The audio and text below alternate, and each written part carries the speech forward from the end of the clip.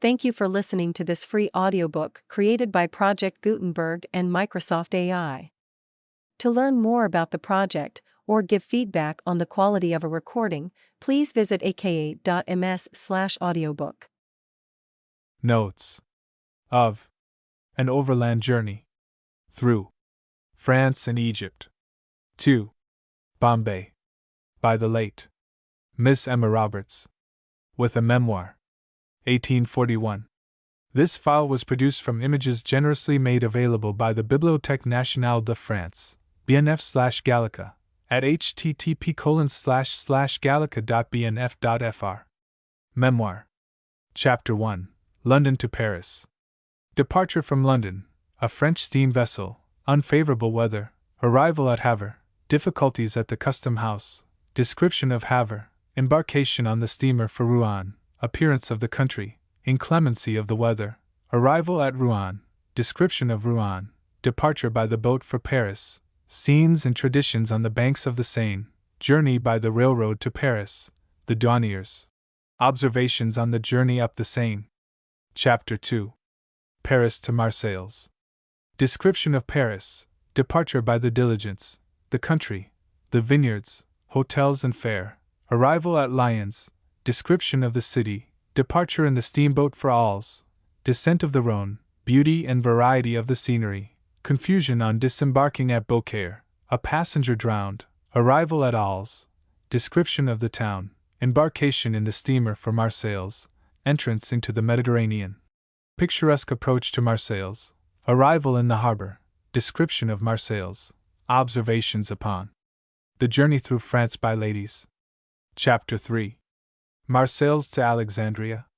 Vexations at the custom house, embarkation on the Malta steamer, difficulties of exit from the harbor, storm, disagreeable motion of the steam vessel, passengers, arrival at Malta, description of the city, vehicles, dress of the Maltese women, state of society, church of St. John, the palace, the cemetery of the Capuchin convent, intolerance of the Roman Catholic priesthood, shops, cafes, and hotels, manufactures and products of Malta, heat of the island, embarkation on board an English government steamer. Passengers, a young Egyptian, arrival at Alexandria, Turkish and Egyptian fleets, aspect of the city from the sea, landing. Chapter 4. Alexandria to Bulak.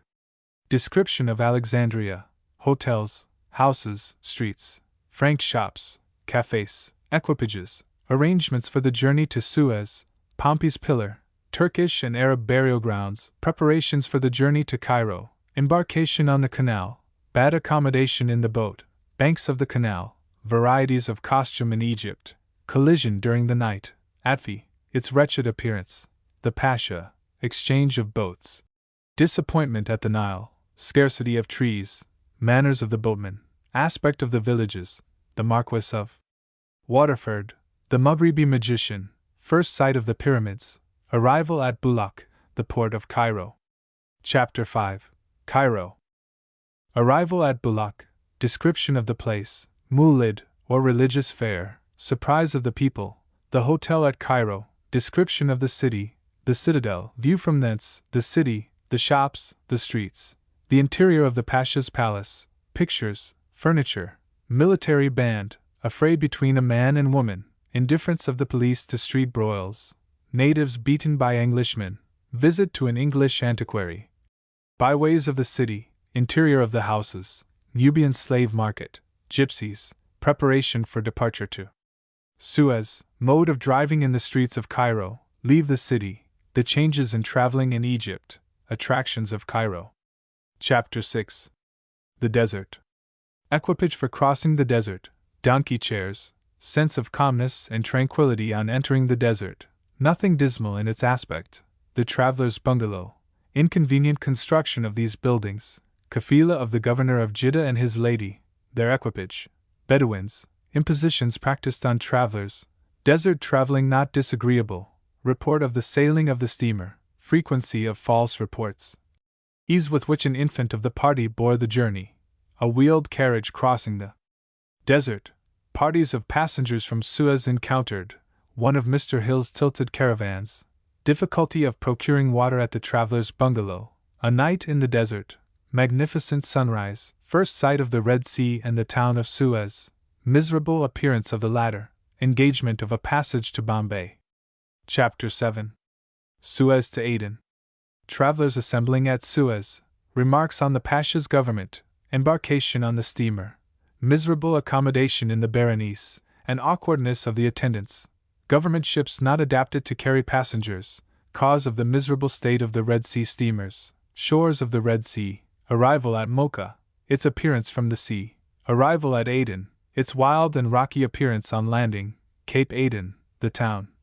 Singular appearance of the houses, the garrison expecting an attack by the Arabs. Discontent of the servants of Europeans at Aden, complaints by Anglo-Indians against servants, causes, little to interest Europeans in Aden. Chapter 8.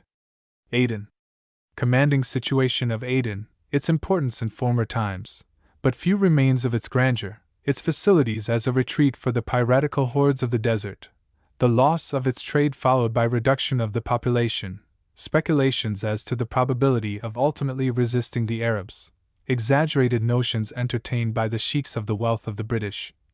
Aden, a free port, would be the queen of the adjacent seas, its advantages over Mocha, the inhabitants of Aden, the Jews, the Banyans, the Similes, the Arabs, hopes of the prosperity of Aden, goods and requests there, exports, re-embarkation on the steamer, want of attention, Makalla, description of the place, its products, the gazelle, traveler in Abyssinia, adventurous English travelers, attractions of the Arab life, arrival at Bombay. Chapter 9. Bombay. Contrast between landing at Bombay and at Calcutta. First feelings those of disappointment.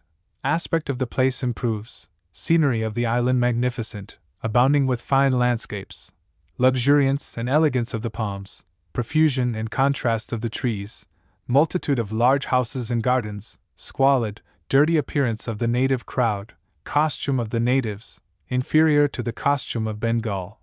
Countenances not so handsome, the drive to the fort, the Burra Bazaar, Parsi houses, god shops, of the Jains, general use of chairs amongst the natives, interior of the native houses, the sailor's home, the native town, improvements, the streets animated and picturesque, number of vehicles, the native females, the Parsi women, the esplanade, tents and bungalows, the fort, the China Bazaar, a native school, visit to a Parsi warehouse, real ornamental chinaware, apprehension of fire in the fort. Houses fired by rats, illumination of native houses, discordant noise of native magic, the great variety of religions in Bombay productive of lamp lighting and drumming. Chapter 10. Bombay, continued. Bombay, the rising presidency, probability of its becoming the seat of government, the Anglo-Indian Society of Bombay, style of living, the gardens inferior to those of Bengal, interiors of the houses more embellished, absence of glass windows and evil, the bungalows, the encamping ground, facility and dispatch of a change of residence, visit to a tent entertainment, inconveniences attending a residence in tents, want of hotels and boarding houses, deficiency of public amusements in Bombay, lectures and conversazones suggested, as means of bringing the native community into more frequent intercourse with Europeans, English spoken by the superior classes of natives. Natives form a very large portion of the wealth and intelligence of Bombay, nothing approaching the idea of a city to be seen, the climate more salubrious than that of Bengal, wind blows hot and cold at the same time. Convenience a stranger finds in so many domestic servants speaking English, their peculiar mode of speaking it, dress of servants, their wages, the cooks, improved by Lord Clare, appointments of the tables, the Ramosi watchmen, their vociferations during the night, fidelity of the natives, controversy concerning their disregard of truth. Chapter 11. Bombay, continued. Residences for the governor, Parel, its gardens, profusion of roses, receptions at Government House, the evening parties, the grounds and gardens of Parel inferior to those at Barakpur, the Duke of Wellington partial to Parel, anecdotes of His Grace in India, Sir James Mackintosh, his forgetfulness of India, the Horticultural Society, Malabar Point, a retreat in the hot weather, the sea view beautiful. The nuisance of fish, serious effects at Bombay of the stoppage of the trade with China, ill condition of the poorer classes of natives, frequency of fires, houses of the Parsas, Parsi women, masculine air of the other native females of the lower orders who appear in public, bangle shops, liquor shops, drunkenness amongst natives not uncommon here, from the temptations held out, the sailors' home, Arabs, Greeks, Chinamen, the latter few and shabby, Portuguese padres. Superiority of the native town of Bombay over that of Calcutta, statue of Lord Cornwallis, bullock carriages, high price and inferiority of horses in Bombay, haystacks, novel mode of stacking. Chapter 12. Bombay, continued. The climate of Bombay treacherous in the cold season, the land wind injurious to health, the air freely admitted into rooms, the climate of the Red Sea not injurious to silk dresses, advice to lady passengers on the subject of dress, the shops of Bombay badly provided, speculations on the site of the city, should the seat of government be removed hither, the esplanade, exercise of sailors on shore and on shipboard, mock fight, departure of Sir Henry Fane, visit to a fair in Mahim Wood, prophecy, shrine of Mugdori Sahib, description of the fair, visit to the mansion of Amun's his family, crowds of vehicles returning from the fair, tanks, festival of the Diwali, visit to a Parsi, singular ceremony, the women of India impede the advance of improvement, they oppose every departure from established rules, effect of education in Bombay yet superficial, cause of the backwardness of native education. Memoir.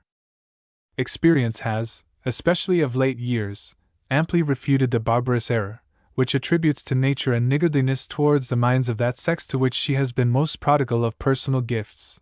The highest walks of science and literature in this country have been graced by female authors, and perhaps, the purity and refinement which pervade our works of imagination, compared with those of former days, may not unjustly be traced to the larger share which feminine pens now have in the production of these works. It would appear to countenance the heretical notion just condemned, to assume that a robust organization is essential to the proper development and exercise of the powers of the understanding, but it is certain that, in several instances, individuals, who have exhibited the most striking examples of female preeminence, have not reached the full maturity of their intellectual growth, but have been lost to the world in a premature grave. To the names of Felicia Hemans and Letitia E. Landon, besides others, is now added that of Emma Roberts, who, although in respect of poetical genius she cannot be placed upon a level with the two writers just named, yet in the vigor of her faculties, and in the variety of her talents, is worthy of being associated with them as another evidence against the asserted mental inequality of the sexes. Miss Roberts belonged to a Welsh family of great respectability. Her grandfather, who was a gentleman of good property, and served the office of High Sheriff for Denbighshire, North Wales, possessed the fine estate of Kenmore Park in that county, which was disposed of after his death to Colonel Hughes, the present Lord de Norban, whose seat it continues to be. He had 3 sons, all of whom entered a military life, which seems to have had peculiar attractions to this gallant family. The eldest, the late General Thomas Roberts, raised a regiment, which became the 111th, and it is said he frequently officiated as gold stick in waiting to George III. A son of General Roberts was aide-de-camp to Sir Arthur Wellesley in Portugal, was taken prisoner by the French, and detained during the war. He afterwards rose to the rank of lieutenant colonel.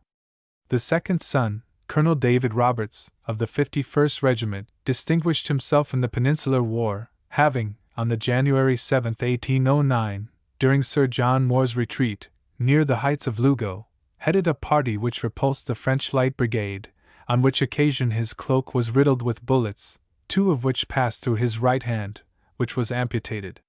He was then a major, but afterwards commanded the regiment, in Lord Dalhousie's brigade, and subsequently in Flanders, and was so seriously and repeatedly wounded that his pensions for wounds amounted to £500 a year. Colonel Roberts was an author, and wrote, amongst other things, the comic military sketch called Johnny Newcomb. The youngest son, William, the father of Miss Roberts, in the course of his travels on the continent, in early life, formed some intimacies at the court of St. Petersburg, to which he was introduced by the British ambassador, and eventually entered the Russian service. He was made aide-de-camp to General Lloyd, his countryman, and served with great distinction in several campaigns against the Turks. He afterwards entered the British Army, but had not attained a higher rank than that of captain, with the paymastership of his regiment, when he died, leaving a widow, a son, who died a lieutenant in the army, and 2 daughters. Emma, the youngest daughter of Captain Roberts, was born about the year 1794. After the death of her father, she resided with her mother, a lady of some literary pretensions, at Bath. Though possessed of a very attractive person, though of a lively disposition, and peculiarly fitted to shine in the gayest circles of social life, her thirst for letters was unquenchable, and the extent of her reading proves that her early years must have been years of application. Her first literary work was in the grave department of history, Memoirs of the Rival Houses of York and Lancaster, or The White and Red Roses, which was published in 2 volumes, 1827. In the preparation of this work, Miss Roberts prosecuted her researches into the historical records at the museum with so much diligence and perseverance, as to attract the notice of the officers of that institution, who rendered her much assistance. This work did not take hold of public attention. The narrative is perspicuously and pleasingly written, but it throws no additional light upon the events of the time. It is not unusual for young writers, in their first essay, to mistake the bent of their powers. On the death of her mother and the marriage of her sister to an officer of the Bengal army, Captain R.A.M. Natten, Miss Roberts accompanied Mrs.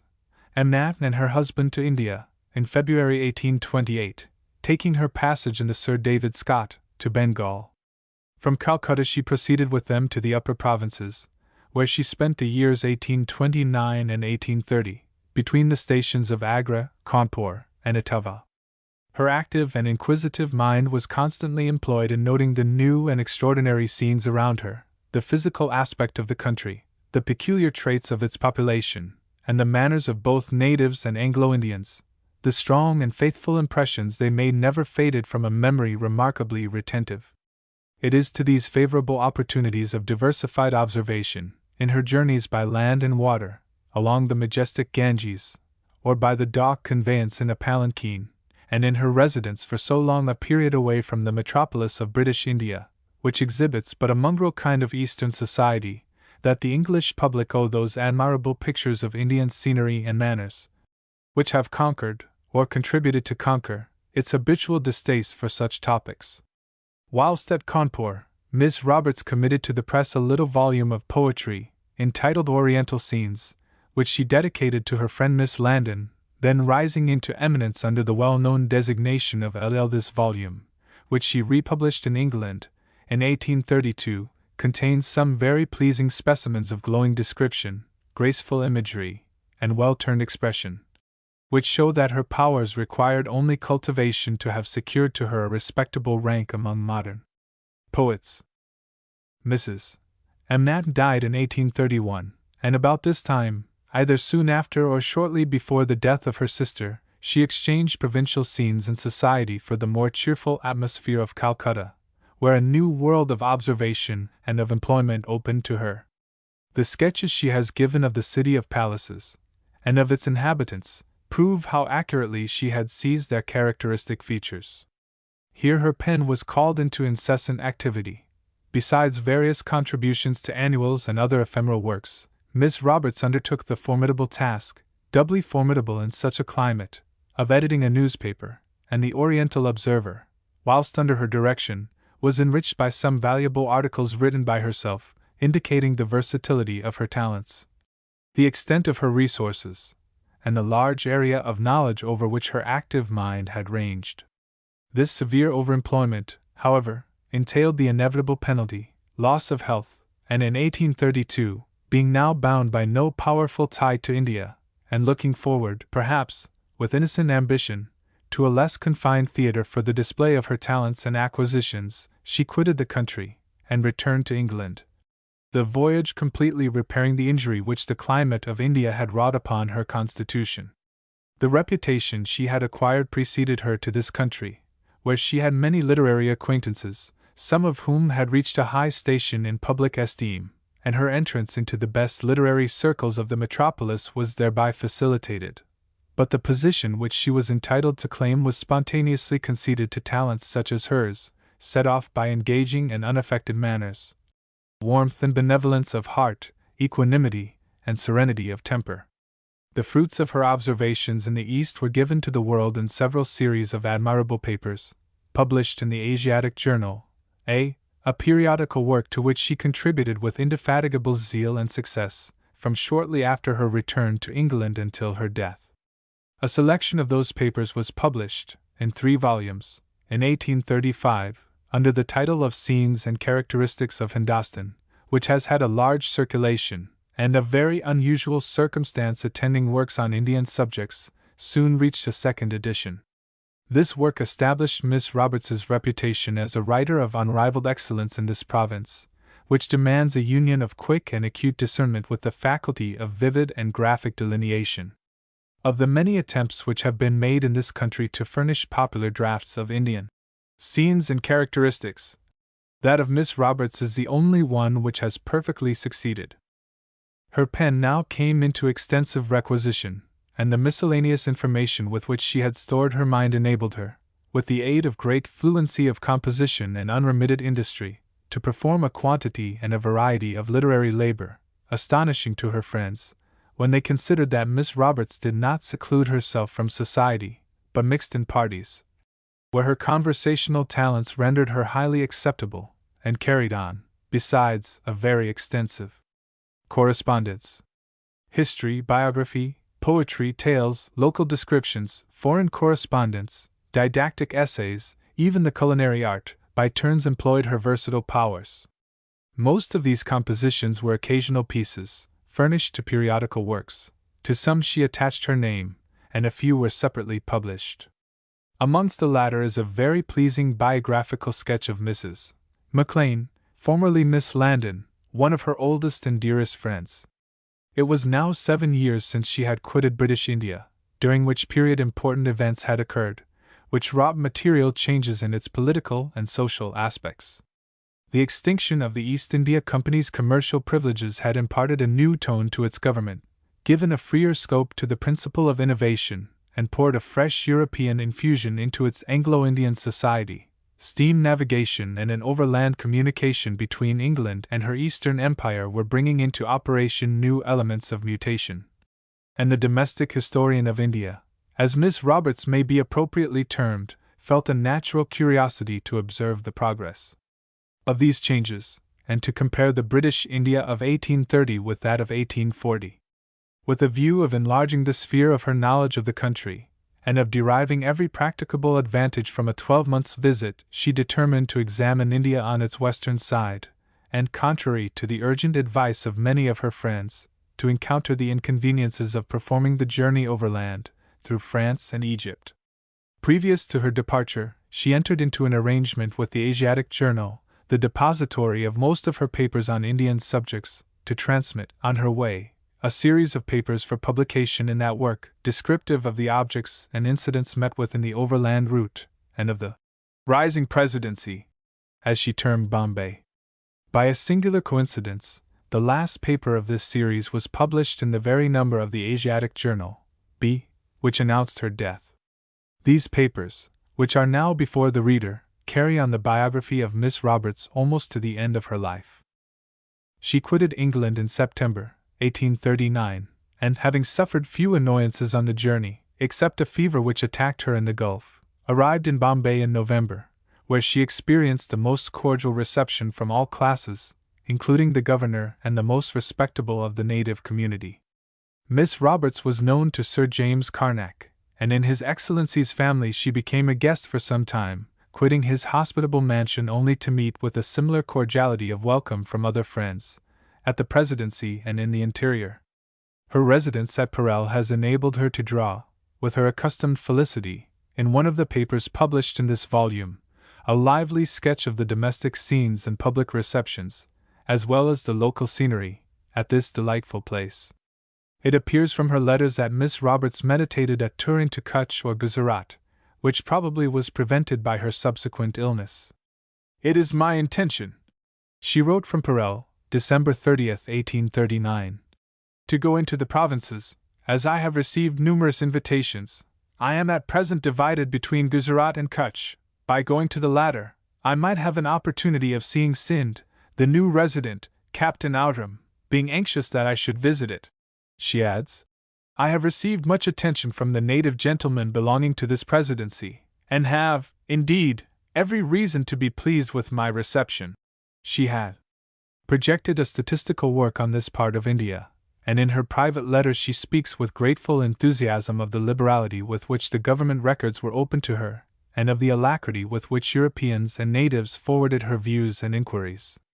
In a letter dated in February 1840 she says, "I am very diligently employed in collecting materials for my work. I am pleased with the result of my labors, and think I shall be able to put a very valuable book upon Bombay before the public. I hope to go in a short time to Mahabaleshwar, and thence to Satara, Bijapur, N.C."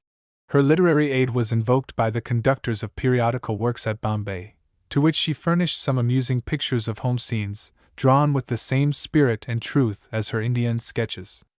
She likewise undertook the editorship of a new weekly paper, the Bombay United Service Gazette, and with the benevolence which formed so bright a feature in her character, she engaged with zeal in a scheme for rescuing the native women, who, as her observation led her to believe, impede the progress of improvement, from the indolence in which they are educated, by devising employments for them suited to their taste and capacity. The concluding chapter of this volume contains some very sound and salutary reflections upon native education. Perhaps too close and unremitting application, in a climate which demands moderation in all pursuits that tax the powers of either mind or body, produced or aggravated a disease of the stomach, with which this lady was seriously attacked when on a visit to Colonel Ovens, the resident at Satara. Some indication of disordered health manifested itself whilst she was in the hills. Writing from thence in April, and adverting to some incident which caused her vexation, she observed, "My health is failing me, and I can scarcely bear any increased subject of anxiety." She experienced in the family of Colonel Ovens all the attention and sympathy which the kindest hospitality could suggest. But her disorder increasing, she removed, in the hope of alleviating it by change of air, to Poona, and arrived at the house of her friend, Colonel Campbell, in that city, on the 16th of September. She expired unexpectedly on the following morning. Her remains are deposited near those of one of her own sex, who was also distinguished for her literary talents, Miss Jewsbury. The death of Miss Roberts excited universal sorrow amongst all classes, European and native, at Bombay, as well as at the other presidencies, especially Calcutta, where the most cordial and flattering tributes to her memory appeared in the public journals.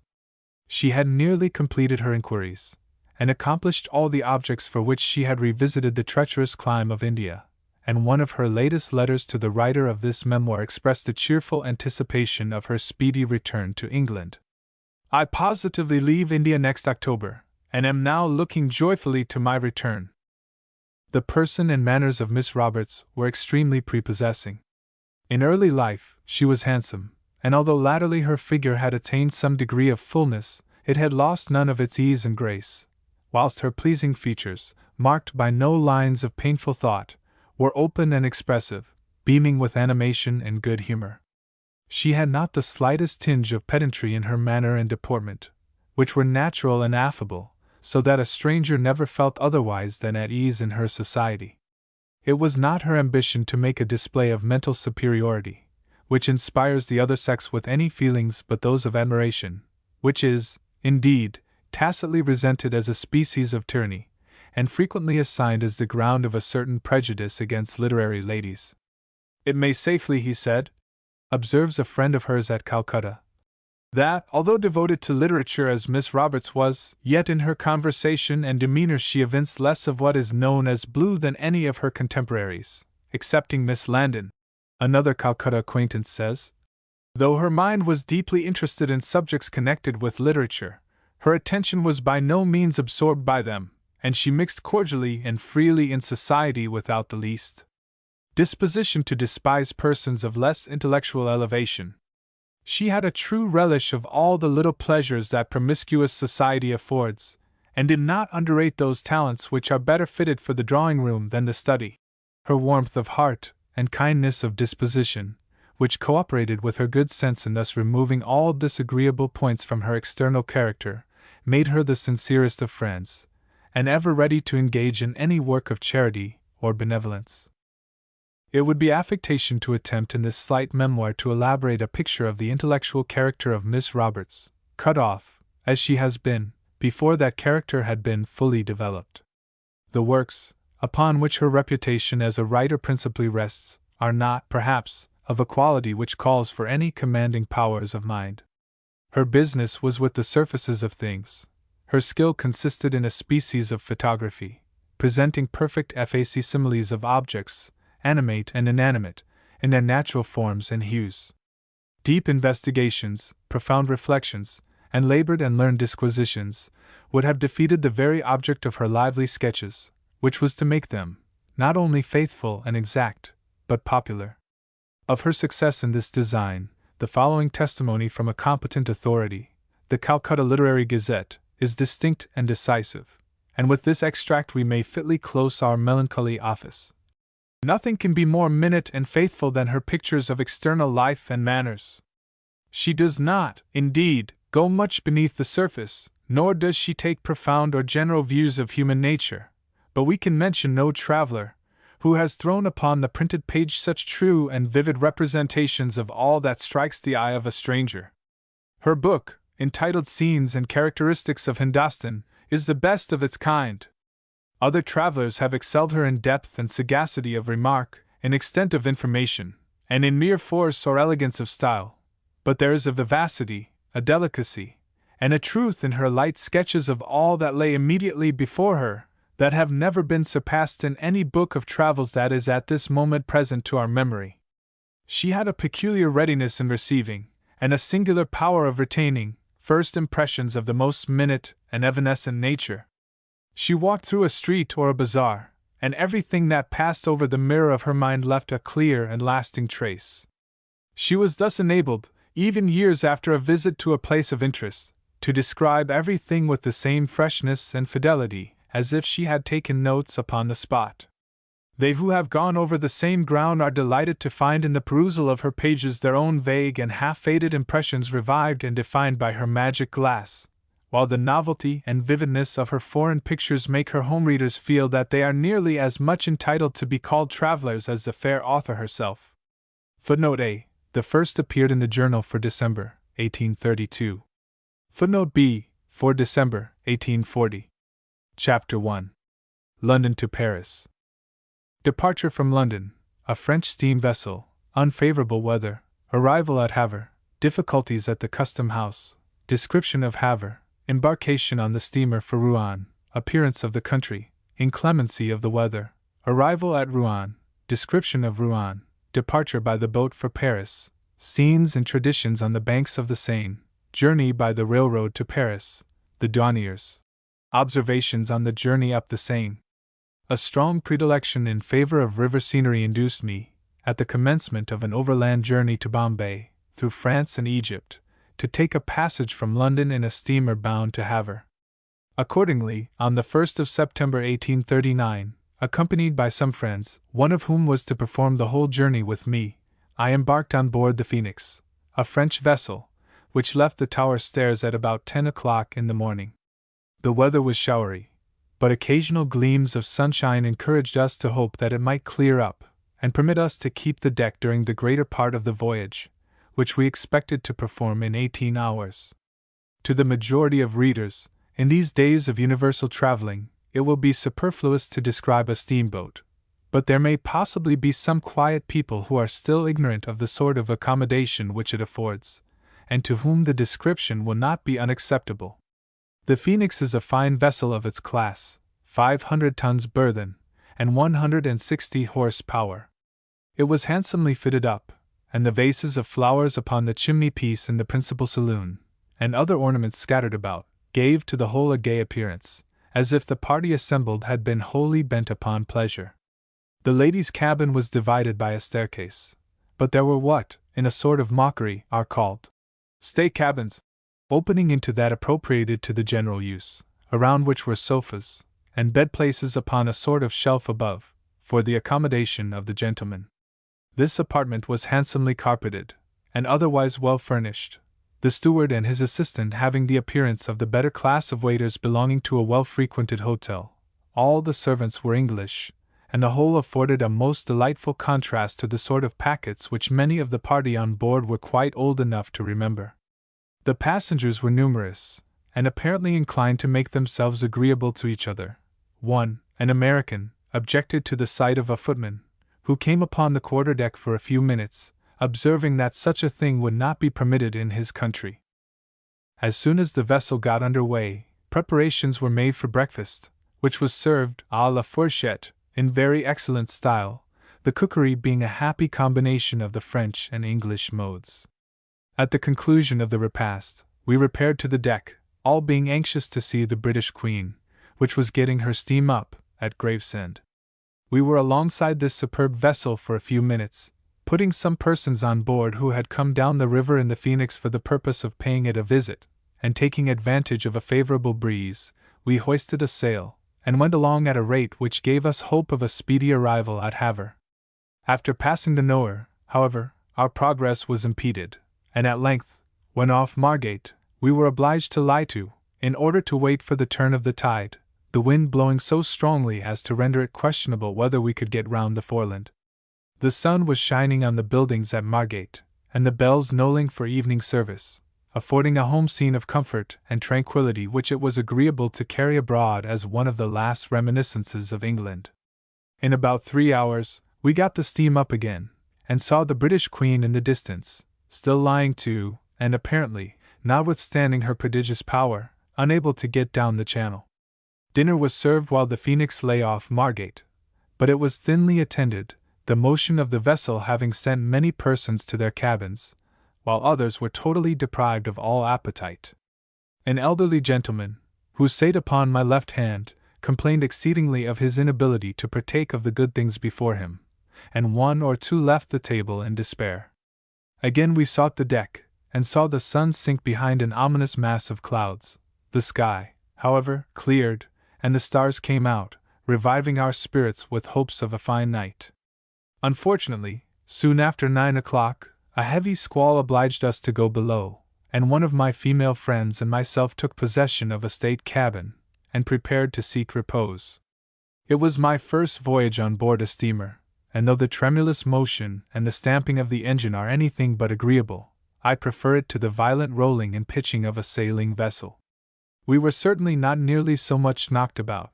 The vases of flowers were taken off the mantelpiece, and placed upon the floor, but beyond this there were no precautions taken to prevent the movables from getting adrift. Everything remained quiet upon the tables, a circumstance which could not have happened in so heavy a sea in any vessel not steadied by the apparatus carried by a steamer. The Phoenix labored heavily through the water. A torrent of rain soon cleared the deck of all the passengers, and the melancholy voices calling for the steward showed the miserable plight to which the male portion of the party was reduced. Daylight appeared without giving hope of better weather, and it was not until the vessel had reached the pier at Havre, which it did not make until after 3 o'clock p.m. on Monday, that the passengers were able to reassemble. Many had not tasted food since their embarkation, and none had been able to take breakfast on the morning of their arrival.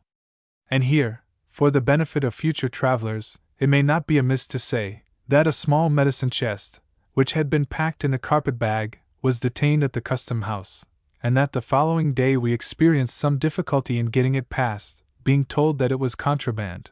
Indeed, but for an idea that the whole party were going on to Bombay, and would require the drugs for their own consumption, we should not have succeeded in rescuing it from the hands of the Philistines.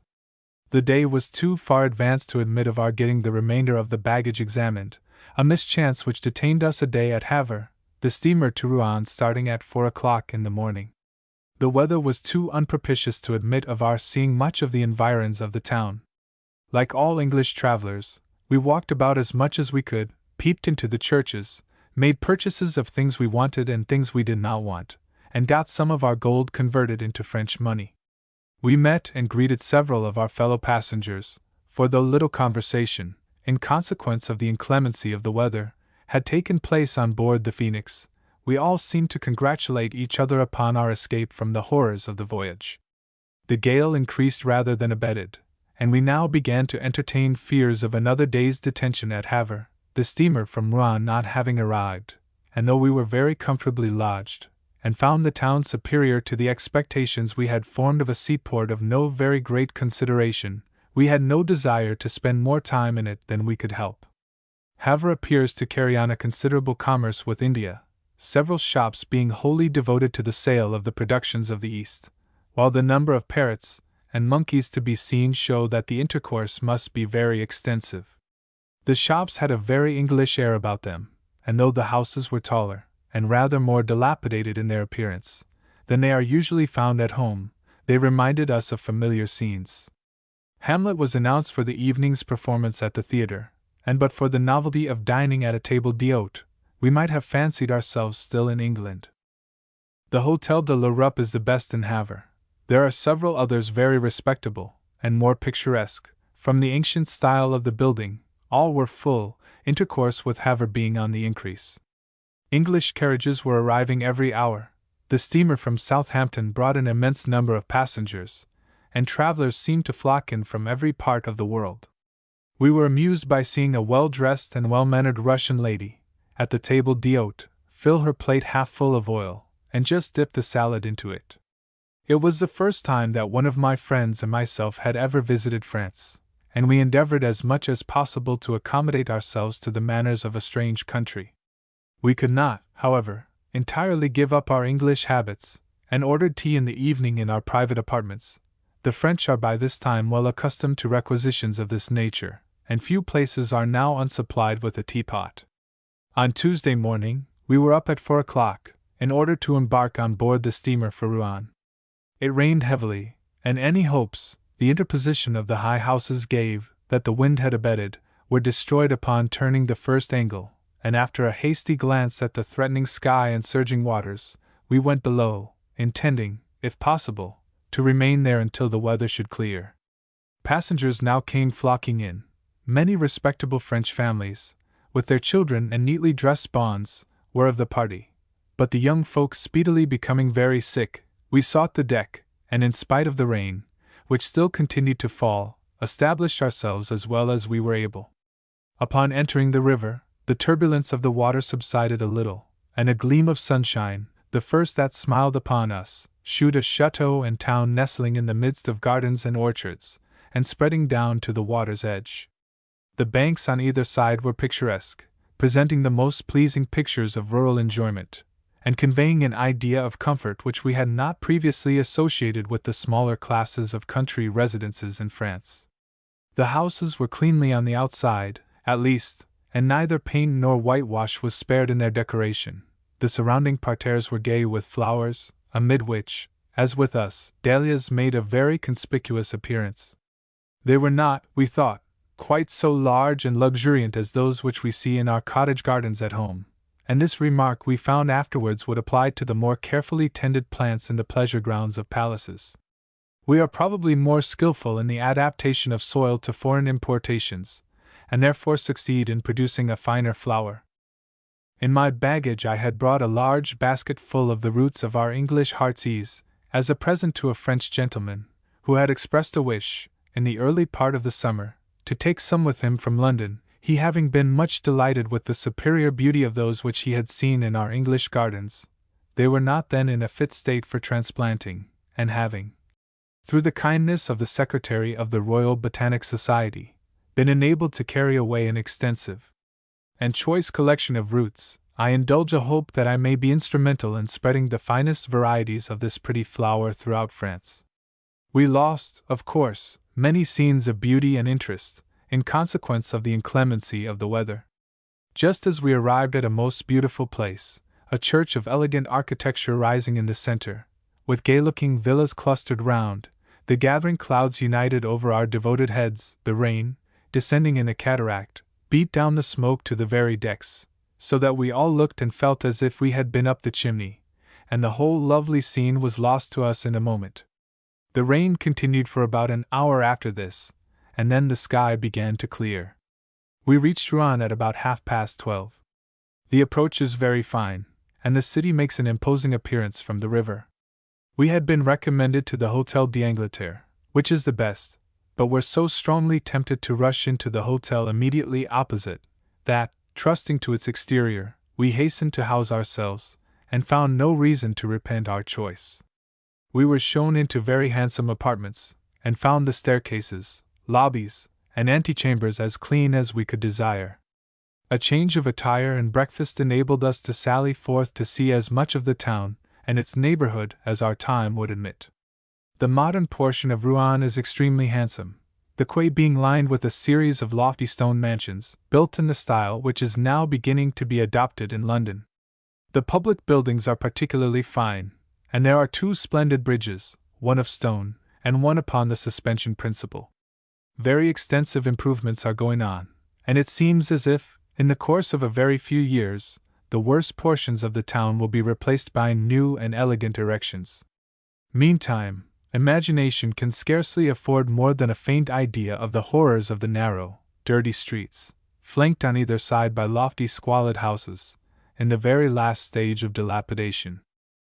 The cathedral stands in a small square, or marketplace, where the houses, though somewhat better than their neighbors in the lanes, have a very miserable appearance. They make a striking picture, but the reality sadly detracts from the pleasure which the eye would otherwise take in surveying the fine old church, with which, through the medium of engravings, it has been long familiar. Many workmen are at present employed in repairing the damage which time has inflicted upon this ancient edifice. The interior, though striking from its vastness, is at first rather disappointing, its splendid windows of stained glass being the most prominent of its ornaments. In pacing the long aisles, and pausing before the small chapels, the scene grows upon the mind, and the monuments, though comparatively few, are very interesting. An effigy of Richard Coeur de Lion, lately discovered while looking for the fiery monarch's heart, which was buried in Rouen, is shown as one of the chief curiosities of the place. The porter of the cathedral inhabited an extremely small dwelling, built up against the wall, and surrounded by high, dark buildings. But we were pleased to see that he had cheered this dismal place of abode by a gay parterre, several rich-looking flowers occupying pots beneath his windows. Our next pilgrimage was to the statue of Joan of Arc, which we approached through narrow streets, so dirty from the late heavy rains, as to be scarcely passable. We had, as we might have expected, little to reward us, except the associations connected with the Maid of Orleans and her cruel persecutors. The spot had been to me, from my earliest years, one which I had felt a wish to visit. My researches, while writing the memoirs of the rival houses of York and Lancaster, materially increasing the interest which an earlier perusal of the history of England and France had created, concerning scenes trodden by the brave, the great, and the good. However mistaken might have been their notions, however impolitic their actions, we cannot contemplate the characters of the paladins, who have made Rouen famous, without feelings of respect. The murder of Joan of Arc formed the sole blot on the escutcheon of John Duke of Bedford, and the faults and vices of his companions in arms were the offspring of the times in which they lived. We were surprised by the excellence of the shops, even in the most dilapidated parts of the city of Rouen, the windows in every direction exhibiting a gay assemblage of goods of all descriptions, while the confectioners were little, if at all, inferior to those of Paris. One small square in particular, in which a market was held, was very striking, from the contrast between the valuable products sold, and the houses which contained them. 7 or 8 stories in height, weather-stained, and dilapidated, the lower floors exhibited handsome porcelain and other costly articles, which gave an impression of wealth in the owners, that astonished those amongst our party who were strangers to the country. Our hearts absolutely sunk within us as we thought of the wretchedness of the interiors, the misery of being obliged to inhabit any one of the numerous suites of apartments rising tier above tier, and from which it would be absolutely impossible to banish vermin of every description. The French appear certainly to be beginning to study home comforts, all the modern houses being built upon very commodious plans. Still the middling classes, in the towns at least, are miserably lodged. In comparison with the same grades in England, families of apparently great respectability inhabiting places so desolate as to strike one with horror. After picking our way through the least objectionable of the streets in the heart of the city, we were glad to escape into the open air and solace ourselves with the views presented on the neighboring heights. Nothing can be finer than the landscapes round Rouen. Every necessary of life appears to be cheap and plentiful, and persons desirous of a quiet and economical residence abroad might spend their time very happily in the outskirts of this picturesque city. We found the guests at the table d'hôte chiefly English, travelers like ourselves, and some of our party recognized London acquaintance among those who, upon hearing our intention to proceed the following day up the Seine to Paris, recommended the boat by which they had arrived, the Etoile. Again we were summoned at 4 o'clock in the morning, and wended our way, along the banks of the river, to the starting place, which was just beyond the second bridge. The one large boat, which conveyed passengers from Havre, was here exchanged for two smaller, better suited to the state of the river. We were taught to expect rather a large party, as we had understood that 40 persons were going from our hotel.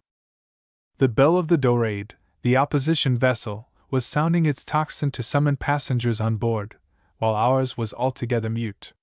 Presently, through the grey mist of the morning, we observed parties flocking down to the place of embarkation, who, somewhat to our surprise, all entered the other vessel. A large boat in the center, in which the baggage is deposited, was speedily filled, carpet bags being piled upon carpet bags, until a goodly pyramid arose, which the rising sun touched with every color of the prism. The decks of the Dorade were now crowded with passengers, while two respectable-looking young women, in addition to ourselves, formed the whole of our company. Our bell now gave out a few faint sounds, as if rather in compliance with the usual forms observed, than from any hope that its warning voice would be heeded, and getting up our steam, we took the lead gallantly, as if determined to leave the heavier boat behind. Presently, however, the Dorade passed us with all her gay company, and speeding swiftly on her way, would have been out of sight in a few minutes, but for the windings of the river, which showed us her smoke like a pennon in the distance. We were now left alone in our glory, and felt assured of what we had more than suspected before, namely, that we had got into the wrong boat. We then, though rather too late, inquired the cause of the extraordinary disproportion of the passengers, and were told that the Etoile was the favorite boat going down the river, while the Dorade had it hollow in going up. We now began to consider the circumstances of the case, and the chances of our not arriving time enough at the place of debarkation to get on to Paris by the railroad that night. Agreeing that the detention would not be of the least consequence, that we should enjoy having the whole boat to ourselves, and the slow method of traveling, which would enable us the better to contemplate the beauties of the river, we made up our minds to a day of great enjoyment. The weather was fine, a cool breeze allaying the heat of the sun, which shone upon us occasionally through clouds too high to afford any apprehension of rain. The boat was very elegantly fitted up below, the ladies' cabin, in particular, being splendidly furnished. Above, the choice of seats proved very acceptable, since, in consequence of a new-fangled apparatus, we had 4 chimneys, whence sparks escaped in a constant shower, threatening destruction to any garment that might be exposed to them. Seated, therefore, at the prow, beyond the reach of this fiery shower, after partaking of an excellent breakfast, there being a first-rate restaurateur on board, we began to converse with a very intelligent boatman, who amused us with the legends of the river and accounts of the different places which we passed. At Blosseville-Bonsecours there is an extremely steep hill, with a chapel, dedicated to the Virgin, at the summit. The holy edifice is, upon ordinary occasions, approached by a circuitous winding road, but at Easter and other great festivals, thousands of persons flock from all parts for the purpose of making a pilgrimage up the steepest portion of the ascent, in order to fulfill vows previously made, and to pay their homage to the Holy Mother of God. There was a waggery in our friend's eye, as he described the sufferings of the devout upon these occasions, which indicated an opinion that, however meritorious the act, and however efficacious in shortening the path to heaven, he himself entertained no desire to try it. This man had seen something of the world, his maritime occupation having formerly led him to distant places. He had been a sailor all his life, was well acquainted with Marseilles, which he described with great enthusiasm, and gave us to understand that, having had a good offer elsewhere, this would be one of his last voyages in the Etoile, since he worked hard in it, without getting any credit. At the town of Elbeuf, we picked up another passenger, a countrywoman, with a basket or two and a high Normandy cap, had come on board at one of the villages, and with this small reinforcement we proceeded, halting occasionally to mend some damage in the engine, and putting up a sail whenever we could take advantage of the breeze. Arriving at La Roquelle, our cicerone pointed out to us the ruined walls of what once had been a very splendid chateau, its former owner being an inveterate gamester, having lost large sums of money, at length staked the chateau to an Englishman, who won it. Upon arriving to take possession, he was disappointed to find that he had only gained the chateau, and that the large estate attached to it was not in the bond. Being unable to keep it up without the surrounding property, he determined that no other person should enjoy it, and therefore, greatly to the annoyance of the people in the neighborhood, he pulled it down. The present proprietor now lives in an adjacent farmhouse, and the story, whether true or false, tells greatly to the prejudice of the English, and our friend, in particular, spoke of it as a most barbarous act. We found the chateaux on the banks of the Seine very numerous.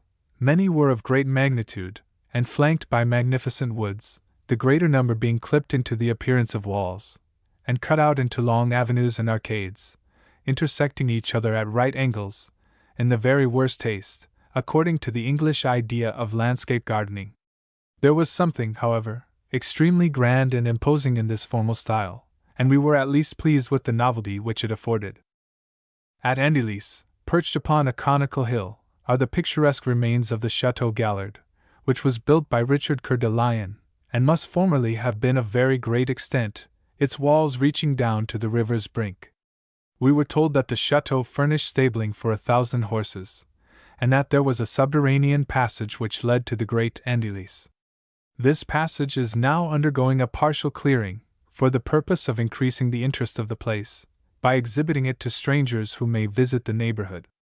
Our informant proceeded to say that during several years, an old witch inhabited the ruins, who was at once the oracle and the terror of the neighborhood.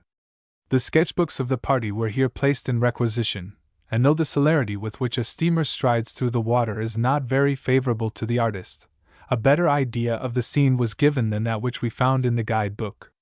The banks of the Seine present a succession of pictures, all well worthy of the pencil, and those who are fond of the picturesque, and who have time at their disposal, will find the voyage up the river replete with the most interesting materials.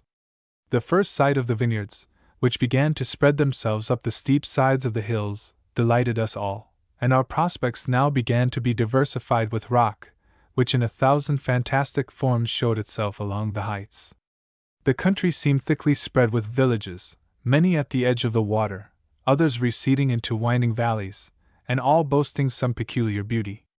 Whether upon a nearer approach they would have been equally pleasing, it is not possible to say, but from our position, we saw nothing to offend the eye, either in the cottages or the people. Some of the very humblest of the dwellings boasted their little gardens, now gay with sunflowers and dahlias, while the better sort, with their bright panes of glass, and clean muslin window curtains, looked as if they would afford very desirable homes.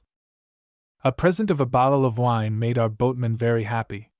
They produced one of those huge masses of bread, which seems the principal food of the lower classes, and sate down to their meal with great content. Our dinner, which we had ordered rather early, was delayed by the arrival of the boat at Vernon, where we were obliged, according to the French phrase, to mount the bridge. It was built, agreeably to the old mode of construction, with a mill in the center, and the difficulty, and even danger, of getting through the arch, could not be called inconsiderable. Letting off the steam, we were hauled up by persons stationed for the purpose, and just as we got through, past the steamers going down to Rouen, the partners of the vessels which went up in the morning, both were full, our star being the only unlucky one. However, what might have been a hardship to many others was none to us, it being scarcely possible to imagine anything more delightful than a voyage which, though comparatively slow, was the reverse of tedious, and in which we could discourse unrestrainedly, and occupy any part of the vessel most agreeable to ourselves. We picked up a very respectable man and his daughter, an interesting little girl, who spoke English very tolerably, and seemed delighted to meet with English ladies, and also an exquisite, dressed in the first style of the Parisian mode, but of him we saw little, he being wholly occupied with himself. The steam company are entering into an arrangement at Vernon for the construction of a lock similar to one already formed at Pont de l'Arche, which we had passed through in the morning, and which will obviate the inconvenience and difficulty of the present mode of navigating the river. The next place of interest to which we came was Rosny, a village famous in the pages of history as the residence of the great and good, the friend and minister of Henry IV, the virtuous Sully. Our boatmen, who were not great antiquaries, said nothing about the early occupants of the chateau, exerting all their eloquence in praise of a later resident, the Duchesse de Berry. This lady rendered herself extremely popular in the vicinity, living in a style of princely splendor, and devoting her time to acts of munificence. Every year she portioned off a bride, giving a dowry to some respectable young lady of the neighborhood, while to the poor she was a liberal and untiring benefactress. The boatmen blessed her as they passed, for to all she sent wine, and upon fête days gave banquets to the rural population, to whom her remembrance will be ever dear. Our informants pointed out a small chapel, which they described as being very beautiful, which she had built as a depository for her husband's heart. This precious relic she carried away with her when she left Rosny, which she quitted with the regrets of every human being in the neighborhood. The chateau has been purchased by an English banker, but is now uninhabited. There was a report of its being about to be pulled down. It is a large, heavy building, not distinguished by any architectural beauty, yet having an imposing air, from its extent and solidity. It is surrounded by fine woods and pleasure grounds, laid out in the formal style, which is still the characteristic of French landscape gardening. Nothing can be more beautiful than the surrounding scenery, the winding river with its vineyards hanging in terraces from the opposite heights, the village reposing beneath sunlit hills, while cornfields, pasture land, and cattle grazing convey the most pleasing ideas of the comfort of those who dwell upon this luxuriant soil. The city of Mantes now appeared in the distance, and as we approached it, our guides pointed out, on the opposite heights of Gassecourt, a hermitage and calvary, which had formerly proved a great source of profit. An ascetic, of great pretensions to sanctity, took up his abode many years ago in this retreat, carrying on a thriving trade, every boat that passed contributing twopence, for which consideration the hermit rung a bell, to announce their arrival at the bridge of Mantes, giving notice to the town, in order to facilitate the transfer of baggage or passengers. This tax or tribute the hermit was not himself at the trouble of collecting, it being scrupulously dispatched to him by the donors, who would have deemed it sinful to deprive the holy man of what they considered his just due. The sort of piety, which once supported so great a multitude of religious mendicants, is greatly on the decline in France. A few crosses on the bridges and heights, and the dresses of the priesthood whom we encountered in the streets, were the only exterior signs of Roman Catholicism which we had yet seen. Our boatman spoke with great respect of the Sisters of Charity, pointing out a convent which they inhabited, and told us that during illness they had themselves been greatly indebted to the care and attention of these benevolent women. It was now growing dark, and we very narrowly escaped a serious accident in passing the bridge of Moulin, the boat coming into contact with one of the piers. Fortunately, the danger was espied in time. There was now not the slightest chance of reaching Paris before the following morning, but we regretted nothing except the want of light, the gathering clouds rendering it impossible to see anything of the scenery, which, we were told, increased in beauty at every mile. We consoled ourselves, however, with tea and whist in the cabin. In fact, we played with great perseverance throughout the whole of our journey, the spirits of the party never flagging for a single instant. We found a good hotel at the landing place, at which we arrived at a very late hour, and starting the next morning by the early train to Paris, passed by the railroad through an extremely interesting country, leaving St. Germain-en-Laye behind, and tracking the windings of the Seine, now too shallow to admit of the navigation of boats of any burthen. The construction of this railroad was attended with considerable difficulty and great expense, on account of its being impeded by the works at Marly, for the supply of water to Versailles. The building of the bridges over the Seine, which it crosses 3 times, was also very costly. The carriages of the first class are very inferior to those of the same description upon the railroads in England, but they are sufficiently comfortable for so short a distance. We were set down at the barrier of Clichy, an inconvenient distance from the best part of Paris. Here we had to undergo a second inspection of our baggage, and I became somewhat alarmed for the fate of my medicine chest. We had taken nothing else with us that could be seizable, and this was speedily perceived by the officials, who merely went through the form of an examination. The divisions in one of my portmanteaus had excited some suspicion at Havre, one of the men fancying that he had made a grand discovery, when he pronounced it to have a false bottom. We explained the method of opening it to his satisfaction, and afterwards, in overhauling my bonnet box, he expressed great regret at the derangement of the millinery, which certainly sustained some damage from his rough handling. Altogether, we had not to complain of any want of civility on the part of the custom house officers, but travelers who take the overland route to India, through France, will do well to dispatch all their heavy baggage by sea, nothing being more inconvenient than a multitude of boxes. I had reduced all my packages to 4, namely, 2 portmanteaus, a bonnet box, and a leather bag, which latter contained the medicine chest, a kettle and lamp, lucifer matches, and c. My bonnet box was divided into 2 compartments, one of which contained my writing case and a looking glass, for as I merely intended to travel through a portion of our British possessions in India, and to return after the October monsoon of 1840, I wished to carry everything absolutely necessary for my comfort. About with we. Another annoyance sustained by persons who take the route through France is the trouble respecting their passports, which must be ready at all times when called upon for examination, and may be the cause of detention, if the proper forms are not scrupulously gone through. We were not certain whether it would be necessary to present ourselves in person at the Bureau de Passeports, Quai d'Orfèvres, in Paris, after having sent them to the British Embassy, but we thought it better to avoid all danger of delay, and therefore drove to a quarter interesting on account of its being a place of some importance as the original portion of Paris, and situated on the island. In this neighborhood there are also the famous Hôtel Dieu and Notre Dame, to both of which places we paid a visit, looking en passant at the morgue. The gentleman who accompanied us entered a building, with whose melancholy celebrity all are acquainted, but though it did not at that precise moment contain a corpse, the report did not induce us to follow his example, a circumstance which we afterwards regretted. It may be necessary to say that at other places we sent our passports to the Hôtel de Ville, but at Paris there is a different arrangement. Although the journey up the Seine from Havre proved very delightful to me, I do not recommend it to others, especially those to whom time is of importance.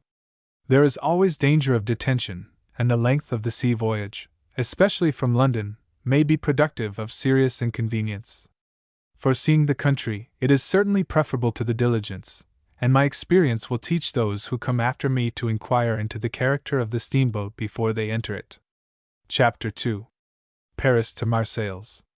Description of Paris, departure by the diligence, the country, the vineyards, hotels and fair, arrival at Lyons, description of the city, departure in the steamboat for Arles, descent of the Rhône, beauty and variety of the scenery, confusion on disembarking at Beaucaire, a passenger drowned, arrival at Arles, description of the town, embarkation in the steamer for Marseilles, entrance into the Mediterranean, picturesque approach to Marseilles, arrival in the harbor, description of Marseilles, observations upon the journey through France by ladies. A week's residence in Paris does not give a stranger any title to decide upon the merits or demerits of that far-famed city. The period of the year, September, was not the most favorable for a visit, all the best families having emigrated to their country habitations, and the city consequently exhibited a deserted air, at variance with every preconceived notion of the gaiety of the French capital. The mixture of meanness and magnificence in the buildings, the dirt and bad smells, combined to give an unfavorable impression, which time only, and a better acquaintance with the more agreeable features of the place, can remove. We had entertained a hope, upon our arrival in Paris, of getting the mail post for our journey to Chalons, but it was engaged for at least a month in advance. We were not more fortunate, our party now being reduced to 3, in our endeavor to secure the coupe, and were obliged to be contented with places, corners, in the interior. We dispatched all our heavy goods, that is, the portmanteaus, by messagerie, to Marseilles, which was a great saving of trouble. Though the expense of this conveyance is enormous, it has the great advantage of speed, traveling nearly as quickly as the diligence, while by the roulage, which is cheaper, very inconvenient delays may be incurred. We quitted Paris on the 13th of September, well pleased with the treatment we had received. Though the charges for lodging, washing, and were high, there was no attempt at imposition. Our landlady would not allow us to pay anything for the 8th day of our abode, although we thereby entered into another week. We had the pleasure of leaving everybody well satisfied with us, and willing to receive another English party. The diligence started at the appointed hour, namely, 6 o'clock in the evening. Unaccustomed to travel all night, we were rather anxious about breakfast, as we had merely stopped to change horses, without resting for any refreshment since we quitted Paris. Upon our arrival at Sens, at about 7 o'clock in the morning, we were amused by the appearance of a party of persons running, gesticulating, and talking with all their might, who brought hot coffee, milk, bread, and fruit to the carriage door. At first we were disinclined to avail ourselves of the breakfast thus offered, but learning that we should not get anything else before 12 o'clock in the day, we overcame our scruples, and partook of the despised fare, which we found very good of its kind. The country we passed through was rich with vineyards, and on account of the undulating nature of the land, and the frequency of towns and villages, exceedingly pleasing to the eye. We were continually delighted with some splendid burst of scenery. There was no want of foliage, the absence of the magnificent timber which we find in England being the less remarkable, in consequence of the number of trees which, if not of very luxuriant growth, greatly embellish the landscape, while we saw the vine everywhere, the rich clusters of its grapes reaching to the edge of the road. Though robbed of its grace, and its lavish display of leaf and tendril, by the method of cultivating, each plant being reduced to the size of a small currant bush, the foliage, clothing every hill with green, gave the country an aspect most grateful to those who are accustomed to English verdure. We made our first halt at Auxerre, when a déjeuner à la fourchette was served up to the travelers in the diligence. A bad English dinner is a very bad thing, but a bad French one is infinitely worse. Hitherto, we had fed upon nothing but the most dainty fare of the best hotels and cafés, and I, at least, who wished to see as much as I could of France, was not displeased at the necessity of satisfying the cravings of appetite with bread and melon. There were numerous dishes, all very untempting, swimming in grease, and brought in a slovenly manner to the table. A roast fowl formed no exception, for it was sodden, half raw, and saturated with oil. It was only at the very best hotels in France that we ever found fowls tolerably well roasted. Generally speaking, they are never more than half-cooked, and are as unsightly as they are unsavory.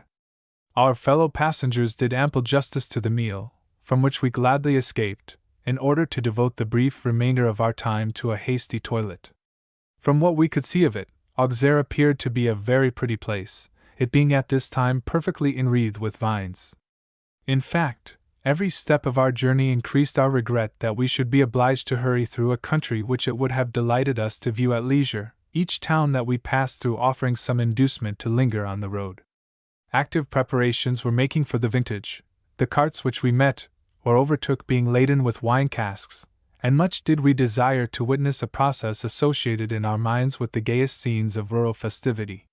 It would not be a fair criterion to judge of the accommodation afforded at the hotels of the French provinces by those at which the diligence changed horses. In some I observed that we were not shown into the best apartments reserved for public entertainment, but in none did we find any difficulty in procuring water to wash with, nor did we ever see a dish substituted for a basin.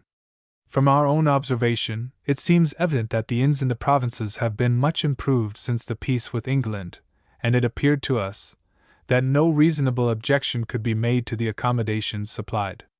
Auxerre certainly furnished the worst specimen we met with on the road. At no other place had we any right to complain of our entertainment, and at some the fare might be called sumptuous. On the third morning from our departure from Paris, when nearly exhausted, the rising sun gave us a view of the environs of Lyons.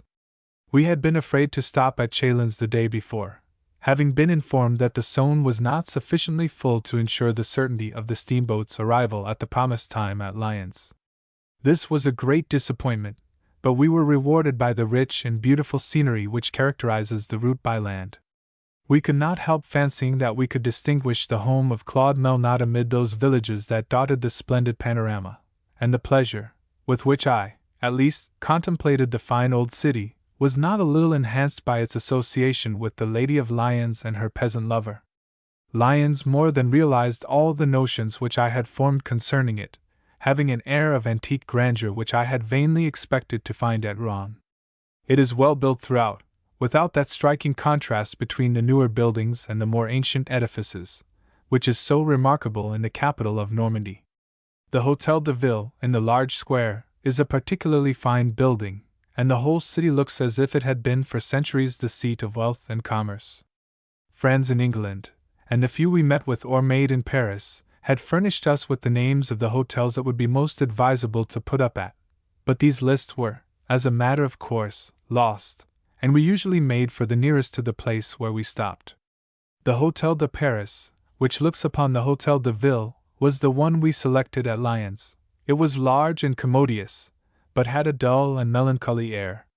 As it is usual in French hotels, the building enclosed a courtyard in the center, with galleries running round the three sides, and reaching to the upper stories.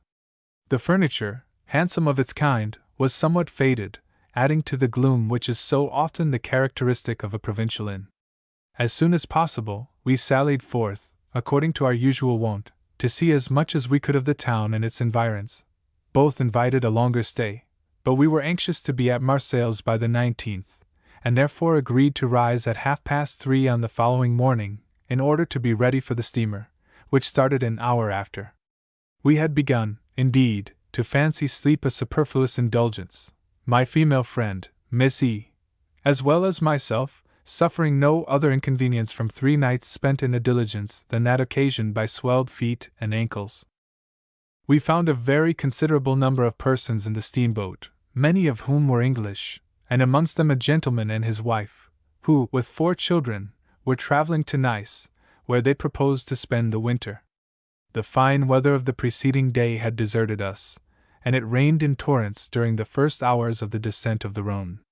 The wet and cold became so difficult to bear that I was glad to take up a position under the funnel of the steamer, where, protected a little from the rain, I speedily got dry and warm, enjoying the scenery in despite of the very unfavorable state of the weather.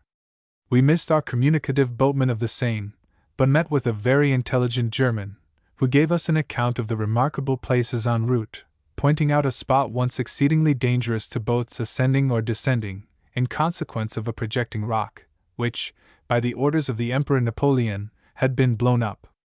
All the steamers which leave Lyons profess to go as far as Arles, but, in order to ensure conveyance to that place the same evening, it is necessary to ascertain whether they carry freight to Beaucaire, for in that case they always stay the night to unlade, taking the boat on at an early hour the following morning. We found ourselves in this predicament, and perhaps, under all the circumstances to be related, it would be advisable to leave the Lyons boat at Avignon and proceed by land to Marseilles. Many of the passengers pursued this plan. The weather cleared up in the middle of the day, and we passed Avignon in a rich crimson sunset, which threw its roseate flush upon the ruins of the Papal Palace, and the walls and bastions of this far-famed city. Experience had shown us the impossibility of taking more than a cursory view of any place in which we could only sojourn for a single day, and therefore we satisfied ourselves with the glimpses which we caught of Avignon from the river. A half-finished bridge, apparently of ancient date, projects rudely into the middle of the stream. We passed through another more modern, though somewhat difficult to shoot, our voyage the whole day having been made under a succession of bridges, many upon the suspension principle, and extremely light and elegant.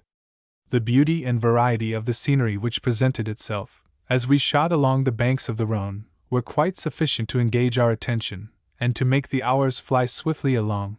There were few, however, of our fellow travelers who did not resort to other methods of amusement. After the weather had cleared, the decks dried, and the sunbeams, warming, without scorching, glanced through fleecy clouds, the greater number of the passengers remained in the cabin below, whence, the windows being small and high, there was literally nothing to be seen. They employed themselves in reading, writing, or working, the French ladies in particular being most industrious in plying the needle. We noticed one family especially, who scarcely shewed themselves upon deck. It consisted of the mother, an elderly lady, of a very prepossessing appearance, with her son and daughter, the former about 30 years old, the latter considerably younger. The dress of the ladies, which was perfectly neat, consisting of printed muslin dresses, black silk shawls, and drawn bonnets, seemed so completely English, that we could scarcely believe that they were not our own countrywomen. They were the most diligent of the workers and readers, and as we never went down into the cabin unless to take some refreshment, or to fetch anything we wanted, a few brief civilities only passed between us. But these were so cordially offered that we regretted that want of inclination to enjoy the air and prospect upon deck which detained the party below. There was a restaurateur on board the steamer, who supplied the passengers, at any hour they pleased, with the articles inserted in his cart. Everything was very good of its kind, but the boat itself was neither handsomely nor conveniently fitted up, and I should recommend in preference the new iron steamers which have been lately introduced upon the Rhone. It was about 9 o'clock in the evening when we reached Beaucaire. One other boat stopped at this place, but the rest, to our mortification, went on to Alls. We were told that we must be at the riverside at 4 the next morning, in order to proceed, and we therefore could not reckon upon more than 4 or 5 hours' sleep. The night was very dark, and a scene of great confusion took place in the disembarkation. We had agreed to wait quietly until the remainder of the passengers got on shore, and Miss E. and myself, glad to escape from the bustle and confusion of the deck, went down below to collect our baggage, and see. The quay was crowded with porters, all vociferating and struggling to get hold of parcels to carry, while the commissionaries from the hotels were more than ever eager in their recommendations of their respective houses. Their noise and gesticulations were so great, and their requests urged with so much boldness, that we might have been led to suppose we had fallen into the hands of banditti, who would plunder us the moment they got us into their clutches. Miss E. had posted herself at an open window, watching this strange scene, and while thus employed, was startled by hearing a piercing scream, and a plunge into the water. At the same moment, the clamor on shore became excessive. We instantly rushed upon deck, where we found our other friends safe, and upon inquiring what had happened, were told that a box had fallen into the river. Not quite satisfied of the truth of this statement, we asked several other persons, and received the same answer, the master of the steamer assuring us that no more serious accident had occurred. We soon afterwards went on shore, which was then perfectly quiet, and preceded by a commissionaire, who had persuaded the gentleman of our party to put himself under his convoy. We walked into the town. At a short distance from the water, we came upon an hotel of very prepossessing appearance, which we concluded to be the one to which we were bound. The windows of the lower and upper floors were all open, the rooms lighted, showing clean, gay-looking paper upon the walls, and furniture of a tempting appearance. Our conductor, however, passed the door, and dived down a lane, upon which we halted, and declared our resolution to go no further. After a little parley, and amongst other representations of the superior accommodations of the unknown hotel, an assurance that the stables were magnificent, we gained our point, and entered the house which had pleased us so much. We were met at the door by 2 well-dressed, good-looking women, who showed us into some excellent apartments upstairs, all apparently newly fitted up, and exceedingly well furnished. Ordering supper, we descended to the public room, and as we passed to a table at the farther end, noticed a young man sitting rather disconsolately at a window. We were laughing and talking with each other, when, suddenly starting up, the stranger youth exclaimed, "You are English? How glad I am to hear my own language spoken again!" He told us that he was traveling through France to Malta, and had come by the other steamboat, in which there were no other English passengers beside himself. He then inquired whether a lady had not been drowned who came by our vessel. We answered no, but upon his assurance that such was the fact, we began to entertain a suspicion that the truth had been concealed from us. It was not, however, until the next morning that we could learn the particulars. The gentleman who had accompanied us, and who had likewise been deceived by the statements made to him, ascertained that the accident had befallen the elderly French lady, with whose appearance we had been so much pleased. She had got on board a boat moored close to ours, and believing that she had only to step on shore, actually walked into the river. She was only 10 minutes under water, and the probabilities are that if the circumstance had been made known, and prompt assistance afforded, she might have been resuscitated. Amid the number of English passengers on board the steamer, the chances were very much in favor of its carrying a surgeon, accustomed to the best methods to be employed in such cases. No inquiry of the kind was made, and we understood that the body had been conveyed to a church, there to await the arrival of a medical man from the town. We were, of course, inexpressibly shocked by this fatal catastrophe, the more so because we all felt that we might have been of use had we been told the truth. The grief and distraction of the son and daughter, who had thus lost a parent, very possibly prevented them from taking the best measures in a case of such emergence, whereas strangers, anxious to be of service, and having all their presence of mind at command, might have afforded very important assistance. How little had we thought, during the day spent so pleasantly upon the Rhone, that a fiat had passed which doomed one of the party to an untimely and violent death. Our spirits, which had been of the gayest nature, were damped by this incident, which recurred to our minds again and again, and we were continually recollecting some trifling circumstance which had prepossessed us in favor of the family, thus suddenly overwhelmed by so distressing an event. A couple of hours brought us to Alls, where we arrived before the town was astir. The steamer to Marseilles did not leave the quay until 12 o'clock, and we were tantalized by the idea of the excellent night's rest we might have had if the steamer had fulfilled its agreement to go on to Alls. The Marseilles boat, though a fine vessel of its class, was better calculated for the conveyance of merchandise than of passengers, there being only one cabin, and no possibility of procuring any refreshment on board. This is the more inconvenient, as there is danger in bad weather of the passage into the harbor of Marseilles being retarded for several hours. We now lamented having slighted an invitation to comfortable quarters in Avignon, which we found on board the Lion steamer, printed upon a large card. We were much pleased with what we saw of Alls. It is a clean, well-built town, the streets generally rather narrow, but the house is good. In walking about, we found many of the outer doors open, and neat-looking female servants employed in sweeping the halls and entries. With what I hope may be deemed a pardonable curiosity, we peeped and sometimes stepped into these interiors, and were gratified by the neatness and even elegance which they exhibited. We found the people remarkably civil, and apparently too much accustomed to English travelers to trouble themselves about us. The hotel was not of the best class, and we only saw some very inferior cafes, consisting of one small room, with a curtain before the open door, and on the outside a rude representation, on a board, of a coffee-pot, and a cup and saucer. All the shops at Alls had curtains at the doors, a peculiarity which we had not previously observed in the towns of France. We went into a handsome church, where we found a few people, principally beggars, at prayers, and leaving a small donation in the poor box, beguiled the time by walking and sitting in the boulevard of the town. We were glad to embark at 12 o'clock, and soon afterwards we were again in motion. The Rhone is at this place a fine broad stream, but its banks were less interesting than those which we had passed the previous day. We came at length to a large tract of low land, washed on the other side by the Mediterranean, which we were told was tenanted by troops of wild horses, known by their being invariably white.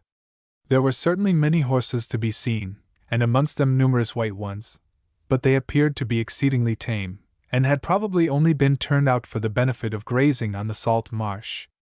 Possibly there might be some difficulty in catching them in so large a plain, perfectly unenclosed, and they might have bred in these solitudes. There were also some very peaceable-looking donkeys to be seen, and now and then a few cows. We did not perceive any human habitations until we came to the extreme point, where one or two low, dreary-looking tenements had been raised. The view for the last hour had been magnificent, extending over a splendid country to the lower Alps, and now Marseilles appeared in the distance, spread upon the side of a hill down to the water, and its environs stretching far and wide, villas and country mansions appearing in every direction. Upon entering the Mediterranean, we were struck by the line of demarcation which kept the green waters of the Rhone and the deep dark blue of the sea perfectly distinct from each other, there being no blending of tints. Here we were delighted by the appearance of a shoal of large fish, which were seen springing out of the water. Several approached the steamer, gambolling about in the most beautiful manner possible, darting along close to the surface, and then making long leaps with their bodies in the air. One of our fellow passengers, a German, with whom we had made acquaintance, hastened to fetch a gun, but much to our joy, it missed fire in several attempts to discharge it at the beautiful creatures which had thus amused us with their sports. How strong must be the destructive propensity, when it leads men to wanton acts of barbarity like this, since, had 100 fish been killed, there would have been no possibility of getting one on board, and the slaughter must merely have been perpetrated for slaughter's sake. Our remonstrances passed unheeded, and we therefore did not conceal our rejoicing over the disappointment. The entrance into Marseilles is very picturesque, it being guarded on either side by high rocks, bold, and projecting in various shapes. We found the harbor crowded with vessels of various denominations, and amongst them several steamers, one a French ship of war, and another the English government steamer, appointed to carry the mails to Malta. The smell arising from the stagnant water in the harbor of Marseilles was at first almost intolerable, and it was not without surprise that we saw several gay gondola-looking boats, with white and colored awnings, filled with ladies and gentlemen, rowing about apparently for pleasure. The clock struck 5 as we got on shore, and much to our annoyance, we found that our first visit was to be paid to the custom house. Upon embarking at Als, a gens d'armes had laid his finger upon our baggage, and demanded our keys, but upon a remonstrance at the absurdity of a re-examination, after it had passed through the whole of France, he allowed it to be put on board inviolate. Here, however, there was no escaping, and tired as we were, and anxious to get to our hotel, we were obliged to submit to the delay. Fortunately, we were the first arrivals, and the search not being very strict, we were not detained more than 10 minutes, or a quarter of an hour, which, under the circumstances, seemed an age. The nearest hotel was of course our place of refuge, and we were fortunate in speedily ending a very good one, the Hotel des Ambassadeurs, an immense establishment, exceedingly well conducted in every respect. Here we enjoyed the prospect of a night's rest, having, during 110 hours, only had about 10, at 2 different periods, in bed. Refreshed, however, by a change of dress, we had no inclination to anticipate the period of repose, but hurried our toilet, in order to join the dinner at the table d'hôte. Marseilles struck us as being the handsomest and the cleanest town we had yet seen in France. All the houses are spacious and lofty, built of white stone, and in good condition, while every portion of the city is well paved, either after the English fashion, or with brick, quite even, and inserted in a very tasteful manner. Many of the streets are extremely wide, and some are adorned with handsome fountains. The shops are very elegant, and much more decorated than those of any other place in France. Some had paintings upon glass, richly gilded, on either side of the doors, handsome curtains hung down within, and the merchandise displayed was of the best description. These shops were also well lighted, and together with the brilliant illuminations of the neighboring cafés, gave the streets a very gay appearance. We wandered about until rather a late hour. The cafés, both inside and outside, were crowded with gentlemen, but in the promenades we saw fewer ladies than we had expected, and came to the conclusion, an erroneous one in all probability, that French women stay very much at home. Assuredly, the beauty of the night was most inviting, but worn out at last, we were obliged to retire to our hotel. The next day, we made inquiries concerning the steamers, and learned that the French boat was certainly to start on the following afternoon, the 21st, while the departure of the English vessel was uncertain, depending upon the arrival of the mails. Though disappointed at finding that the French steamer did not touch at Naples, as I had been led to believe, I felt inclined to take my passage in her, but the advantage of being in time to meet the Bombay steamer at Suez was so strongly urged upon me, in consequence of the ticklish state of affairs in Egypt, that, finding plenty of room on board the Niagara, we engaged a couple of berths in the ladies' cabins. Mehemet Ali was represented to us as being so obstinately determined to retain possession of the Turkish fleet, and the British government so urgent with France to support the Porte against him, that, if this intelligence was to be depended upon, no time ought to be lost. It was with reluctance that I gave up my original intention of lingering on the road, and at Malta, but my unwillingness to run any risk of being shut out of Egypt prevailed. After executing this necessary business, we engaged a carriage, and paying a visit to the British consul, drove about the town and its environs, being the more pleased the more we saw of both. There appeared to be a deficiency of trees in the landscape, but a peculiar air of its own compensated for the want of foliage. The private streets and houses of Marseilles are very regular and well built, nor did we see any portion of the town of a very inferior description. I should have liked much to have remained a few weeks in it, and indeed regretted the rapidity of my journey through France, not being able to imagine anything more delightful than a leisure survey of the country through which we passed. I had been so strongly determined to make the overland trip to India, that I would have undertaken it quite alone, had I not met with a party to accompany me. Some kind friends would not allow me, however, to make the experiment, nor do I recommend ladies, unless they are very well acquainted with the country, to travel through it without the protection of a gentleman, a courier, or a good servant. Miss E. and myself performed the whole distance without a care or a thought beyond the objects on the road, but this we owed entirely to the attention of the gentleman who put us safely on board the Malta steamer, and who managed everything for us upon the way, so that we were never in one single instance subjected to the slightest annoyance. Chapter 3. Marseilles to Alexandria. The nations at the custom house, embarkation on the Malta steamer, difficulties of exit from the harbor, storm, disagreeable motion of the steam vessel, passengers, arrival at Malta, description of the city, vehicles, dress of the Maltese women, state of society, church of St. John the Palace, the cemetery of the Capuchin convent, intolerance of the Roman Catholic priesthood, shops, cafes, and hotels, manufactures and products of Malta, heat of the island, embarkation on board an English government steamer. Passengers, a young Egyptian, arrival at Alexandria, Turkish and Egyptian fleets, aspect of the city from the sea, landing. At 12 o'clock on the morning of the 21st of September, we were informed that the English government mails had not arrived, and that the probabilities were in favor of their not reaching Marseilles until 5 o'clock, in which event the steamer could not leave the harbor that night. We, therefore, anticipated another day in our pleasant quarters, but thought it prudent to take our baggage on board. Upon getting down to the quay, we were stopped by a gens d'armes, who desired to have our keys, which we of course immediately surrendered.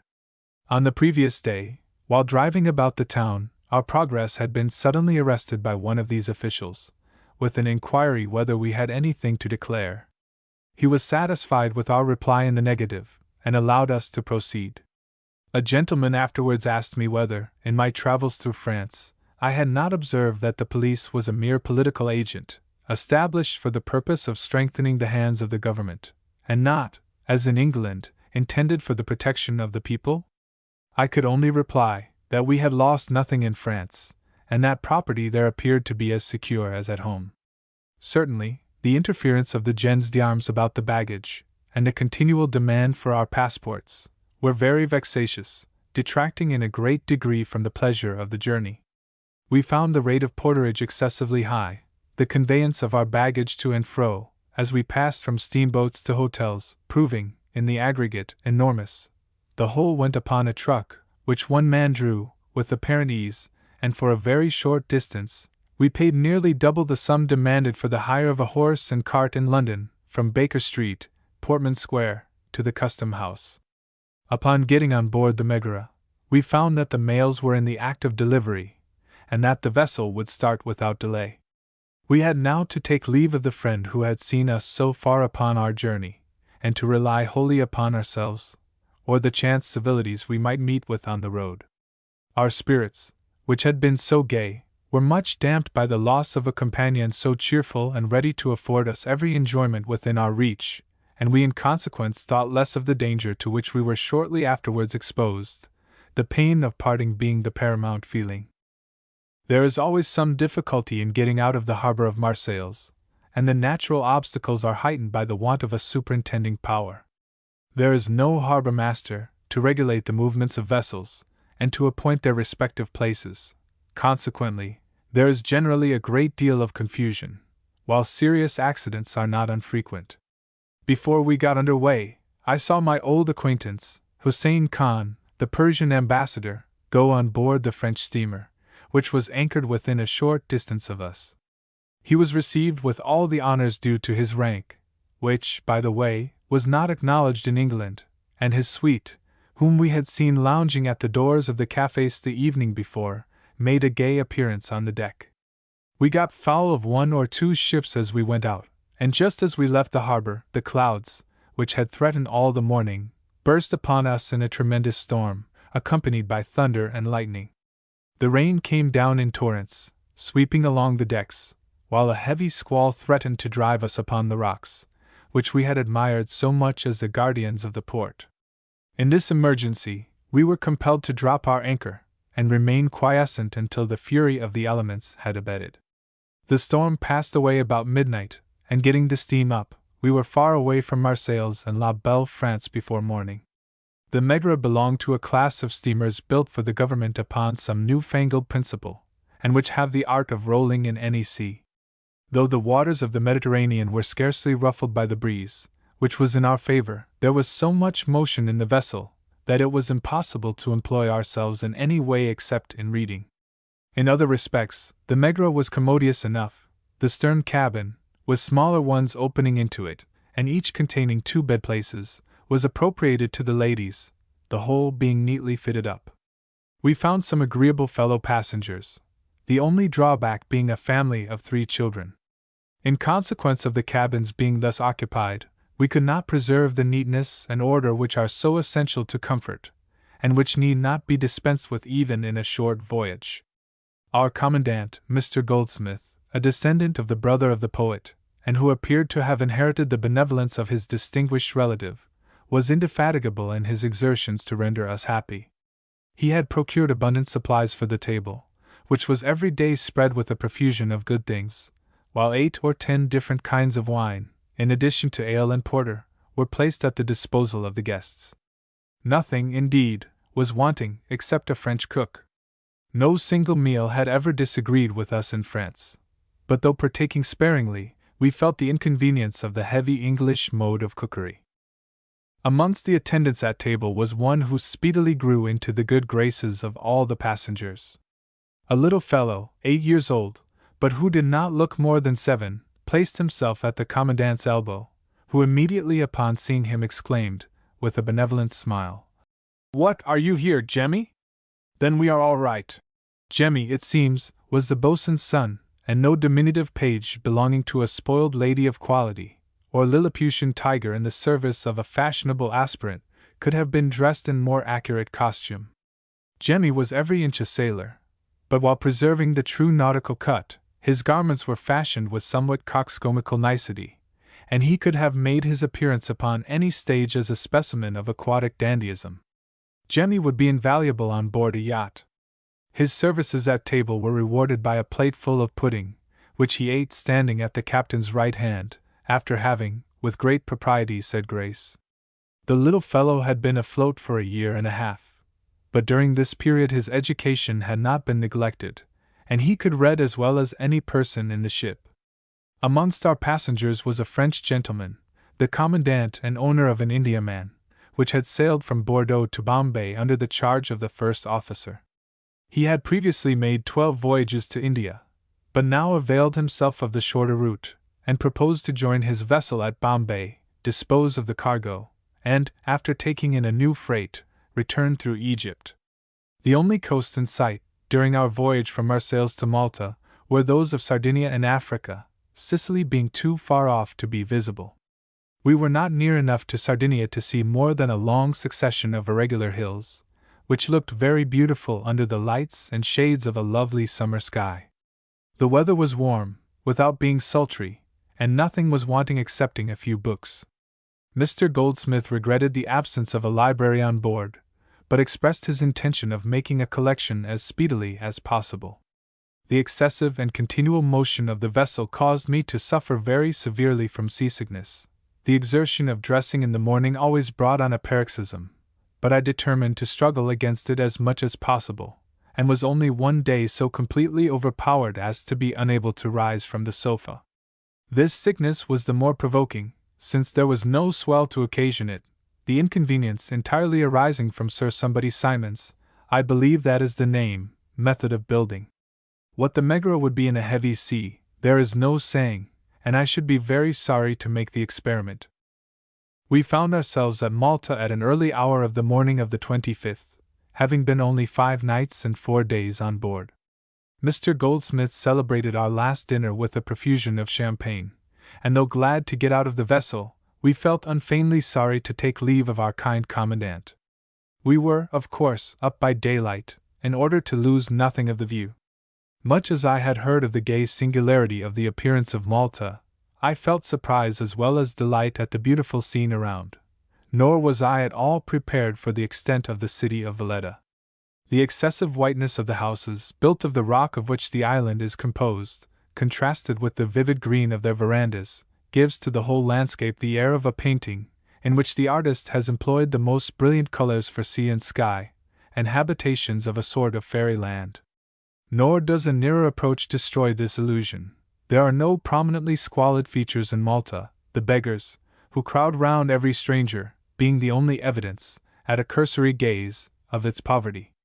Soon after the Megara had dropped anchor, a young officer from the Acheron, the steamer that had brought the mails from Gibraltar, came on board to inquire whether I was amongst the passengers, and gave me the pleasing intelligence that a lady, a friend of mine, who had left London a few days before me, was now in Malta, and would proceed to India in the vessel appointed to take the mails.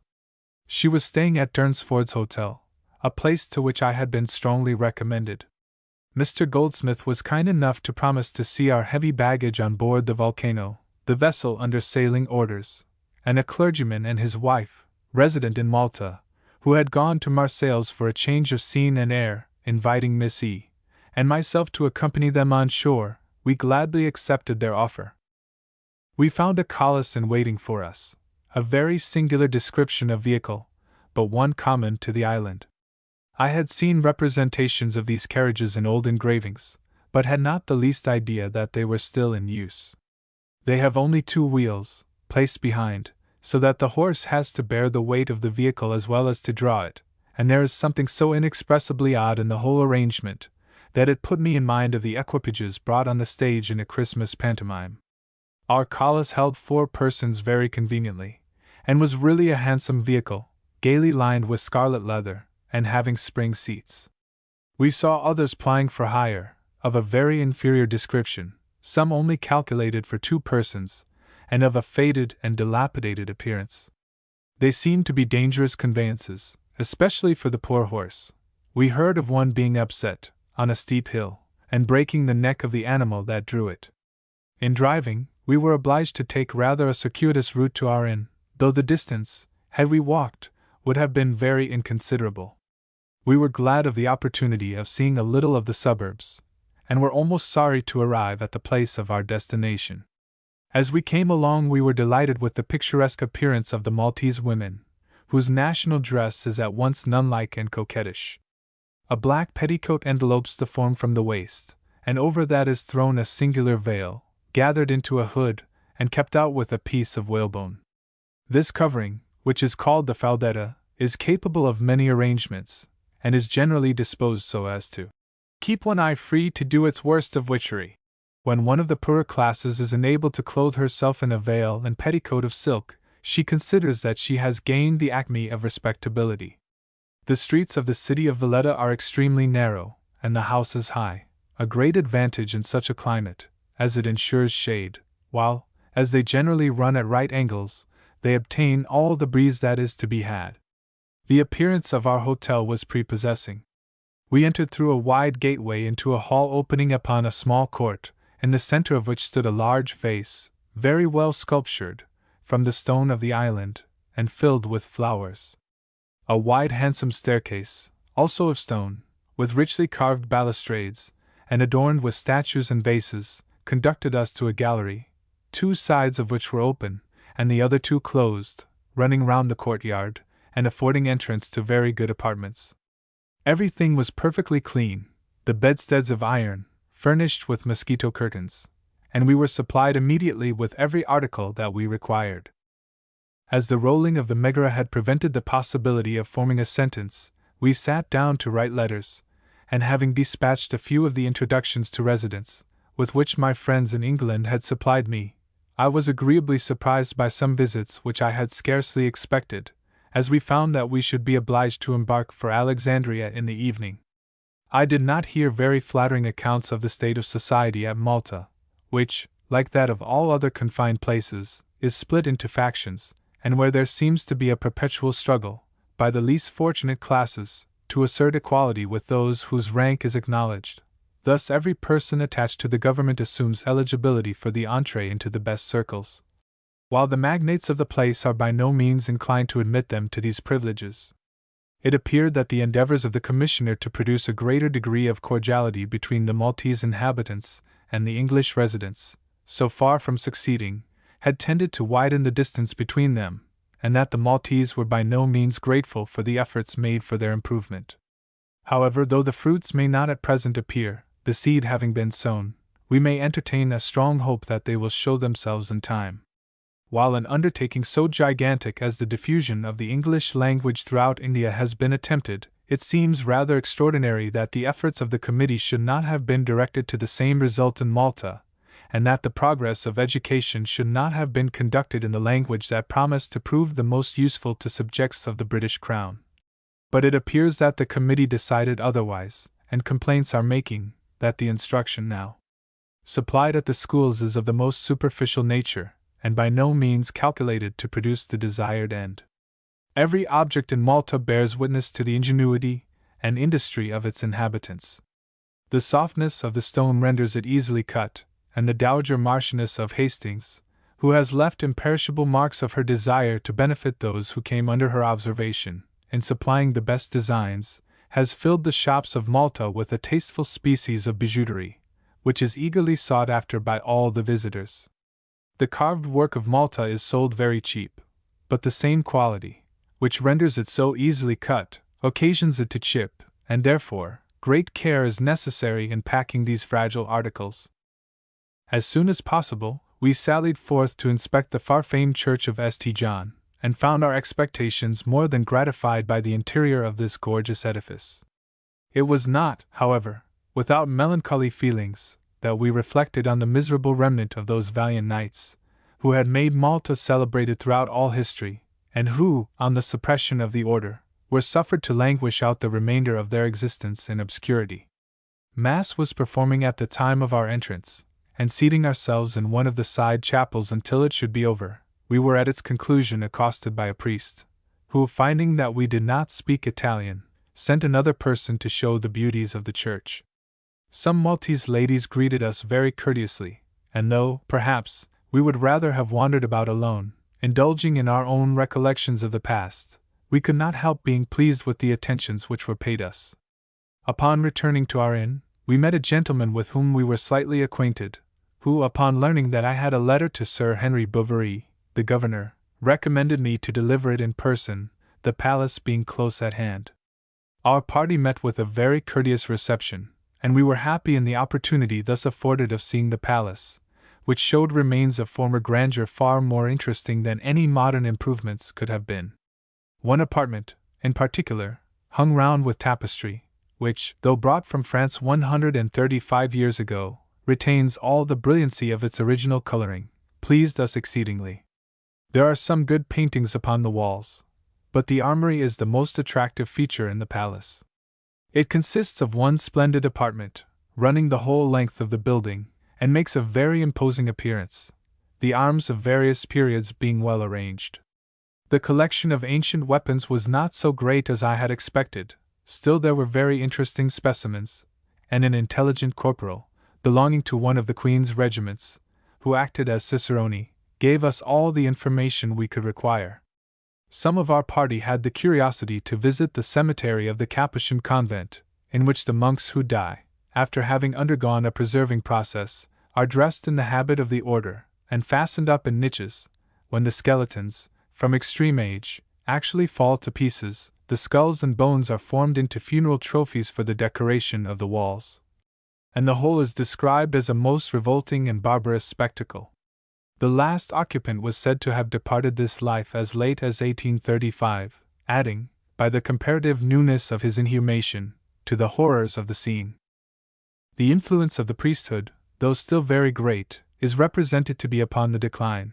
They have lately, however, shown their power, by retarding the progress of the building of the Protestant Church, to which the Dowager Queen Adelaide so munificently subscribed. All the workmen employed are obliged to have dispensations from the Pope, and every pretext is eagerly seized upon to delay the erection of the edifice.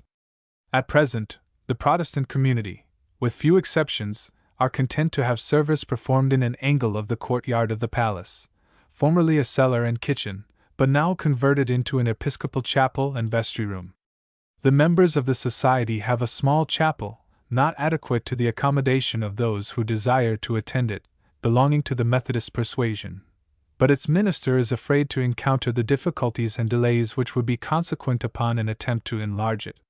There is a public library adjoining the palace, originally formed by the knights, but considered now to be more extensive than valuable. The period which I spent upon the island was too brief to allow me to make any inquiries respecting its institutions, the novelties of the scene engaging my attention so completely, that I could give no thought to anything else.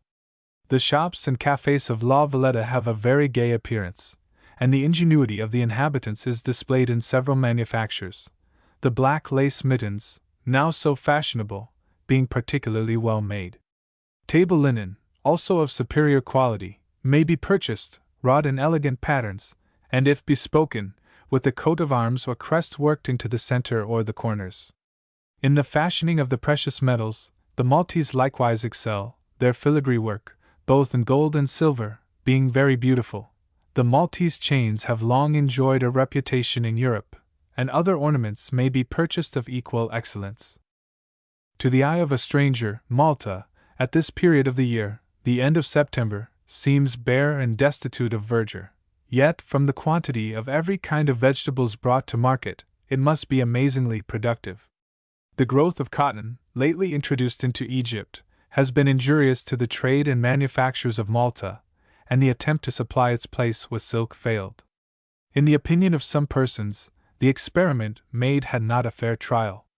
The mulberry trees flourished, and the silk produced was of an excellent quality, but the worms did not thrive, and in consequence the design was abandoned.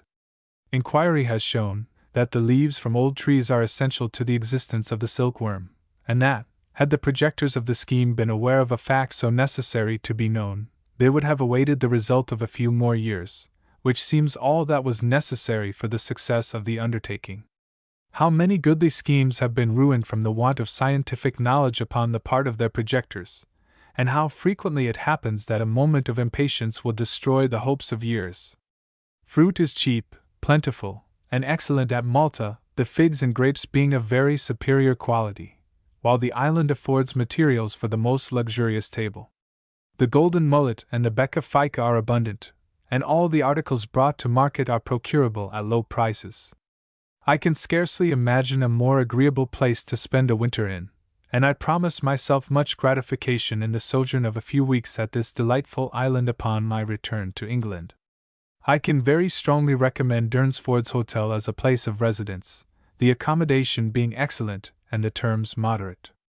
In remaining any time, arrangement may be made for apartments and board, by which means the rate of living is much cheaper, while the style is equally good.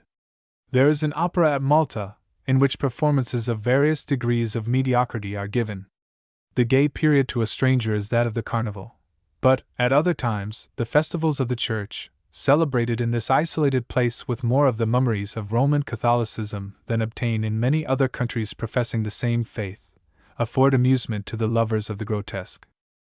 Though the thermometer at Malta seldom rises to 90 degrees, yet the heat in the sultry season is very great. Every person, who is in the habit of studying the glass, becomes aware of the difference between the heat that is actually felt and that which is indicated by instruments, and in no place is this discrepancy more sensibly experienced than Malta, in which the state of the winds materially affects the comfort of the inhabitants. A good authority assures us that the heat of Malta is most oppressive, so much so, as to justify the term implacable, which is often applied to it. The sun, in summer, remains so long above the horizon, and the stone walls absorb such an enormous quantity of heat, that they never have sufficient time to get cool, and during the short nights, this heat radiates from them so copiously, as to render the nights, in fact, as hot as the days, and much more oppressive to the feelings of those who are accustomed to associate the idea of coolness with darkness. I have seen the thermometer, in a very sheltered part of my house, steadily maintain, during the night, the same height to which it had arisen in the day, while I marked it with feelings of incalculably increased oppression, and this for 3 successive weeks in August and September, 1822. At Malta, we were recommended, in consequence of the unsettled state of affairs between Mehemet Ali and the European powers, to proceed forthwith to Egypt, and though strongly tempted to prolong my stay in the island, I thought it advisable to make the best of my way to the Red Sea, and defer the pleasure, which a more protracted residence promised, until my return in the ensuing year. Lieutenant Goldsmith, our kind commandant of the Megara, called upon us, according to promise, to conduct us on board the new steamer, the Volcano, the vessel appointed to carry the mails on to Alexandria. This ship was in quarantine, and it was consequently necessary to take some precautions in going on board. We proceeded, in the first instance, to a police station, where we took a second boat in tow, and a guardiano, an official appointed to see that no persons transgressed the rules and regulations of the port instituted for the preservation of health. Upon getting alongside of the Volcano, our baggage was placed in this boat. Miss E. and myself were then handed in, and cast adrift, to my great astonishment, for not having had any previous intimation of the method to be pursued, I was not at all prepared to hold on, as I believe it is called, without assistance. Miss E., however, who was more observant, hooked her parasol into one of the ropes, which she subsequently caught. We were now to be taught a new lesson, the extreme nonchalance with which the officers of a government steamer treat the passengers who have the misfortune to choose these boats, instead of making the voyage on board merchant vessels. Some minutes elapsed before any notice was taken of us, or any assistance afforded in getting up our baggage, our own people being obliged to look on and do nothing, since, had they touched the ship, they would have been obliged to perform 18 days of quarantine. Upon reaching the deck, we requested that our baggage might be taken down into the ladies' cabin, in order that we might get our small dormitories put to rights before the rest of the passengers came on board. But though it could have made no earthly difference to the people employed, we met with a refusal, and the whole was deposited in the grand saloon, already encumbered with luggage. Every quarter of an hour adding to the heap and the confusion, and the difficulty of each person recognizing the identical carpet-bag or portmanteau that he might claim as his property. Among our new fellow passengers there was a young English gentleman, who intended to travel into Syria, and who, though looking scarcely 20, had already spent some years in foreign countries. He was very modest and unassuming, and both agreeable and intelligent, and having had a good deal of conversation together, I was sorry to lose sight of him at Alexandria. We had also one of Mehemet Ali's protégés on board, a young Egyptian, who had been educated at the Pasha's expense in England, where he had resided for the last 10 years, latterly in the neighborhood of a dockyard, in order to study the art of shipbuilding. This young man was a favorite with those persons on board who could make allowances for the circumstances in which he had been placed, and who did not expect acquirements which it was almost impossible for him to attain. His natural abilities were very good, and he had cultivated them to the utmost of his power. Strongly attached to European customs, manners, and institutions, he will lose no opportunity of improving the condition of his countrymen, or of inducing them to discard those prejudices which retard the progress of civilization. He was naturally very anxious concerning his future destiny, for the Pasha's favor is not always to be depended upon, while the salary of many of the appointments which he does bestow is by no means adequate to the support of men whom his liberality has enabled to live in great respectability and comfort in England. Our new acquaintance also felt that, in returning to his friends and relatives, he should shock all their prejudices by his entire abandonment of those customs and opinions by which they were still guided.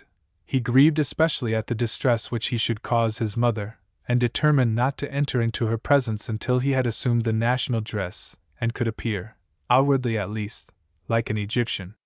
The weather, during our short voyage, was remarkably favorable, although it got rather too warm, especially at night, for comfort. There are, however, great alleviations to heat in the Mediterranean steamers. The ladies can have a windsail in their cabin, which, together with the air from the stern windows, renders the temperature at all times very delightful.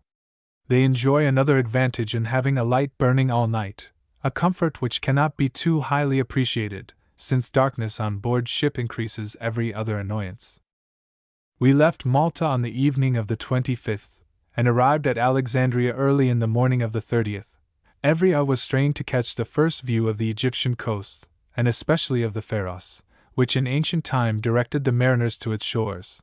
But the great object of attraction at this period consisted of the united fleets, Turkish and Egyptian, which rode at anchor in the port.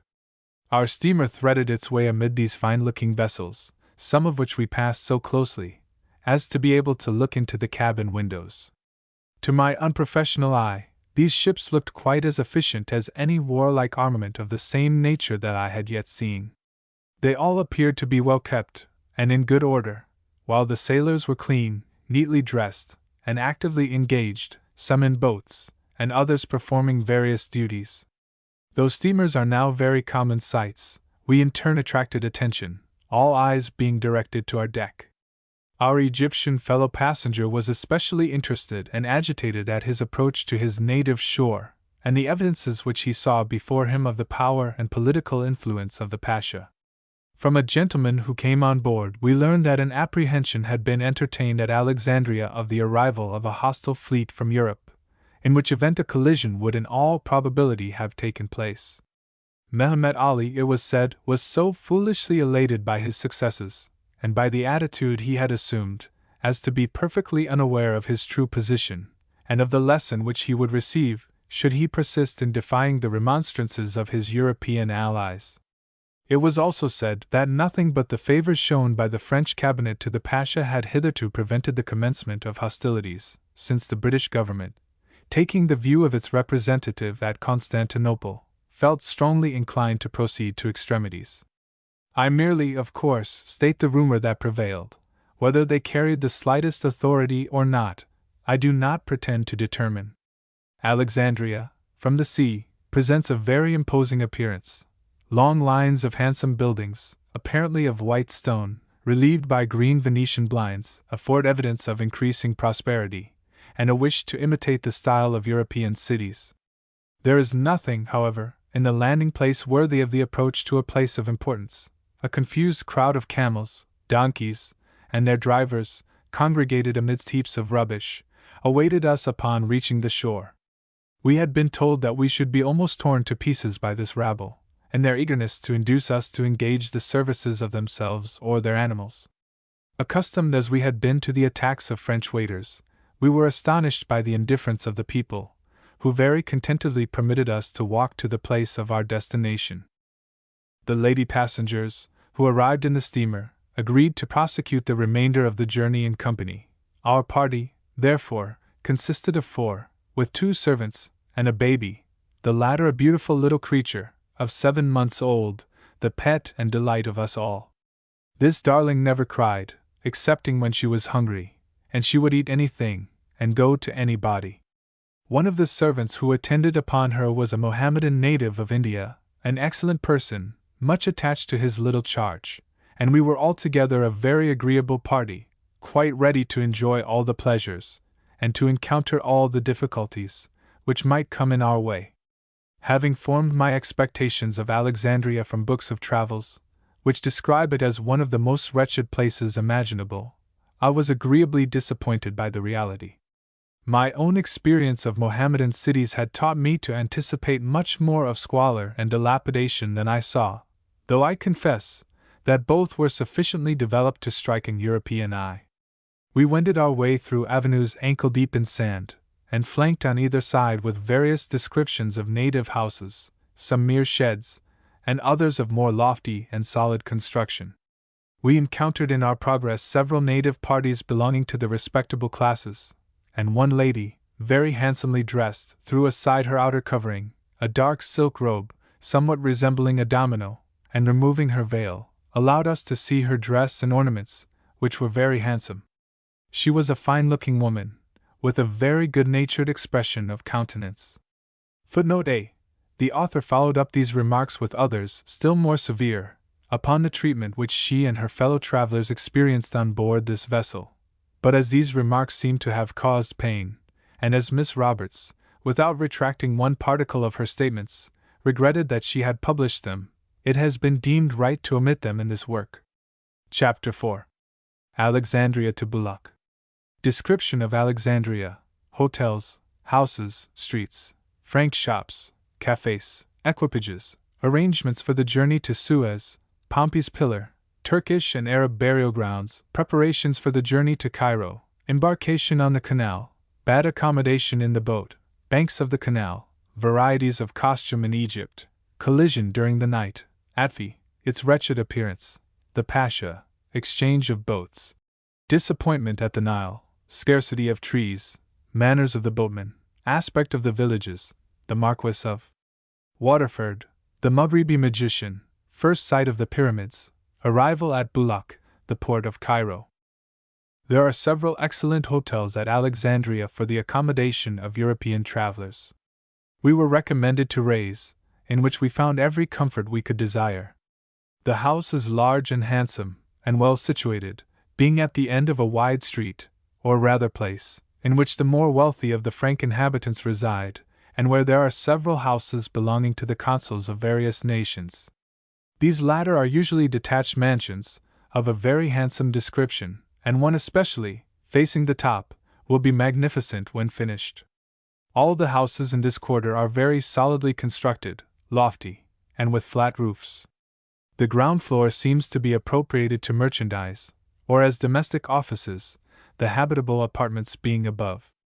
The windows are supplied with outside Venetian blinds, usually painted green, which, together with the pure white of the walls, gives them a fresh and new appearance, which I had not expected to see.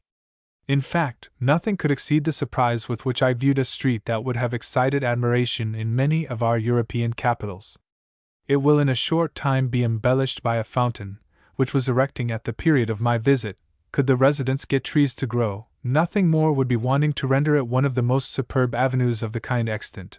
But, a few inches below the surface, the earth at Alexandria is so completely impregnated with briny particles, as to render the progress of vegetation very difficult at all times, and in some places impossible. This portion of the city is quite modern. Near it there is a more singular and more ancient series of buildings, called the Ocella, a word, I believe, derived from castle. This consists of one large quadrangle, or square, entered by gateways at different sides. A terrace, approached by flights of steps, extends all round, forming a broad colonnade, supported upon arches. The houses belonging to the Franks open upon this terrace. They are large and commodious, but the lookout does not equal that from the newer quarter, the quadrangle below exhibiting anything rather than neatness or order. Goods and utensils of various kinds, donkeys, camels, and horses, give it the appearance of the court of a native sarai, though at the same time it may be said to be quite as well kept as many places of a similar description upon the continent of Europe. The Frank shopkeepers have their establishments in a narrower avenue at the end of the wide street before mentioned. Here are several cafes, apparently for the accommodation of persons to whom the hotels might be too expensive. Some of these are handsomely fitted up in their way, one, especially, being paneled with shuey French paper, in imitation of the Gobelins tapestry. I was not sufficiently near to discern the subject, but when lighted, the colors and figures produced a very gay effect. I observed a considerable number of druggist shops.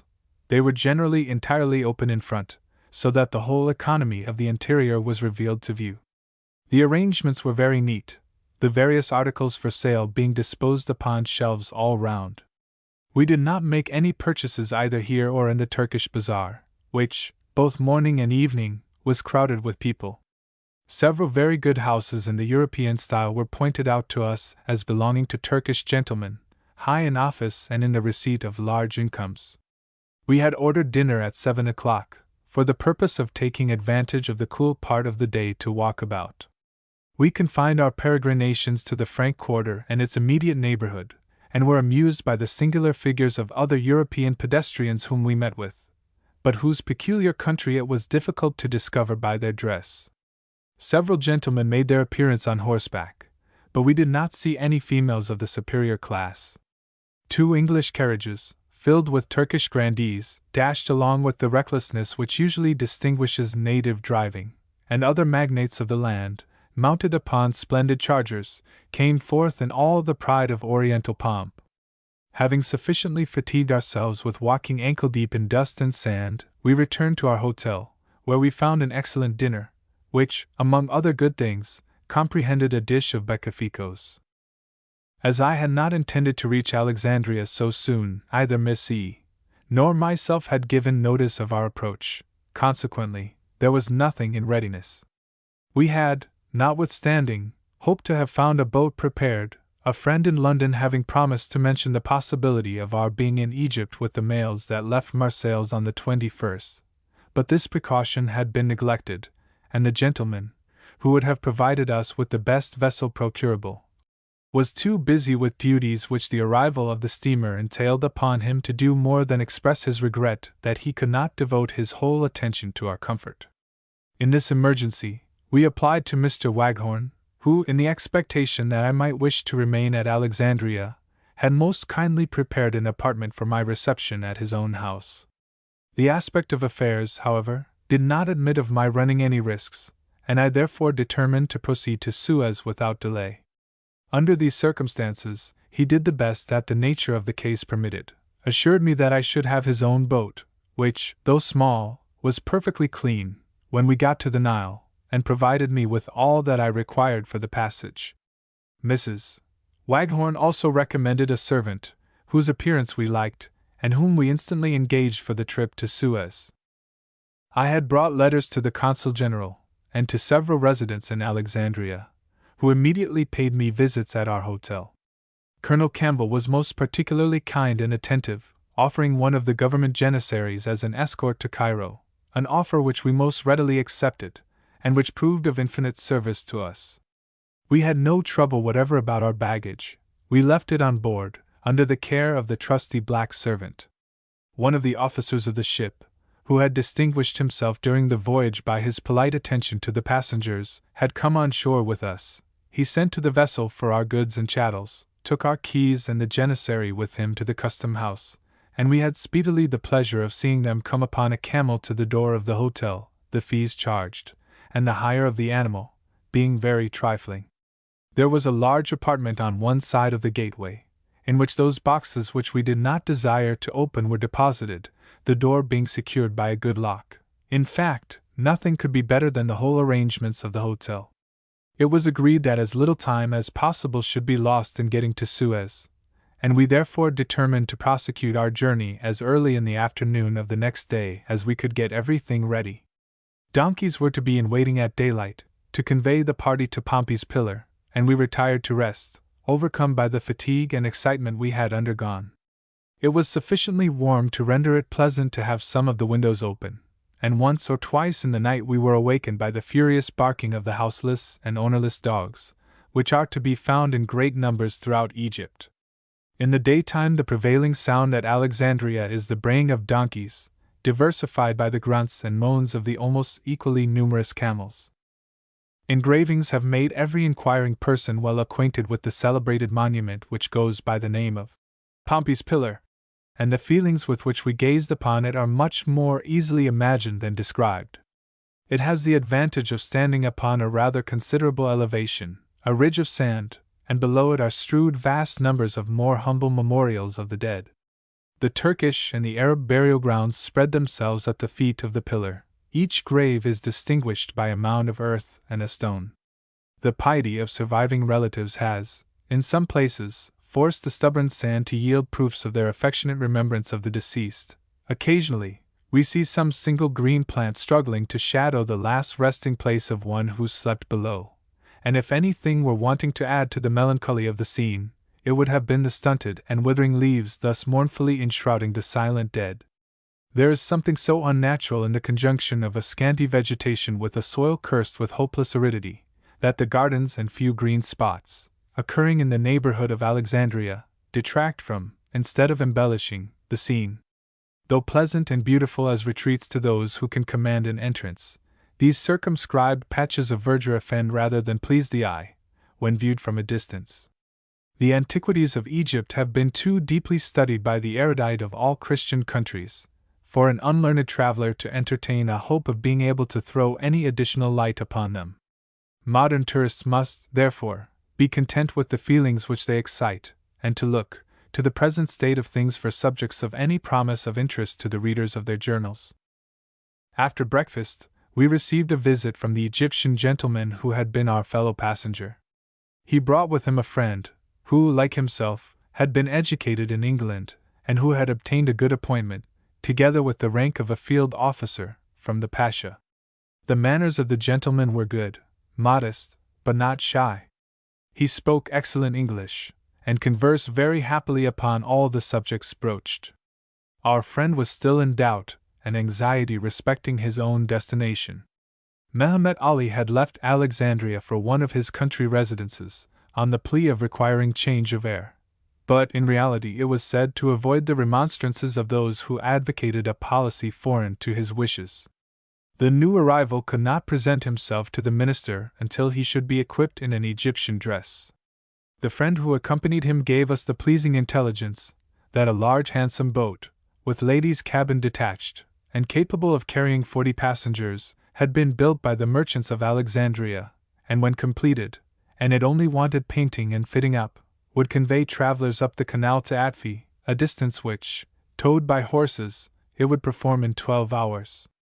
Small iron steamers were expected from England, to ply upon the Nile, and with these accommodations, nothing would be more easy and pleasant than a journey which sometimes takes many days to accomplish, and which is frequently attended with inconvenience and difficulty. We found that Mrs. Waghorn had provided Miss E. and myself with beds, consisting each of a good mattress stuffed with cotton, a pillow of the same, and a quilted coverlet, also stuffed with cotton. She lent us a very handsome canteen, for the party being obliged to separate, in consequence of the small accommodation afforded in the boats, we could not avail ourselves of that provided by the other ladies with whom we were to travel, until we should all meet again upon the desert. As there may be a danger of not meeting with a canteen, exactly suited to the wants of the traveler, for sale at Alexandria, it is advisable to procure one previously to leaving Europe. Those fitted up with tin saucepans are necessary, for it is not easy to carry cooking apparatus in any other form. We did not encumber ourselves with either chair or table, but would afterwards have been glad of a couple of camp stools. Our supplies consisted of tea, coffee, wine, wax candles, employing a good glass lantern for a candlestick, fowls, bread, fruit, milk, eggs, and butter, a pair of fowls and a piece of beef being ready roasted for the first meal. We also carried with us some bottles of filtered water. The baggage of the party was conveyed upon 3 camels and a donkey, and we formed a curious-looking cavalcade as we left the hotel. In the first place, the native Indian servant bestrode a donkey, carrying at the same time our beautiful baby in his arms, who wore a pink silk bonnet, and had a parasol over her head. All the assistance he required from others was to urge on his beast, and by the application of sundry whacks and thumps, he soon got ahead. The ladies, in colored muslin dresses, and black silk shawls, rode in a cluster, attended by the janissary, and 2 Arab servants also on donkey back, a gentleman, who volunteered his escort, and the owners of the donkeys, who walked by our sides. As I had never rode any animal, excepting an elephant, until I landed at Alexandria, I did not feel perfectly at home on the back of a donkey, and therefore desired Mohammed, our new servant, to give directions to my attendant to take especial care of me. These injunctions he obeyed to the letter, keeping close at my side, and at every rough piece of road putting one hand on the donkey and the other in front of my waist. I could not help shrinking from such close contact with a class of persons not remarkable for cleanliness, either of garment or of skin, but the poor fellow meant well, and as I had really some occasion for his services, and his appearance was respectable, I thought it no time to be fastidious, and could not help laughing at the ridiculous figure I made. We passed some fine buildings and baths, the latter very tempting in their external appearance, and according to general repute, excellent of their kind. When we came to the gate of the wall of Alexandria, we encountered a funeral procession returning from the cemetery close to Pompey's Pillar. They were a large party, accompanied by many women, who, notwithstanding their grief, stopped to gratify their curiosity by a minute inspection of our strange persons, and still stranger garb. We were all huddled together in the gateway, which, the walls being thick, took a few minutes to pass through, and thus had an opportunity of a very close examination of each other. The veils of the women, however, prevented us from scanning their countenances very distinctly, and as we passed on, we encountered a herd of buffaloes, animals quite new to Miss E., who had never seen one even as a zoological specimen. We passed the base of Pompey's Pillar, and through the burying grounds, and in another quarter of an hour came to the banks of the canal, and got on board the boat, which had been engaged to take us to Atfi. In the whole course of my travels, I had never seen anything so forlorn and uncomfortable as this boat. The accommodation destined for us consisted of 2 cabins, or rather cribs, opening into each other, and so low in the roof as not to permit a full-grown person to stand upright in either. Some attempt had been formerly made at painting and carving, but dirt was now the predominant feature, while the holes and crannies on every side promised free egress to the vermin, apparently long tenants of the place. Although certain of remaining the night upon the canal, we would not suffer our beds to be unpacked, but seating ourselves upon our boxes, took up a position near the door, in order to see as much as possible of the prospect. The banks of the canal are very luxuriant, but lying low, are infested with insects of various kinds. Mosquitoes came on board in clouds, and the flies were, if possible, more tormenting. It is, therefore, very desirable to get out of this channel as speedily as possible. We saw the vessel, a fine, large, handsome boat, which had been mentioned to us as building for the purpose of conveying passengers to Atfi. Consequently, should the political questions now agitating be amicably settled, and Egypt still continue to be a high road for travelers to India, the inconveniences of which I now complain will soon cease to exist. We passed some handsome houses, built after the European fashion, one of which we were told belonged to the Pasha's daughter, the wife of the Duftardar. It was surrounded by gardens, but had nothing very imposing in its appearance. We came also upon an encampment of the Pasha's troops, which consisted of numerous small round tents, huddled together, without the order displayed by an European army. The men themselves, though report speaks well of their discipline, had not the soldier-like look which I had seen and admired in the native troops of India. The impossibility of keeping their white garments clean, in such a country as Egypt, is very disadvantageous to their appearance, and it is unfortunate that something better adapted to withstand the effects of dust should not have been chosen. The janissary who accompanied us, and who was clothed in red, had a much more military air. He was a fine-looking fellow, tall and well-made, and his dress, which was very becoming, was formed of fine materials. Our servant Mohammed had also a pleasing countenance, full of vivacity and good humor, which we found the general characteristics of the people of Egypt, especially those immediately above the lower class, and who enjoyed any degree of comfort. There are several varieties of costume worn in Egypt, some consisting of long gowns or vests worn over the long trouser. The military dress, which was that worn by the janissary and our servant, is both graceful and becoming. It is rather difficult to describe the nether garment, which is wide to the knee, and very full and flowing behind. Added to this, the janissary wore a light pantaloon, descending to the ankle, but Mohammed, excepting when he encased them in European stockings, had his legs bare. The waistcoat and jacket fit tight to the shape, and are of a tasteful cut, and together with a sash and the crimson cap with a dark blue tassel, almost universal, form a picturesque and handsome dress. That worn by our servant was made of fine blue stuff, embroidered, or rather braided, at the edges, and this kind of ornament is so general, that even some of the poorest fellows, who possess but one coarse canvas shirt, will have that garnished with braiding in some scroll pattern. There was not much to be seen on the banks of the Mahmoudi. Here and there, a priest at his devotions at the waterside, or a few miserable cottages, diversified the scene. We encountered, however, numerous boats, and so great was the carelessness of the navigators that we had considerable difficulty in preventing a collision, which, but for the good lookout kept by the janissary, must have happened more than once. Whenever the breeze permitted, we hoisted a sail; at other times, the boatmen dragged the boat along, and in this manner we continued our voyage all night. We regretted much the absence of moonlight, since, the moment the day closed, all our amusement was at an end. Cockroaches, as large as the top of a wineglass, made their appearance. We heard the rats squeaking around, and found the mosquitoes more desperate in their attacks than ever.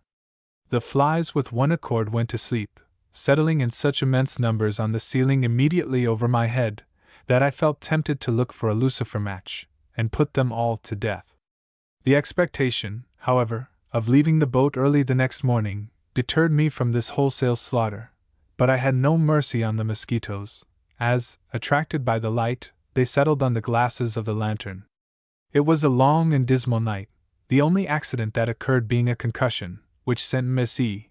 and myself flying from our portmanteaus. We had run foul of another boat, or rather all the shouting of the Arab lungs on board our vessel had failed to arouse the sleepers in the craft coming down. At length the day dawned, and we tried, by copious ablution and a change of dress, to refresh ourselves after our sleepless night. Finding that we wanted milk for breakfast, we put a little boy, one of the crew, on shore, in order to procure some at a village. Meanwhile, a breeze sprung up, and we went on at so quick a rate that we thought we must have left him behind. Presently, however, we saw the poor fellow running as fast as possible, but still careful of his pannikin, and after a time we got him on board. In accomplishing this, the boy was completely ducked, but whether he was otherwise hurt, or this catastrophe occurring when out of breath or fatigued with overexertion, I do not know, but he began to cry in a more piteous manner than could be justified by the cause alleged, namely, the wetting of his only garment, an old piece of sacking. I directed Mohammed to reward his services with a piastre, a small silver coin of the value of 2-1 divided by 2d, and never, perhaps, did so trifling a sum of money produce so great an effect. In one moment the cries were hushed, the tears dried, and in the contemplation of his newly acquired riches, he lost the recollection of all his troubles. It was nearly 12 o'clock in the day before we reached Atfi, and with all my previous experience of the wretched places inhabited by human beings, I was surprised by the desolation of the village at the head of the canal. The houses, if such they might be called, were huddled upon the side of a cliff, their mud walls, covered on the top with a few reeds or a little straw, looking like the cliff itself. A few irregular holes served for doors and windows, but more uncouth, miserable hovels could not have been seen amongst the wildest savages. Some of these places I perceived had a small courtyard attached, the hut being at the end, and only distinguishable by a poor attempt at a roof, the greater part of which had fallen in. We were here obliged to leave our boat, landing on the opposite side to this village, and walking a short distance, we found ourselves upon the banks of the Nile. The place was in great confusion, in consequence of the actual presence of the Pasha, who, for himself and suite, we were told, had engaged every boat excepting the one belonging to Mr. Waghorn, in which the mails, entrusted to him, had been put. As it was impossible that 4 ladies, for our friends had now joined us, with their European female servant and the baby, could be accommodated in this small vessel, we dispatched our janissary, with a letter in the Turkish language to the governor of Atfi, with which we had been provided at Alexandria, and we were immediately politely informed that the best boat attainable should be at our disposal. The Pasha had taken up his quarters at a very mean-looking house, and he soon afterwards made his appearance in front of it. Those who had not become acquainted with his person by portraits, or other descriptions, were disappointed at seeing a common-looking man, short in stature, and very plainly clad, having formed a very different idea of the sovereign of Egypt. Not having any proper introductions, and knowing that the Pasha makes a great favor of granting an audience to European ladies, we made no attempt to address him, thus sacrificing our curiosity to our sense of decorum. There was of course a great crowd round the Pasha, and we embarked for the purpose of surveying it to greater advantage. Our boat was moored in front of a narrow strip of ground between the river and a large dilapidated mansion, having, however, glass windows in it, which bore the ostentatious title of Hotel du Marmotty. This circumscribed space was crowded with camels and their drivers, great men and their retainers passing to and fro, market people endeavoring to sell their various commodities, together with a multitudinous collection of men, dogs, and donkeys. I observed that all the people surveyed the baby as she was carried through them, in her native servant's arms, with peculiar benignity.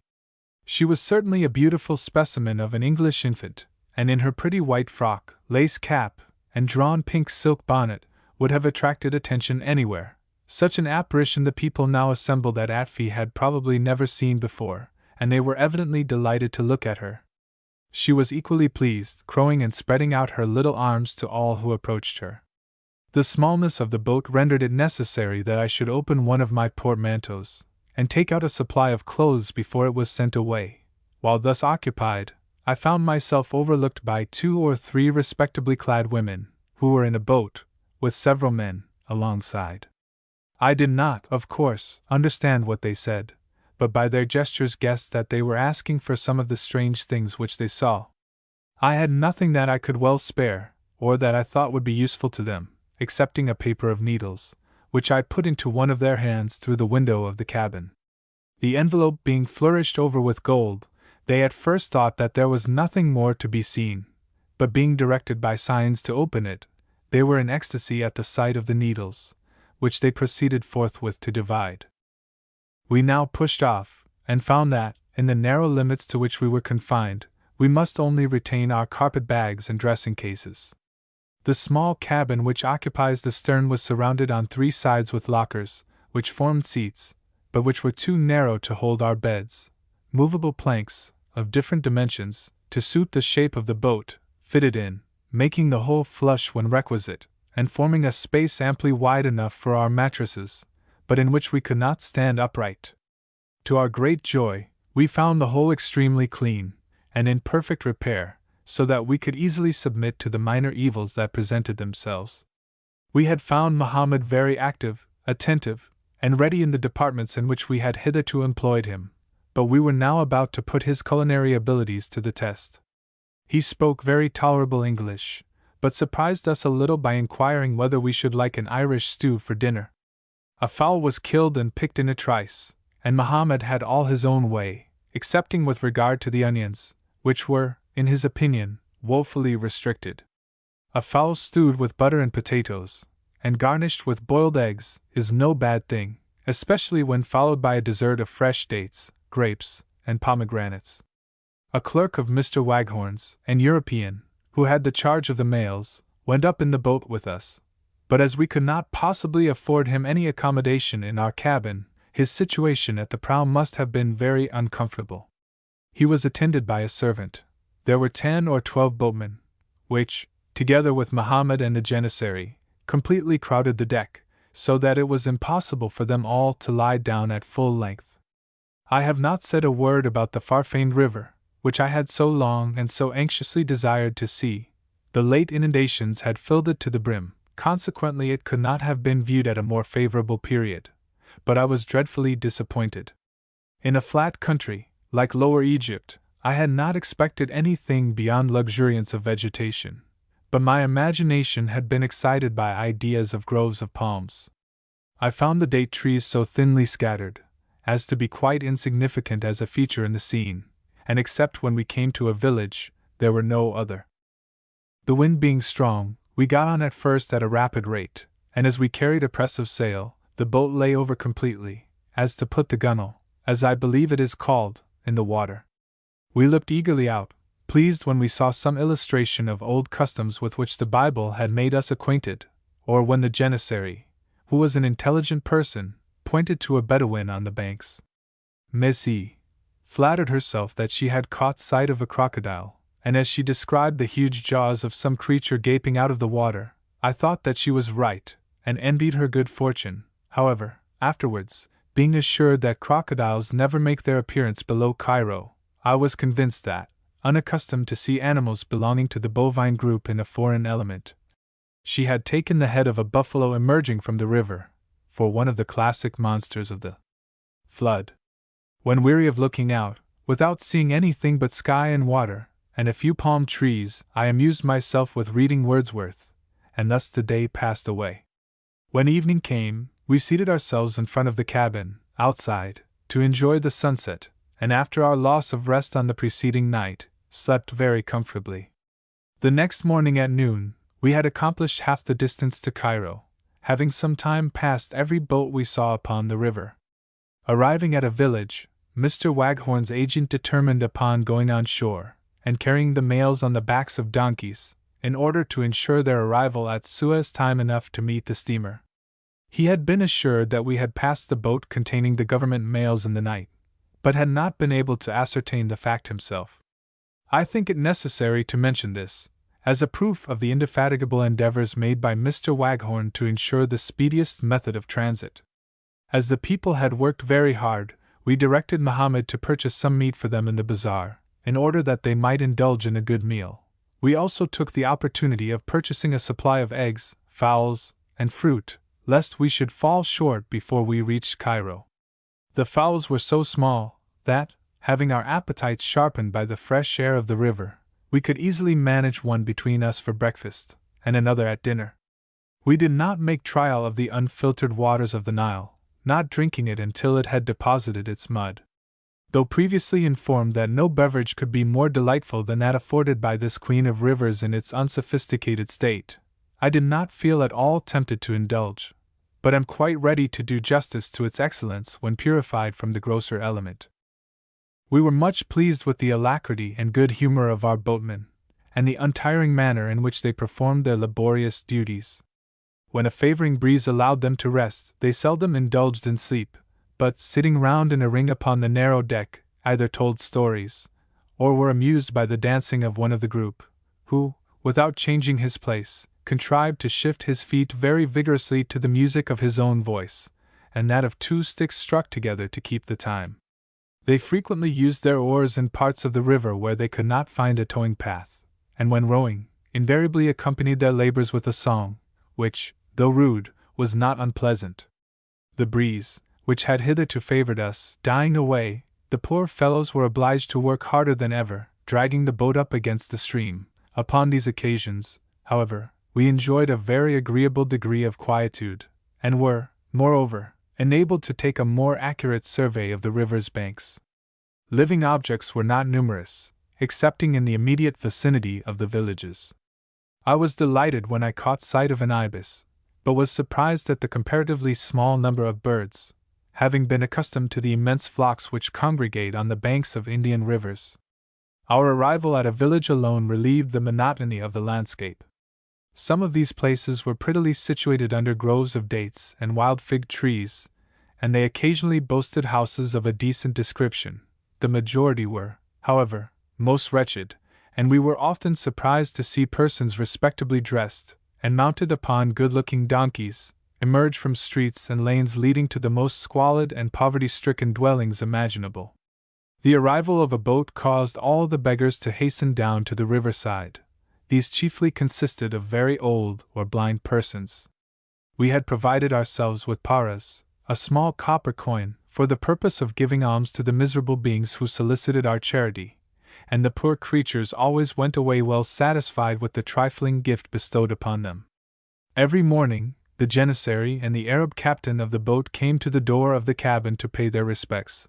With the latter we could not hold much communication, as he did not speak a word of English. We were, nevertheless, excellent friends.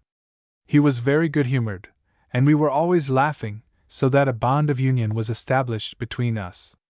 He had once or twice come into such close contact with some of our crockeryware, as to put me in a fright, and the comic look, with which he showed that he was aware of the mischief he had nearly done, amused me excessively. He was evidently a wag, and from the moment in which he discovered the congeniality of our feelings, when any droll incident occurred, he was sure to look at us and laugh.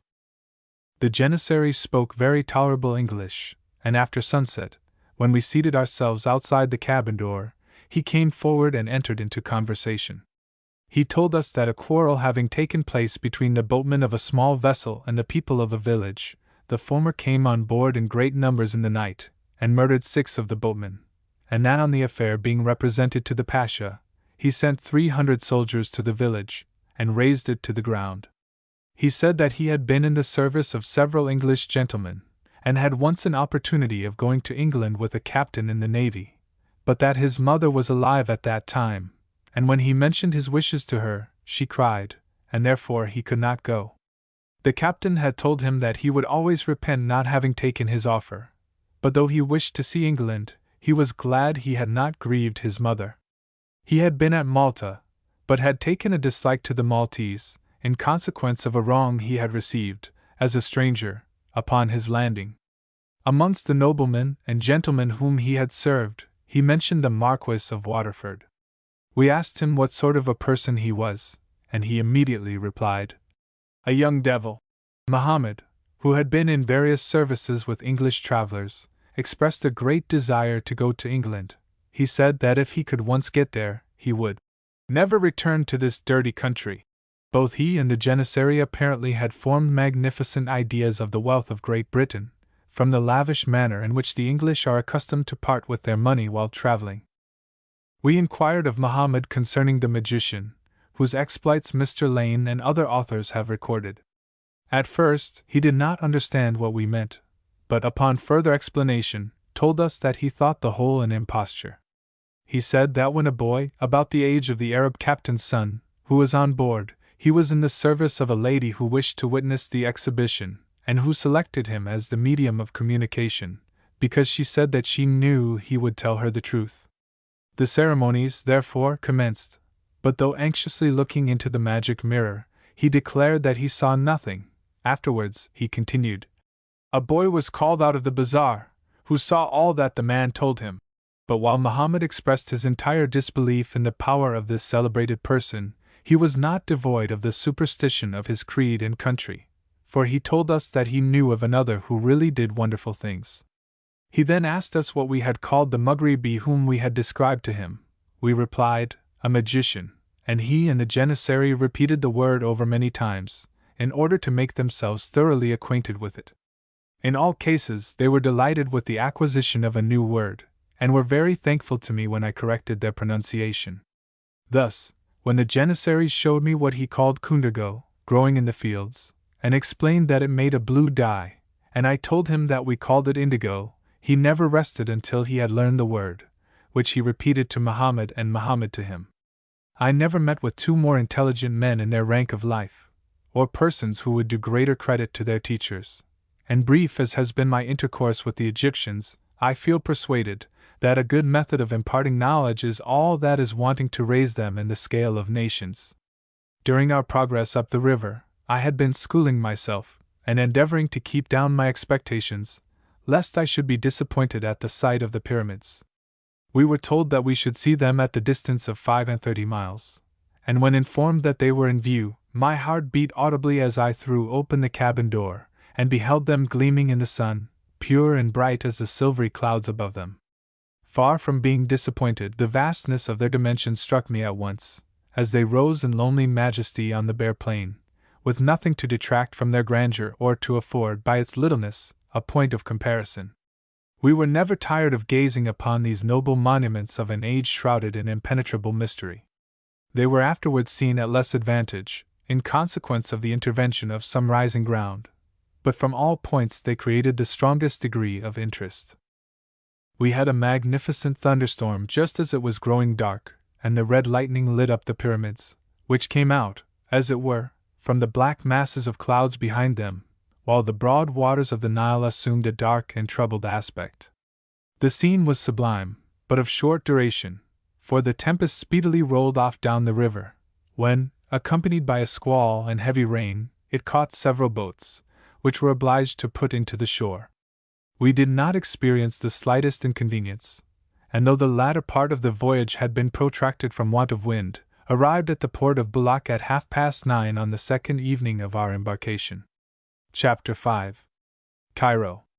Arrival at Bulak, description of the place, Moulid, or religious fair, surprise of the people, the hotel at Cairo, description of the city, the citadel, view from thence, the city, the shops, the streets, The interior of the Pasha's palace, pictures, furniture, military band, a fray between a man and woman, indifference of the police to street broils, natives beaten by Englishmen, visit to an English antiquary, byways of the city, interior of the houses, Nubian slave market, gypsies, preparations for departure to Suez, mode of driving in the streets of Cairo, leave the city, the changes in traveling in Egypt, attractions of Cairo. It was 9:30, on the evening of the 4th of October 1839, that we arrived at the port of Balak. We expected to find some person in waiting to give us the password, and thus enable us to get into Cairo, the gates of the city being closed at 9 o'clock. Depending upon the attendance of the hotel keeper at Cairo, who had been apprised of our approach, we had not put the Janissary on shore, as we ought to have done, at the British consul's country house, who would have furnished us with a talisman to pass the gates. We sent Mohammed and the Janissary on shore, to see what could be done. Including the voyage up the canal, Miss E. and myself had passed, we could not say slept, 3 nights on board a boat, the first without an attempt at repose, the 2 latter lying down in our dressing gowns upon thin mattresses, stretched upon hard boards. We, therefore, could not very easily relinquish the endeavor to procure a bed during the time which would intervene between the period, an hour before daylight, in which the gates of the city would be open. I had a letter to the British consul, which I gave Mohammed, telling him to try the effect of bribery upon the guardians of the city. During his absence, the Arab captain, feeling that we were left under his protection, came and seated himself beside us, outside the cabin door. We conversed together without understanding each other's language. He had nothing to offer us except snuff, of which we each took a pinch, giving him in return, as he refused wine, a pomegranate, to which I added a 5-franc piece from the remains of my French money. If anything had been wanting to establish a good understanding between us, this would have accomplished it. The Rais, or captain, took my hand in his, and pressed his own to his lips, in token of gratitude, and when upon the return of Mohammed he perceived that I was rather nervous at the idea of crossing the plank from the boat to the shore, he plunged at once into the water to assist me over it. The Janissary brought word that there was a moulid, or religious fair, held at the opposite end of the city, and that if we would make a circuit of 3 miles round the walls, we might enter Cairo that night, as the gate was left open for the convenience of the people in the neighborhood. Mohammed had aroused a donkey man of his acquaintance, who was in attendance, with a youth his son, and 2 donkeys. To the boy was entrusted the care of the lantern, without which no person is allowed to traverse the streets after nightfall, and mounting, we set forward. The streets of Balak are narrow, but the houses appear to be lofty and substantially built. We were challenged by the soldiers at the gates, but allowed to pass without farther inquiry. The ride round the walls at night was dreary enough, over broken ground, occupied by banddogs barking at us as we passed. We met occasionally groups of people coming from the fair, who gave us the welcome intelligence that the gates were still open, and pushing on, we came at length to the entrance, an archway of some magnitude. Upon turning an angle of this wall, we suddenly emerged upon a very singular scene. The tomb of the saint, in whose honor the moulid was held, was surrounded by devotees, engaged in the performance of some religious rite. Around, and in front, throughout the neighboring streets, gleamed a strong illumination, produced by an assemblage of lamps and lanterns of various kinds. Some of the shops boasted handsome cut-glass chandeliers, or argan lamps, evidently of European manufacture. Others were content with a circular frame, perforated with holes, in which all sorts of glass vessels, wine glasses, tumblers, mustard pots, and were placed, filled with oil, and having several wicks. The articles displayed for sale at the fair were, as far as we could judge from the hasty glances we cast as we passed along, good of their kind, and of some value. The confectioners' shops made a gay appearance with their variously colored sweetmeats, piled up in tempting heaps, and we saw enough of embroidery and gold to form a very favorable idea of the taste and splendor of the native dress. We were, of course, objects of great surprise and curiosity. The sudden appearance of 2 European ladies, the only women present, at 11 o'clock at night, riding on donkeys through the fair, could not fail to create a sensation. Our boy with the lantern walked first, followed by the Janissary, who, flourishing his silver stick, made room for us through the crowd. Had we not been accompanied by this respectable official, we should scarcely have dared to venture in such a place, and at such a period. Mohammed and the donkey man attended at the side of Miss E. and myself, and though some of the people could not help laughing at the oddity of our appearance, we met with no sort of insult or hindrance, but made our way through without the slightest difficulty, much more easily, in fact, than two Arabs in their native costume, even if attended by a policeman, would have traversed a fair in England. The scene was altogether very singular, and we thought ourselves fortunate in having had an opportunity of witnessing a native fair under such novel circumstances. We could scarcely believe that we were in a Mohammedan city, noted for its intolerance, and could not help feeling grateful to the reigning power which had produced so striking a change in the manners and conduct of the people. Upon leaving the fair, we turned into dark streets, dimly illumined by the light of the lantern we carried. Occasionally, but very seldom, we met some grave personage, preceded also by a lantern, who looked with great astonishment at our party as we passed. At length we came to the door of our hotel, and having knocked loudly, we were admitted into the courtyard, when, dismounting, we proceeded up a flight of stone steps to a veranda, which led into some very good-sized apartments. The principal one, a large dining room, was furnished at the upper end in the Egyptian fashion, with divans all round. It was, however, also well supplied with European chairs and tables, and in a few minutes cold turkey and ham, and other good things, appeared upon the board. Being the first arrivals from the steamer, we had to answer numerous questions before we could retire to bed. Upon asking to be conducted to our chamber, we were shown up another flight of stone stairs, leading to a second and much larger veranda, which was screened off in departments serving as antechambers to the bedrooms. There was sufficient space on the terraces of this floor, for the descent of a few steps led to another platform, to afford a walk of some extent, but of this we were not aware until the morning.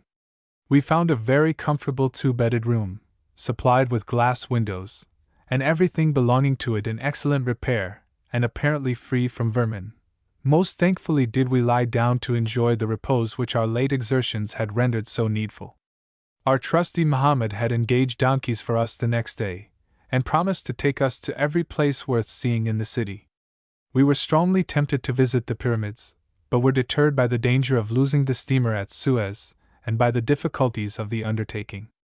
We were told that the Nile was not sufficiently flooded to admit of our approach in a boat, and that we should be up to the donkeys' knees in mud if we attempted to go upon the backs of those animals. We, therefore, reluctantly relinquished the idea, and contented ourselves with what we could see of Cairo.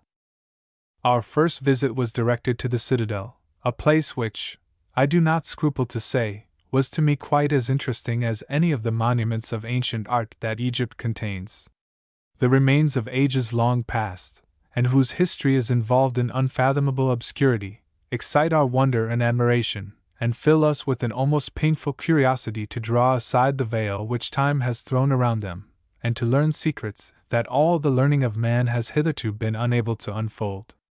The citadel of Cairo, on the contrary, has been the theater of comparatively recent events. It is filled with recollections of the hero whose exploits, narrated by the most eloquent pens, have charmed us in our childhood, and still continue to excite interest in our breasts, the Sultan Saladin. Here are the remains of a palace which he once inhabited, and here is a well which bears his name. Who could sit under the broken pillars of that roofless palace, or drink the water from the deep recesses of that well, without allowing their thoughts to wander back to the days of the Crusades, those chivalric times, in which love, and war, and religion, swayed the hearts and the actions of men, when all that was honored and coveted was to be found in a soldier of the cross, and when half-frantic enthusiasts, pursuing the vainest of hopes, the recovery of the Holy Land, brought away with them what they did not go to seek, the arts, and learning, and science of the East. The Janissary, who was with us, pointed out the direction in which Damietta now stands, and I was instantly filled with a desire to see Damietta, of which I had heard and read so much. The most exciting romance of Oriental history is to be found amid the deserts that surround Egypt, and even if the most spirit-stirring tale of all, the Talisman, had not been written, the scenes in which our own lion-hearted Richard figured, and which witnessed the exploits of the Templars and the Knights of St. John of Jerusalem, could not fail to create the highest degree of pleasurable feeling in minds capable of enjoying such brilliant reveries of the past. The citadel of Cairo is also fraught with the recollections of an event which startled all Europe within the memory of many of the present generation, the massacre of the Mamelukes. We were shown the broken cleft in the wall from which the only one of the devoted men who escaped urged his gallant horse. It was, indeed, a fearful leap, and we gazed upon the spot and thought of the carnage of that dreadful hour with an involuntary shudder. The citadel of Cairo has less the air of a regular fortification than any place of arms I ever recollect to have entered. It is, however, I believe, exceedingly strong by nature, the situation being very commanding. I regretted that I could not look upon these things with a professional eye, and that I had no military authority at hand to refer to. Near to the ruins of Saladin's palace, the Pasha is now constructing a mosque, which, when finished, will be one of the most splendid temples of the kind in all the Moslem land. It is to be lined and faced with marble, very elegantly carved, but it will take 3 years to complete it, and should any circumstances occur to delay the work during the lifetime of the present ruler of Egypt, the chances seem much in favor of its never being completed at all. Mounting on the embrasure of one of the guns, I feasted my eyes upon one of the finest and most interesting views I had ever beheld. The city, with its minarets, towers, kiosks, and stately palm trees, lay at my feet, displaying, by its extent, the solidity, loftiness, and magnificence of its buildings, its title to the proud name of Grand Cairo. Beyond, in one wide flood of silver, flowed the Nile, extending far as the eye could reach along a plain verdant with its fertilizing waters. To the left, the tombs of the caliphs spread themselves over a desert waste, looking, indeed, like a city of the dead. These monuments, though not equaling in size and grandeur the tombs which we find in India, are very striking. They are for the most part surmounted by cupolas, raised upon lofty pillars, with the spaces open between. Upon one of these buildings we were shown a vessel in the form of a boat, which upon a certain festival is filled with grain and water, for the service of the birds. The pyramids, which rise beyond the city of tombs, are not seen to advantage from this point, an intervening ridge of sand cutting off the bases, and presenting the pinnacles only to view, but the whole of the landscape, under the clear bright atmosphere of an Egyptian sky, is of so exquisite a nature that the eye can never tire of it, and had I been detained as a prisoner in the Pasha's dominions, I might have become reconciled to my fate, had I been confined in a situation which commanded this splendid prospect. About the middle of the day we again sallied forth, the streets of Cairo being so narrow that the sun is completely shut out, and shade thus afforded at noon.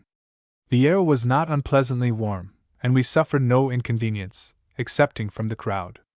Mounted upon donkeys, we pushed our way through a dense throng, thrusting aside loaded camels, which scarcely allowed us room to pass, and coming into the closest contact with all sorts of people. The perusal of Mr. Lane's book had given me a very vivid idea of the interior of the city, though I was scarcely prepared to mingle thus intimately with its busy multitude. We had some shopping to execute, or rather we had to pay for some purchases made by Muhammad for us in the morning, and to return that portion of the goods sent for inspection that we did not intend to keep. We liked the appearance of the shops, which, in all cases of the more respectable kind, were well stocked, whole streets being devoted to the sale of one particular branch of merchandise. A long avenue was occupied by saddlers and the sellers of horse furniture, another displayed nothing but woolen cloths, a third was devoted to weapons of every description, and the wax chandlers reminded me very much of those in England, being decorated in a similar manner, while the display of goods everywhere was much greater than I had ever seen in Eastern cities, in which for the most part merchandise of the best description is hidden in warehouses, and not to be found without deep research. The greater number of the streets are covered in with matting in rather a dilapidated state, and having many holes and crevices for the admission of air. This gives to the whole a ragged appearance, and we were told that the Pasha had determined not to allow in future awnings of these frail and unsightly materials. The Frank Quarter, which is much better contrived, is the model for subsequent erections. This avenue has a roof of wood sufficiently high to allow of a free circulation of air, and having apertures, at regular distances near the top, to admit the light. The streets in this part of Cairo are wider than usual, and the shops appear to be large and convenient.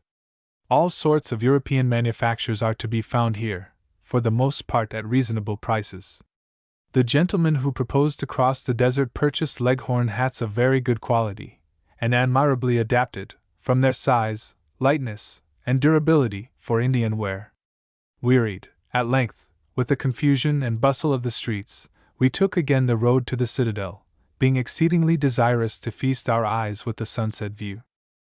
After gazing long and earnestly upon a scene which, once beheld, can never be forgotten, we gladly accepted the offer of Mohammed to show us into the interior of the Pasha's palace, a large irregular building, having no great pretensions to architectural beauty, and mingling rather oddly the European with the Oriental style. Ascending a broad flight of steps, we passed through a large kind of guard-room to the state apartments. These were of rather a singular description, but handsome and well adapted to the climate. A third portion, consisting of the front and part of the two sides of each room, was entirely composed of windows, opening a few feet from the ground, and having a divan running round, furnished in the usual manner with pillows at the back. The windows of some of these apartments opened upon gardens, laid out in the English taste and full of English flowers. Others commanded the finest prospects of the city and the open space below. Round these rooms, at the top, forming a sort of cornice, were pictures in compartments or panels, one series consisting of views of the Pasha's palaces and gardens, another of the vessels of war which belonged to him, and more especially his favorite steamboat, of which there are many delineations. There is nothing that more strongly exhibits the freedom with which Mehemet Ali has thrown off the prejudices of the Moslem religion, than his permitting, contrary to its established principles, the representation of objects natural and artificial, which, both in painting and sculpture, is strictly forbidden. Much cannot be said for the execution of these pictures, which seem to have been the work of a native artist, but they become exceedingly interesting as proofs of the decline of a religion so completely opposed to the spread of knowledge, and to all improvement in the moral condition of its followers. The furniture in the Pasha's palace, though in a great measure limited to carpets and cushions, is very handsome. The divans are covered with rich brocade, figured satin, damask, or cut velvet. The attendants drew aside, with great pride, the curtains which concealed the looking-glasses, evidently fancying that we had never beheld mirrors of such magnitude in our lives. I observed that the chandeliers in some of the apartments did not match each other, but the whole was very creditable to the taste and spirit of the owner. Below them was a handsome apartment entirely lined with marble, and apparently designed as a retreat for the hot weather, the floor being divided into two parts, the one ascended by a step, in which the family might repose upon cushions, the other scooped into basins, with a fountain to play in the center. The water either had not as yet been laid on, or the season did not render it necessary.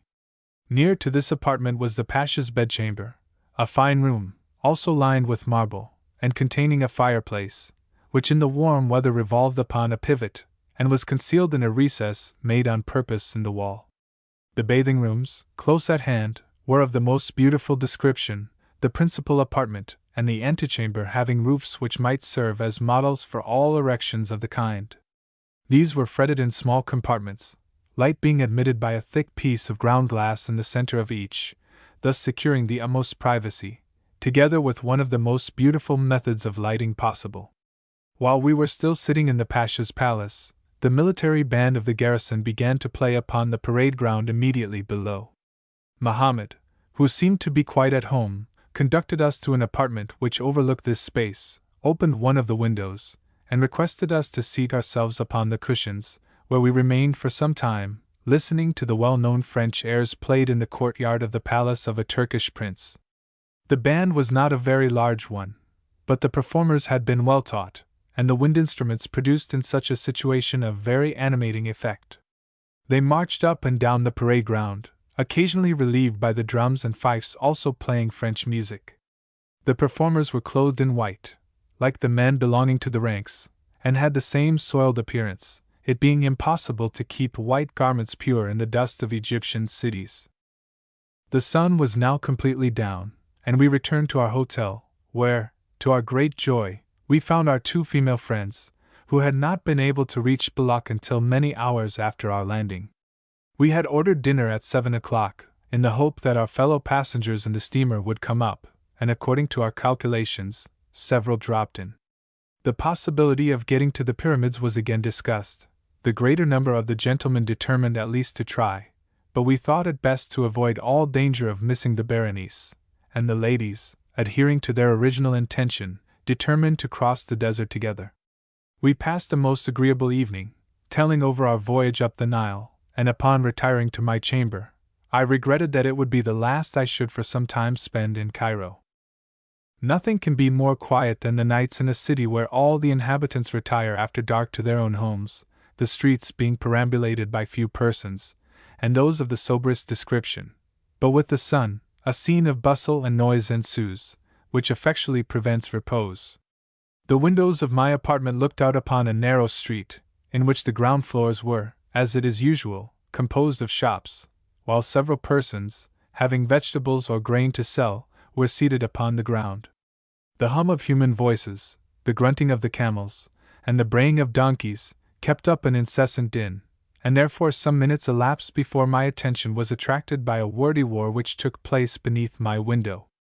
Hastily arraying myself in my dressing gown, and looking out, I saw a man and woman engaged in some vehement discussion, but whether caused by a dispute or not, I could not at first decide. They both belonged to the lower class, and the woman was meanly dressed in a blue garment, with a hood of the same over her head, her face being concealed by one of those hideous narrow black veils, fastened across under the eyes, which always reminded me of the proboscis of an elephant. Her hands were clasped upon the arms of the man just above the elbow, who held her in the same manner, and several people were endeavoring to part them, as they struggled much in the same manner which prevails in a melodrame, when the hero and heroine are about to be separated by main force. I thought it, therefore, probable that they were a loving couple, about to be torn asunder by the myrmidons of the law.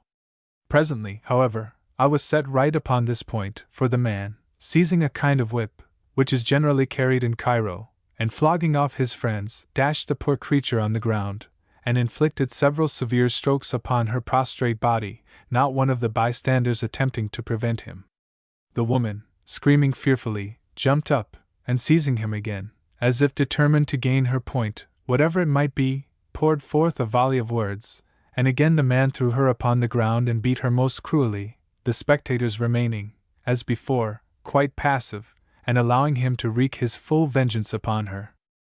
Had I been dressed, or could I have made my way readily into the street, I should have certainly gone down to interpose, for never did I witness any scene so horrible, or one I so earnestly desired to put an end to. At length, though the pertinacity of the woman was astonishing, when exhausted by blows, she lay fainting on the ground, the man went his way. The spectators, and there were many, who looked on without any attempt to rescue this poor creature from her savage assailant, now raised her from the earth. The whole of this time, the veil she wore was never for a moment displaced, and but for the brutal nature of the scene, it would have been eminently ridiculous in the eyes of a stranger. After crying and moaning for some time, in the arms of her supporters, the woman, whom I now found to be a vendor of vegetables in the street, told her sad tale to all the passers-by of her acquaintance, with many tears and much gesticulation, but at length seated herself quietly down by her baskets, though every bone in her body must have ached from the severe beating she had received. This appeared to me to be a scene for the interference of the police, who, however, do not appear to trouble themselves about the protection of people who may be assaulted in the street. I afterwards saw a drunken Englishman, an officer of the Indian Army, I am sorry to say, beat several natives of Cairo, with whom he happened to come in contact in the crowd, in the most brutal and unprovoked manner, and yet no notice was taken, and no complaint made. It was certainly something very unexpected to me to see a frank Christian maltreating the Moslem inhabitants of a Moslem city in which he was a stranger, and I regretted exceedingly that the perpetrator of acts, which brought disgrace upon his character and country, should have been an Englishman, or should have escaped punishment. No sooner have we been permitted to traverse a country in which formerly it was dangerous to appear openly as a Christian, then we abuse the privilege thus granted by outrages on its most peaceable inhabitants. I regret to be obliged to add that it is but too commonly the habit of Englishmen to beat the boatmen, donkeymen, and others of the poorer class, whom they may engage in their service.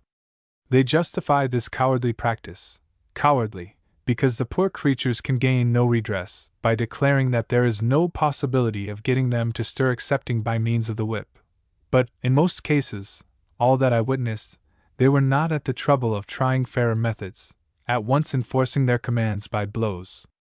The comments made by the janissary and our own servant upon those who were guilty of such wanton brutality showed the feeling which it elicited, and when upon one occasion Miss E. and myself interposed, declaring that we would not allow any person in our service to be beaten, they told us not to be alarmed, for that the Rice, captain of the boat, who was an Arab, would not put up with ill treatment, but had threatened to go on shore at the next village with all his men. An English gentleman, long resident in Cairo, had done me the honor to call upon me on the day after my arrival, and had invited me to come to his house, to see some mummies and other curiosities he had collected. Accompanied by 2 of my female friends, and escorted by a gentleman who was well acquainted with the topography of the city, we set out on foot, traversing blind alleys and dark lanes, and thus obtaining a better idea of the intricacies of the place than we could possibly have gained by any other means. Sometimes we passed under covered ways perfectly dark, which I trod, not without fear of arousing some noxious animal. Then we came to narrow avenues, between the backs of high stone houses, occasionally emerging into small quadrangles, having a single tree in one corner. We passed a house inhabited by one of the superior description of Frank residents, and we knew that it must be tenanted by a European by the handsome curtains and other furniture displayed through its open windows. Turning into a street, for the very narrow lanes led chiefly along the backs of houses, we looked into the lower apartments, the doors of which were usually unclosed, and here we saw the men at their ordinary occupations, and were made acquainted with their domestic arrangements. At length we arrived at a court, which displayed a door and a flight of steps at the corner. Upon knocking, we were admitted by an Egyptian servant, who showed us upstairs into a room, where we found the master of the house seated upon one of the low stools which serve as the support of the dinner trays in Egypt, the only other furniture that the room contained being a table, and the customary divan, which extended all round. Coffee was brought in, served in small china cups, but all the coffee made in Egypt was too like the Nile mud for me to taste, and warm and fatigued with a walk through places from which the fresh air was excluded, I felt myself unequal to make the trial now. Our friend's collection of antiquities appeared to be very valuable, but I had been at the opening of a mummy case before, and though interested by the different articles which his researches had brought to light, was more so in the examination of his house. It was very oddly arranged, according to the ideas formed in Europe, many of the rooms looking like lanterns, in consequence of their having windows on the stairs and passages, as well as to the street. This was probably caused by a desire to secure a free circulation of air, but it at the same time destroyed every idea of privacy, and therefore looked exceedingly uncomfortable. There were glass windows to several of the apartments, but the house exhibited considerable quantities of that wooden trellis work, represented in Mr. Lane's book. Nothing, indeed, can be more accurate than his descriptions. The English inhabitants of Cairo say that, reading it upon the spot, they cannot detect a single error. The designs are equally faithful, and those who study the work carefully may acquire the most correct notion of the city and its inhabitants. The apartments at the top of the house opened, as usual, upon a rather extensive terrace or court, but the surrounding wall was too high to admit of any prospect. Both here, and in a similar place at our hotel, persons walking about could neither see their neighbors nor be seen by them. We, therefore, gained nothing by climbing so high, and I was disappointed at not obtaining any view of the city. I tried in each place to make acquaintance with an Egyptian cat, but I found the animal too shy. I noticed several, which seemed to be domestic pets. They were fine-looking creatures of the kind, and I fancied larger than the common English cat, but the difference, if existing at all, was very slight. I returned home, so much fatigued with my walk, as to be unable to go out again, especially as we were to start at 4 o'clock for the desert. Two of the ladies of the party, not having completed their purchases at the bazaars, went out upon a shopping excursion, and passing near the Nubian slave market, were induced to enter. Christians are not admitted to the place in which Circassian women are sold, and can only obtain entrance by assuming the Turkish dress and character. My friends were highly interested in one woman, who sat apart from the rest, apparently plunged into the deepest melancholy. The others manifested little sorrow at their condition, which was not, perhaps, in reality, changed for the worse. All eagerly scrambled for some pieces of money which the visitors threw amongst them, and the sight was altogether too painful for Christian ladies to desire to contemplate long. They were much more amused by some gypsies, who were anxious to show their skill in the occult science. Upon the morning after our arrival, Miss E., who was always the first upon the alert, accepted the escort of a gentleman, who conducted her to a neighboring shop. While making some purchases, a gypsy came and seated herself opposite, and by way of showing her skill, remarked that the lady was a stranger to Cairo, and had a companion, also of her own sex, who pretended to be a friend, but who would prove treacherous. As we had ridden through the fair together on the preceding evening, it did not require any great effort of art to discover that two frank ladies had arrived at Cairo. But in speaking of treachery, the gypsy evidently wished to pique the curiosity of my friend, and tempt her to make further inquiry. Much to my regret, she did not take any notice of the fortune-teller, whose words had been repeated by the gentleman who had accompanied her, and who was well acquainted with the language in which they were spoken. I should like to have had a specimen of the talents of a modern scion of this race, in the country in which the learned have decided that the tribe, now spread over the greater part of the world, originated. The arrival of the Berenice at Suez had been reported the evening before, and the mails had been brought to Cairo in the course of the night. All was, therefore, bustle and confusion in our hotel, gentlemen hourly arriving from the Nile, where they had been delayed by squalls and contrary winds, or snatching a hasty meal before they posted off to the pyramids. Our camels and donkeys had been laden and dispatched to the outskirts of the city, to which we were to be conveyed in a carriage.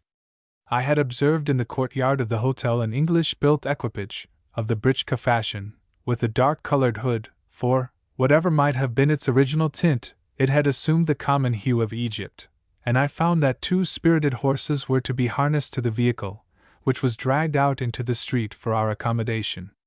A gentleman volunteered his services as coachman, promising that he would drive carefully, and we accordingly got in, a party of 4, taking the baby along with us.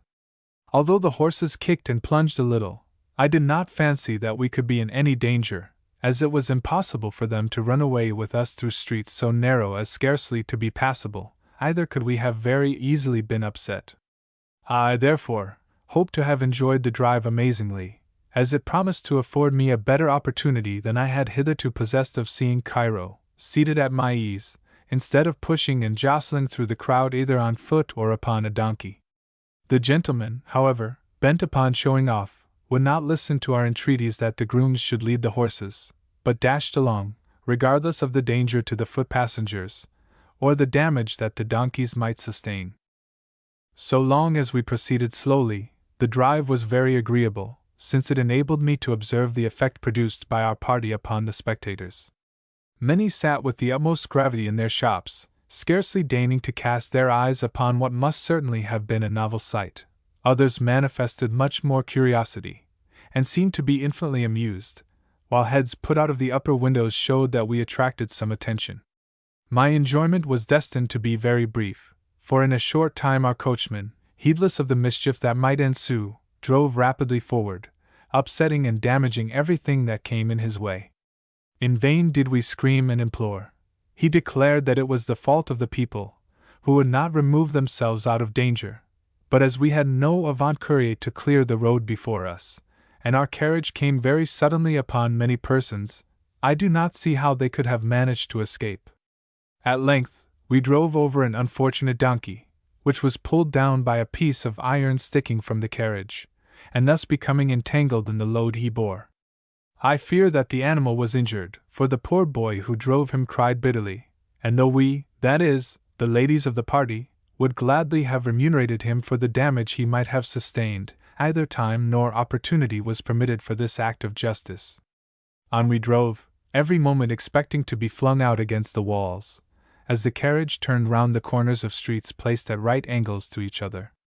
At length, we succeeded in our wish to have the grooms at the horses' heads, and without further accident, though rendered as nervous as possible, passed through the gate of the city. We drove forward now without any obstacle through the necropolis, or city of tombs, before mentioned, and I regretted much that we had not left Cairo at an earlier hour, which would have permitted us to examine the interiors. The desert comes up to the very walls of Cairo, and these tombs rise from a plain of bare sand. I observed some gardens and cultivated places stretching out into the wilderness, no intermediate state occurring between the garden and the arid waste in which vegetation suddenly ceased. We might have performed the whole journey across the desert in the carriage which had brought us thus far, but as one of the ladies was a little nervous, and moreover thought the road too rough, I readily agreed to choose another mode of conveyance. In fact, I wished particularly to proceed leisurely to Suez, and in the manner in which travelers had hitherto been conveyed. The mighty changes which are now effecting in Egypt, should nothing occur to check their progress, will soon render the track to India so completely beaten, and so deeply worn by wheels, that I felt anxious to take advantage of the opportunity now offered to traverse the desert in a more primitive way. I disliked the idea of hurrying through a scene replete with so many interesting recollections. I had commenced reading the Arabian Nights Entertainment at the age of 5 years, since which period I had read them over and over again at every opportunity, finishing with the last published number of the translation by Mr. Lane. This study had given me a strong taste for everything relating to the East, and Arabia especially. I trust that I am not less familiar with the writings of the Old and New Testament, and consequently it may easily be imagined that I should not find 3 days in the desert tedious, and that I felt anxious to enjoy to the uttermost the reveries which it could not fail to suggest. In parting with our friend in the carriage, he declared that he would indemnify himself for the constraint we had placed upon him, by driving over 2 or 3 people at least. Fortunately, his desire of showing off was displayed too soon, we heard, and rejoiced at the tidings, that he upset the carriage before he got to the gate of Cairo. 2 or 3 lives are lost, it is said, whenever the Pasha, who drives furiously, traverses the city in a European equipage. That he should not trouble himself about so mean a thing as the life or limb of a subject, may not be wonderful, but that he should permit frank strangers to endanger both, seems unaccountable. No Anglo-Indian resident in either of the 3 presidencies thinks of driving a wheel carriage through streets never intended for such conveyances. In visiting Benares, Patna, or any other of the celebrated native cities of India, elephants, horses, palanquins, or some other vehicle adapted for the occasion, are chosen. It therefore appears to be the more extraordinary that English people, who are certainly living upon sufferance in Egypt, should thus recklessly expose the inhabitants to danger, to which they are not subjected by any of their own people under the rank of princes. Nothing can be more agreeable or safe than a drive across the desert, and probably the time is speedily approaching in which the rich inhabitants of Cairo will indulge, as they do at Alexandria, in the luxury of English carriages, and for this purpose, the streets and open spaces best adapted for driving will be improved and widened. I cannot take leave of Cairo without paying the tribute due to the manner in which the streets are kept. In passing along the narrow lanes and avenues before mentioned, not one of the senses was shocked. Dust, of course, there is everywhere, but nothing worse to be seen at least, and the sight and smell were not offended, as at Paris or even in London, when passing through the byways of either. Altogether, if I may venture to pronounce an opinion, after so short a residence, I should say that, if our peaceful relations with Egypt should continue to be kept up, in no place will travelers be better received or entertained than in Cairo. Chapter 6. The Desert. Equipage for crossing the desert, donkey chairs, sense of calmness and tranquility on entering the desert, nothing dismal in its aspect, the traveler's bungalow, inconvenient construction of these buildings, kafila of the governor of Jeddah and his lady, their equipage, Bedouins, impositions practiced on travelers, desert traveling not disagreeable, report of the sailing of the steamer, frequency of false reports, ease with which an infant of the party bore the journey, a wheeled carriage crossing the desert. Parties of passengers from Suez encountered one of Mr. Hill's tilted caravans, difficulty of procuring water at the traveler's bungalow, a night in the desert, magnificent sunrise, first sight of the Red Sea and the town of Suez, miserable appearance of the latter, engagement of a passage to Bombay. We found the equipages in which we were to cross the desert waiting for us at the City of Tombs. They consisted of donkey chairs, one being provided for each of the females of the party, while my friend Miss E. had also an extra donkey, with a saddle, to ride upon occasionally. Nothing could be more comfortable than these vehicles. A common armchair was fastened into a sort of wooden tray, which projected in front about a foot, thereby enabling the passenger to carry a small basket or other package.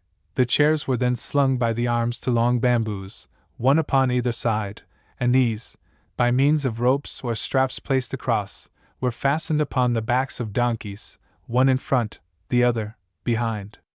5 long and narrow vehicles of this kind, running across the desert, made a sufficiently droll and singular appearance, and we did nothing but admire each other as we went along. The movement was delightfully easy, and the donkeys, though not traveling at a quick pace, got on very well. Our cavalcade consisted besides of 2 stout donkeys, which carried the beds and carpet bags of the whole party, thus enabling us to send the camels ahead.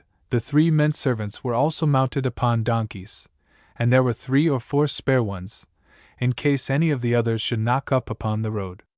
In this particular it is proper to say that we were cheated, for had such an accident occurred, the extra animals were so weak and inefficient that they could not have supplied the places of any of those in use. There were 8 or 10 donkey men, and a boy. The latter generally contrived to ride, but the others walked by the side of the equipages. In first striking into the desert, we all enjoyed a most delightful feeling of repose. Everything around appeared to be so calm and tranquil, that, especially after encountering the noises and multitudes of a large and crowded city, it was soothing to the mind thus to emerge from the haunts of men and wander through the vast solitudes that spread their wastes before us. To me there was nothing dismal in the aspect of the desert, nor was the view so boundless as I had expected. In these wide plains, the fall of a few inches is sufficient to diversify the prospect. There is always some gentle acclivity to be surmounted, which cheats the sense with the expectation of finding a novel scene beyond. The sand hills in the distance also range themselves in wild and fantastic forms, many appearing like promontories jutting out into some noble harbor, to which the traveler seems to be approaching. Nor were there wanting living objects to animate the scene. Our own little kafila was sufficiently large and cheerful to banish every idea of dreariness, and we encountered others much more picturesque. Soon after losing sight of the tombs, we came upon a party who had bivouacked for the night. The camels, unladen, were, with their burthens, placed in a circle, and the people busily employed in preparing their evening meal.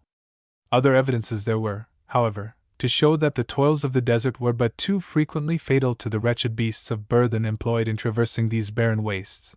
The whitened bones of camels and donkeys occurred so frequently as to serve to indicate the road. Our first stage was the shortest of the whole, and we came to the rest house, or traveler's bungalow, just as night closed in, and long before I entertained any idea that we should have been able to reach it. Traveling as we did at an easy walk, the bungalow was not yet completed, which we found rather an advantage, since it seems to be exceedingly questionable whether the buildings erected for the accommodation of travelers on the track to Suez will be habitable even for a few hours in the course of another year. The funds of the steam committee have been lamentably mismanaged in this instance.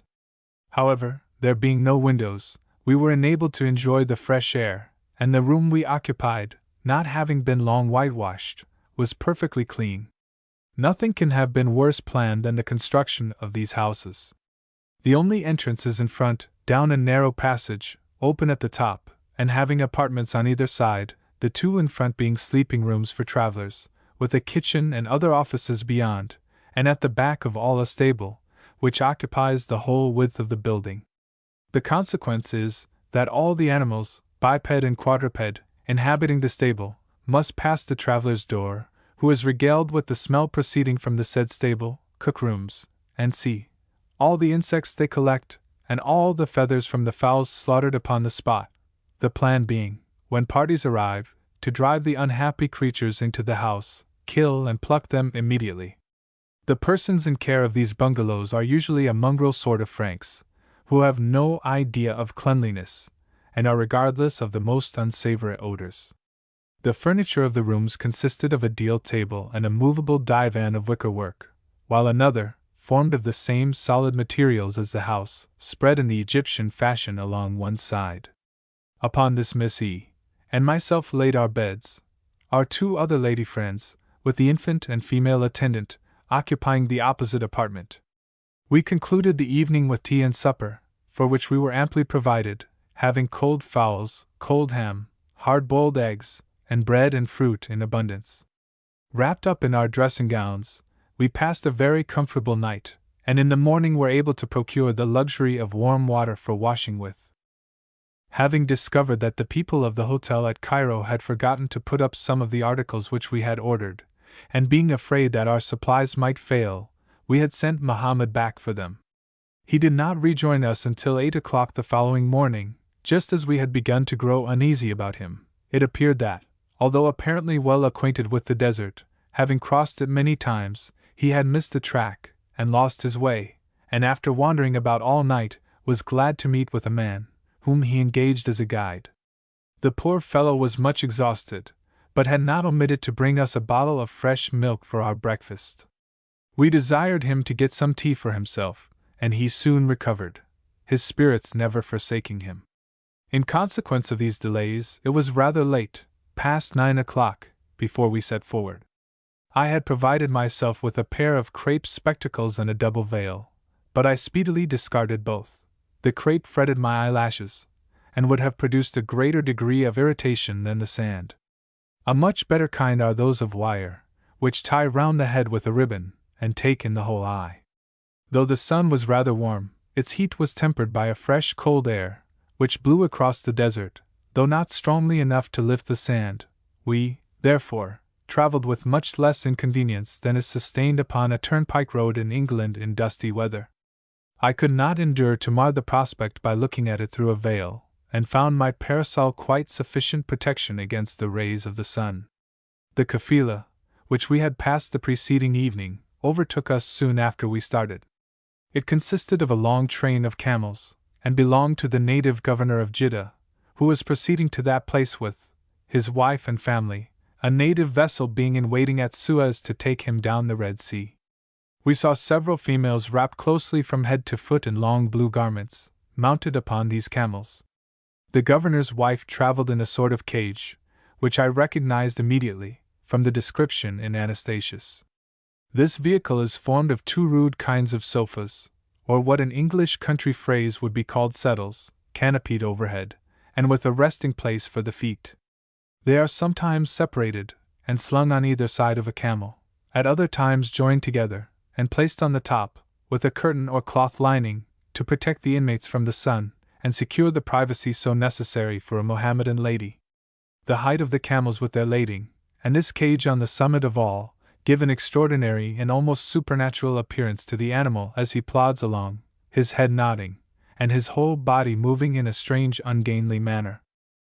Occasionally we saw a small party of Bedouins, easily distinguished by the fierce countenances glaring from beneath the large rolls of cloth twisted over their turbans, and round their throats, leaving nothing besides flashing eyes, a strongly developed nose, and a bushy beard, to be seen. One or two, superior to the rest, were handsomely dressed, armed to the teeth, and rode camels well groomed and richly caparisoned, wild-looking warriors, whom it would not have been agreeable to meet were the country in a less tranquil state. To the present ruler of Egypt we certainly owed the security now enjoyed in passing the desert. A party of ladies, having only 3 servants and a few donkey drivers, required no other protection, though our beds, dressing cases, and carpet bags, to say nothing of the camels laden with trunks and portmanteaus ahead, must have been rather tempting to robbers by profession. The Pasha is the only person who has hitherto been able to oblige the sheiks to respect the property of those travelers not strong enough to protect themselves from outrage. It is said that occasionally these Bedouins, when desirous of obtaining water, make no scruple of helping themselves to the supplies at the bungalows. The will, therefore, is not wanting to commit more serious depredations. Consequently, in maintaining a good understanding with Egypt, we must likewise endeavor to render its sovereigns strong enough to keep the neighboring tribes in awe. Having made a slight refection on the road, of hard-boiled eggs, bread, grapes, and apples, we came up at midday to a rest house, where it was determined we should remain for an hour or two to water the donkeys, and afford them needful repose, while we enjoyed a more substantial luncheon. Our companions were so well satisfied with the management of Mohammed, who conducted the whole line of march, that they sent their Egyptian servant forward to order our dinner at the resting place for the night. We found, however, that advantage had been taken of Mohammed's absence the preceding evening, and of the hurry of the morning's departure, to send back some of the animals we had engaged and paid for, and to substitute others so weak as to be perfectly useless. We were likewise cheated with regard to the water. We were told that the camel bearing the skins, for which we had paid at Cairo, had been taken by mistake by two gentlemen traveling in advance, and as we could not allow the poor animals to suffer, we of course purchased water for them. This was no doubt an imposition, but one for which, under the circumstances, we had no remedy. Upon reaching the bungalow, we again came up with the kafila that we had seen twice before. The wife of the governor of Jeddah, with her women, vacated the apartment into which we were shown when we arrived, but her husband sent a message, requesting that we would permit her to occupy another, which was empty. We were but too happy to comply, and should have been glad to have obtained a personal interview, but having no interpreter excepting Mohammed, who would not have been admitted to the conference, we did not like to make the attempt. From the glance which we obtained of the lady, she seemed to be very diminutive. Nothing beyond height and size could be distinguishable under the blue envelope she wore, in common with her women. Some of the latter occasionally unveiled their faces, which were certainly not very attractive, but others, probably those who were younger and handsomer, kept their features closely shrouded. Again betaking ourselves to our conveyances, we launched forth into the desert, enjoying it as much the second day as we had done the first. I entertained a hope of seeing some of the beautiful gazelles, for which Arabia is famous, but not one appeared. A pair of birds occasionally skimmed over the desert, at a short distance from its surface, but those were the only specimens of wild animals we encountered. The skeletons of camels occurred as frequently as before, many nearly entire, others with their bones scattered abroad, but whether borne by the winds, or by some savage beast, we could not learn. Neither could we discover whether the deaths of these poor animals had been recent or not, for so short a time only is required in eastern countries for the insects to anatomize any animal that may fall in their way, that even supposing that jackals and hyenas should not be attracted to the spot, the ants would make quick work even of so large a creature as a camel. There were hills in the background, which might probably shelter vultures, kites, and the family of quadrupeds that feed upon offal, and much did I desire to mount a high-trotting camel, and take a scamper amongst these hills. Obliged to content myself with jogging soberly on with my party, I was fain to find amusement in the contemplation of a cavalcade, the like of which will probably not be often seen again. Our 5 vehicles sometimes trotted abreast, affording us an opportunity of conversing with each other, but more frequently they would spread themselves all over the plain, the guides allowing their beasts to take their own way, provided they moved straight forward.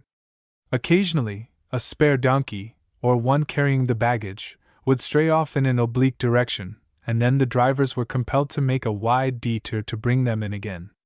Once or twice, the ropes slipped, and my chair came to the ground. Fortunately, it had not to fall far, or a donkey would stumble and fall, but no serious accident occurred, and though one of the party, being behind, and unable to procure assistance in righting the carriage, was obliged to walk a mile or two, we were all speedily in proper trim again. Towards evening, the easy motion of the chair, and the inclination I felt to close my eyes, after staring about all day, caused me to fall asleep, and again, much sooner than I had expected, I found myself at the place of our destination. Either owing to a want of funds, or to some misunderstanding, the bungalow at this place, which is considered to be nearly midway across the desert, had only been raised a few inches from the ground. There were tents, however, for the accommodation of travelers, which we infinitely preferred. The one we occupied was of sufficient size to admit the whole party, that is, the 4 ladies, the baby, and its female attendant. There were divans on either side, to spread the beds upon, and the openings at each end made the whole delightfully cool. We found Ollie, the servant sent on in the morning, very busy superintending the cookery for dinner, which was performed in the open air.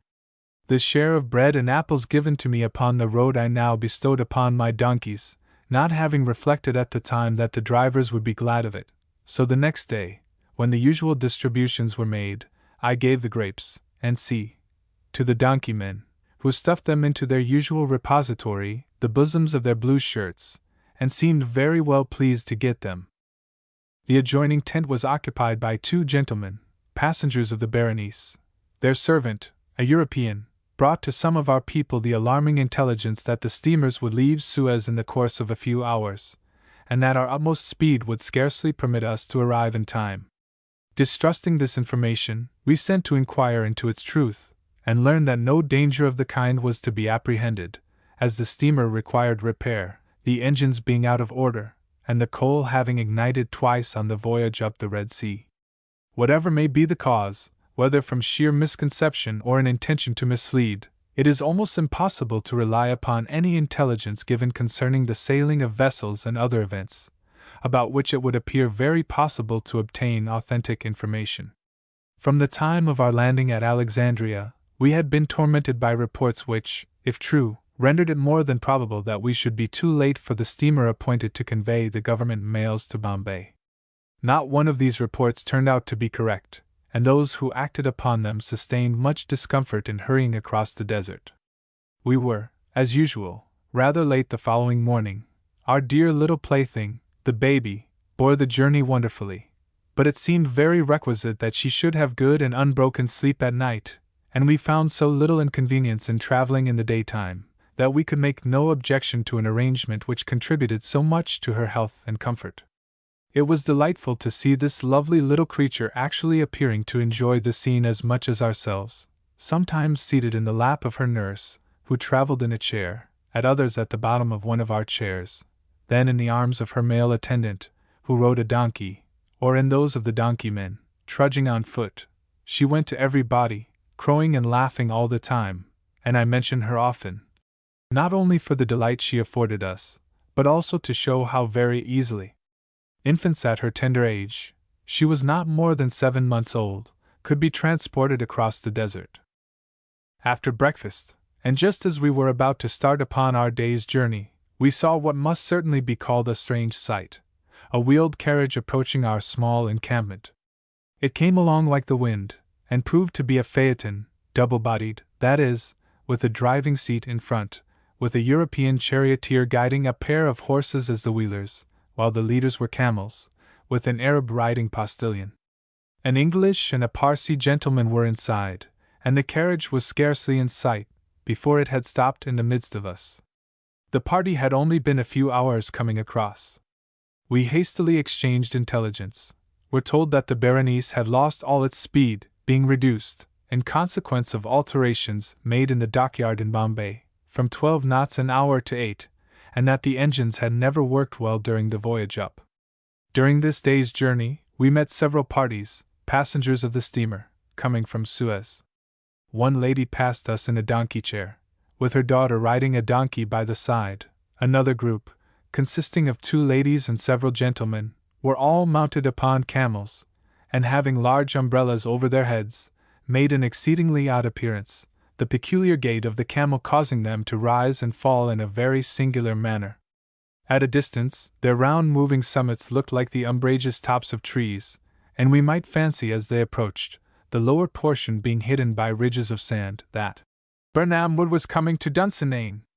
The monotony usually complained of in desert traveling cannot be very strongly felt between Cairo and Suez, for though there is little else but sand to be seen, yet it is so much broken and undulated that there is always some diversity of objects. The sand hills now gave place to rock, and it appeared as if many ranges of hills stretched out both to the right and left of the plains we traversed, their crags and peaks, piled one upon the other, and showing various colors, rich browns and purples, as they stood in shade or sunshine. Greenish tints assured us that vegetation was not quite so seamy upon these hills as in the desert they skirted, which only showed at intervals a few coarse plants, scarcely deserving the name. It has been said that there is only one tree between Cairo and Suez, but we certainly saw several, though none of any size, that which is called, par excellence, the tree, affording a very poor idea of timber. We made a short rest, in the middle of the day, at a traveler's bungalow, and just as we were leaving it, one of Mr. Hill's caravans arrived, a tilted cart upon springs, and drawn by a pair of horses. It contained a family, passengers by the Berenice, consisting of a gentleman and his wife, 2 children and a servant. We conversed with them for a few minutes, and learned that they had not found the road very rough, and that where it was heavy they added a camel as a leader. At this place we found some difficulty in purchasing water for the donkeys. Competition in the desert is not, as in other places, beneficial to the traveler. By some understanding with the steam committee, Mr. Hill has put his people into the bungalows, and they, it appears, have orders not to sell water to persons who travel under Mr. Waghorn's agency. If the original purpose of these houses was to afford general accommodation, the shelter which cannot be refused is rendered nugatory by withholding the supplies necessary for the subsistence of men and cattle. We procured water at last, but everything attainable at these places is dear and bad. We arrived, at rather an early hour, at our halting place for the night, and as we considered it to be desirable to get into Suez as speedily as possible, we agreed to start by 3 o'clock on the following morning.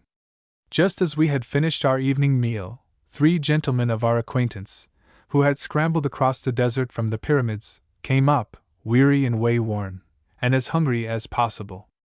We put the best that we had before them, and then retired to the opposite apartment. But in this place I found it impossible to stay. There was no free circulation of air throughout the room, and it had all the benefit of the smell from the stable and other abominations.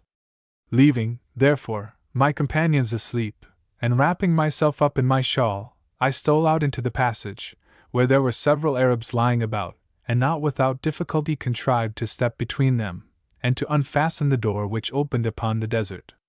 There was no moon, but the stars gave sufficient light to render the scene distinctly visible. A lamp gleamed from the window of the apartment which I had quitted, and the camels, donkeys, and people belonging to the united parties formed themselves into very picturesque groups upon the sand, constituting altogether a picture which could not fail to excite many agreeable sensations.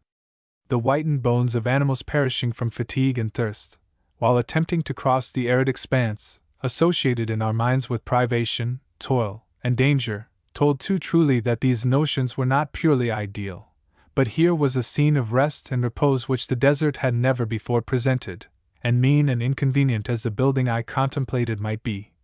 Its very existence in such a place seemed almost a marvel, and the imagination, kindling at the sight, could scarcely set bounds to its expectations for the future. In the present frame of my mind, however, I was rather disturbed by the indications of change already commenced, and still to increase. I had long desired to spend a night alone upon the desert, and without wandering to a dangerous distance, I placed a ridge of sand between my solitary station and the objects which brought the busy world to view, and indulged in thoughts of scenes and circumstances which happened long ago. According to the best authorities, we were in the track of the Israelites, and in meditations suggested by this interesting portion of Bible history, the time passed so rapidly that I was surprised when I found the people astir and preparing for our departure. My garments were rather damp with the night dews, for, having left some of my friends sleeping upon my fur cloak, I had gone out more lightly attired than perhaps was prudent.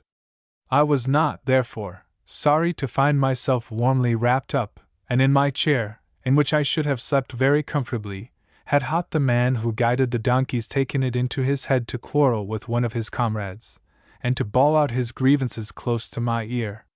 My wakefulness was, however, amply repaid by the most glorious sunrise I ever witnessed. The sky had been for some time obscured by clouds, which had gathered themselves in a bank upon the eastern horizon. The sun's rays started up at once, like an imperial crown, above this bank, and as they darted their glittering spears, for such they seemed, along the heavens, the clouds, dispersing, formed into a mighty arch, their edges becoming golden, while below all was one flush of crimson light. Neither at sea nor on land had I ever witnessed anything so magnificent as this, and those who desire to see the God of Day rise in the fullness of His majesty must make a pilgrimage to the desert. We made no stay at the rest house, which we reached about 9 o'clock in the morning, and here, for the last time, we saw the governor of Jeddah and his party, winding along at some distance, and giving life and character to the desert. The fantastic appearance of the hills increased as we advanced. The slightest stretch of fancy was alone necessary to transform many into fortresses and towers, and at length a bright glitter at a distance revealed the Red Sea. The sun gleaming upon its waters shewed them like a mirror, and soon afterwards the appearance of some low buildings indicated the town of Suez. I happened to be in advance of the party, under the conduct of one of the gentlemen who had joined us on the preceding evening. I therefore directed Mohammed to go forward, to announce our approach, and either the sight of the Red Sea, or their eagerness to reach a well-known spring of water, induced my donkeys to gallop along the road with me, a fortunate circumstance, as the day was beginning to be very sultry, and I felt that I should enjoy the shelter and repose of a habitation. As we went along, indications of the new power, which had already effected the easy transit of the desert, were visible in small patches of coal scattered upon the sand. Presently we saw a dark nondescript object that did not look at all like the abode of men, civilized or uncivilized, and yet, from the group hovering about an aperture, seemed to be tenanted by human beings. This proved to be an old boiler, formerly belonging to a steam vessel, and appearing, indeed, as if some black and shapeless hulk had been cast on shore. The well, which had attracted my donkeys, was very picturesque. The water flowed into a large stone trough, or rather basin, beneath the walls of a castellated edifice, pierced with many small windows, and apparently in a very dilapidated state. Those melancholy memento moris, which had tracked our whole progress through the desert, were to be seen in the immediate vicinity of this well. The skeletons of 5 or 6 camels lay in a group within a few yards of the haven which they had doubtless toiled anxiously, though so vainly, to reach. I never could look upon the bones of these poor animals without a painful feeling, and in the hope that European skill and science may yet bring forward those hidden waters which would disarm the desert of its terrors. It is said that the experiment of boring has been tried, and failed, between Suez and Cairo, but that it succeeded in the great desert. Some other method, perhaps, may be found, if the project of bringing water from the hills, by means of aqueducts, should be too expensive. We heard this plan talked of at the bungalow, but I fear that, in the present state of Egypt, it is very chimerical. This was now our 4th day upon the desert, and we had not sustained the smallest inconvenience, the heat, even at noon, being very bearable, and the sand not in the least degree troublesome. Doubtless, at a less favorable period of the year, both would prove difficult to bear. The wind, we were told, frequently raised the sand in clouds, and though the danger of being buried beneath the tombs thus made, we had reason to believe, was greatly exaggerated, yet the plague of sand is certainly an evil to be dreaded, and travelers will do well to avoid the season in which it prevails. The speed of my donkeys increasing, rather than diminishing, after we left the well, for they seemed to know that Suez would terminate their journey, I crossed the intervening 3 miles very quickly, and was soon at the walls of the town. Distance lends no enchantment to the view of Suez. It is difficult to fancy that the few miserable buildings, appearing upon the margin of the sea, actually constitute a town, and the heart sinks at the approach to a place so barren and desolate. My donkeys carried me through a gap in the wall, which answered all the purposes of a gateway, and we passed along broken ground and among wretched habitations, more fit for the abode of savage beasts than men. Even the superior description of houses bore so forlorn and dilapidated an appearance, that I actually trembled as I approached them, fearing that my guide would stop, and tell me that my journey was at an end. Before I had time to make any observations upon the place to which I was conducted, I found myself at the foot of a flight of steps, and reaching a landing place, saw another above, and Mohammed descending to meet me. I followed him to the top, and crossing a large apartment, which served as dining and drawing room, entered a passage which led to a light and certainly airy bedchamber, for half the front wall, and a portion of one of the sides, were entirely formed of wooden trellis, which admitted, with the utmost freedom, all the winds of heaven, the sun, and also the dust. There was a mat upon the floor, and the apartment was whitewashed to the rafters, which were in good condition, and upon Mohammed's declaration that it was free from rats, I felt an assurance of a share of comfort which I had dared not expect before. There were 2 neat beds, with mosquito curtains, 2 tables, and washing apparatus, but no looking-glass, an omission which I could supply, though we had dispensed with such a piece of luxury altogether in the desert. Well supplied with hot and cold water, I had enjoyed the refreshment of plenteous ablutions, and nearly completed my toilet, before the arrival of the friends I had so completely distanced. I made an attempt to sit down to my desk, but was unable to write a line, and throwing myself on my bed full dressed, I fell asleep in a moment, and enjoyed the deepest repose for an hour, or perhaps longer. I was awakened by my friend Miss E., who informed me that the purser of the Berenice was in the drawing-room, and that I must go to him and pay my passage money. I was not, however, provided with the means of doing this in ready cash, and as the rate of exchange for the £30 in sovereigns which I possessed could not be decided here, at the suggestion of one of my fellow passengers, I drew a bill upon a banker in Bombay for the amount, £80, the sum demanded for half a cabin, which, fortunately, I could divide with the friend who had accompanied me from England.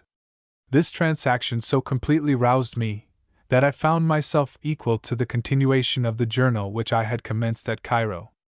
I dispatched also the letter with which I had been kindly furnished to the British consul, and was immediately favored by a visit from him.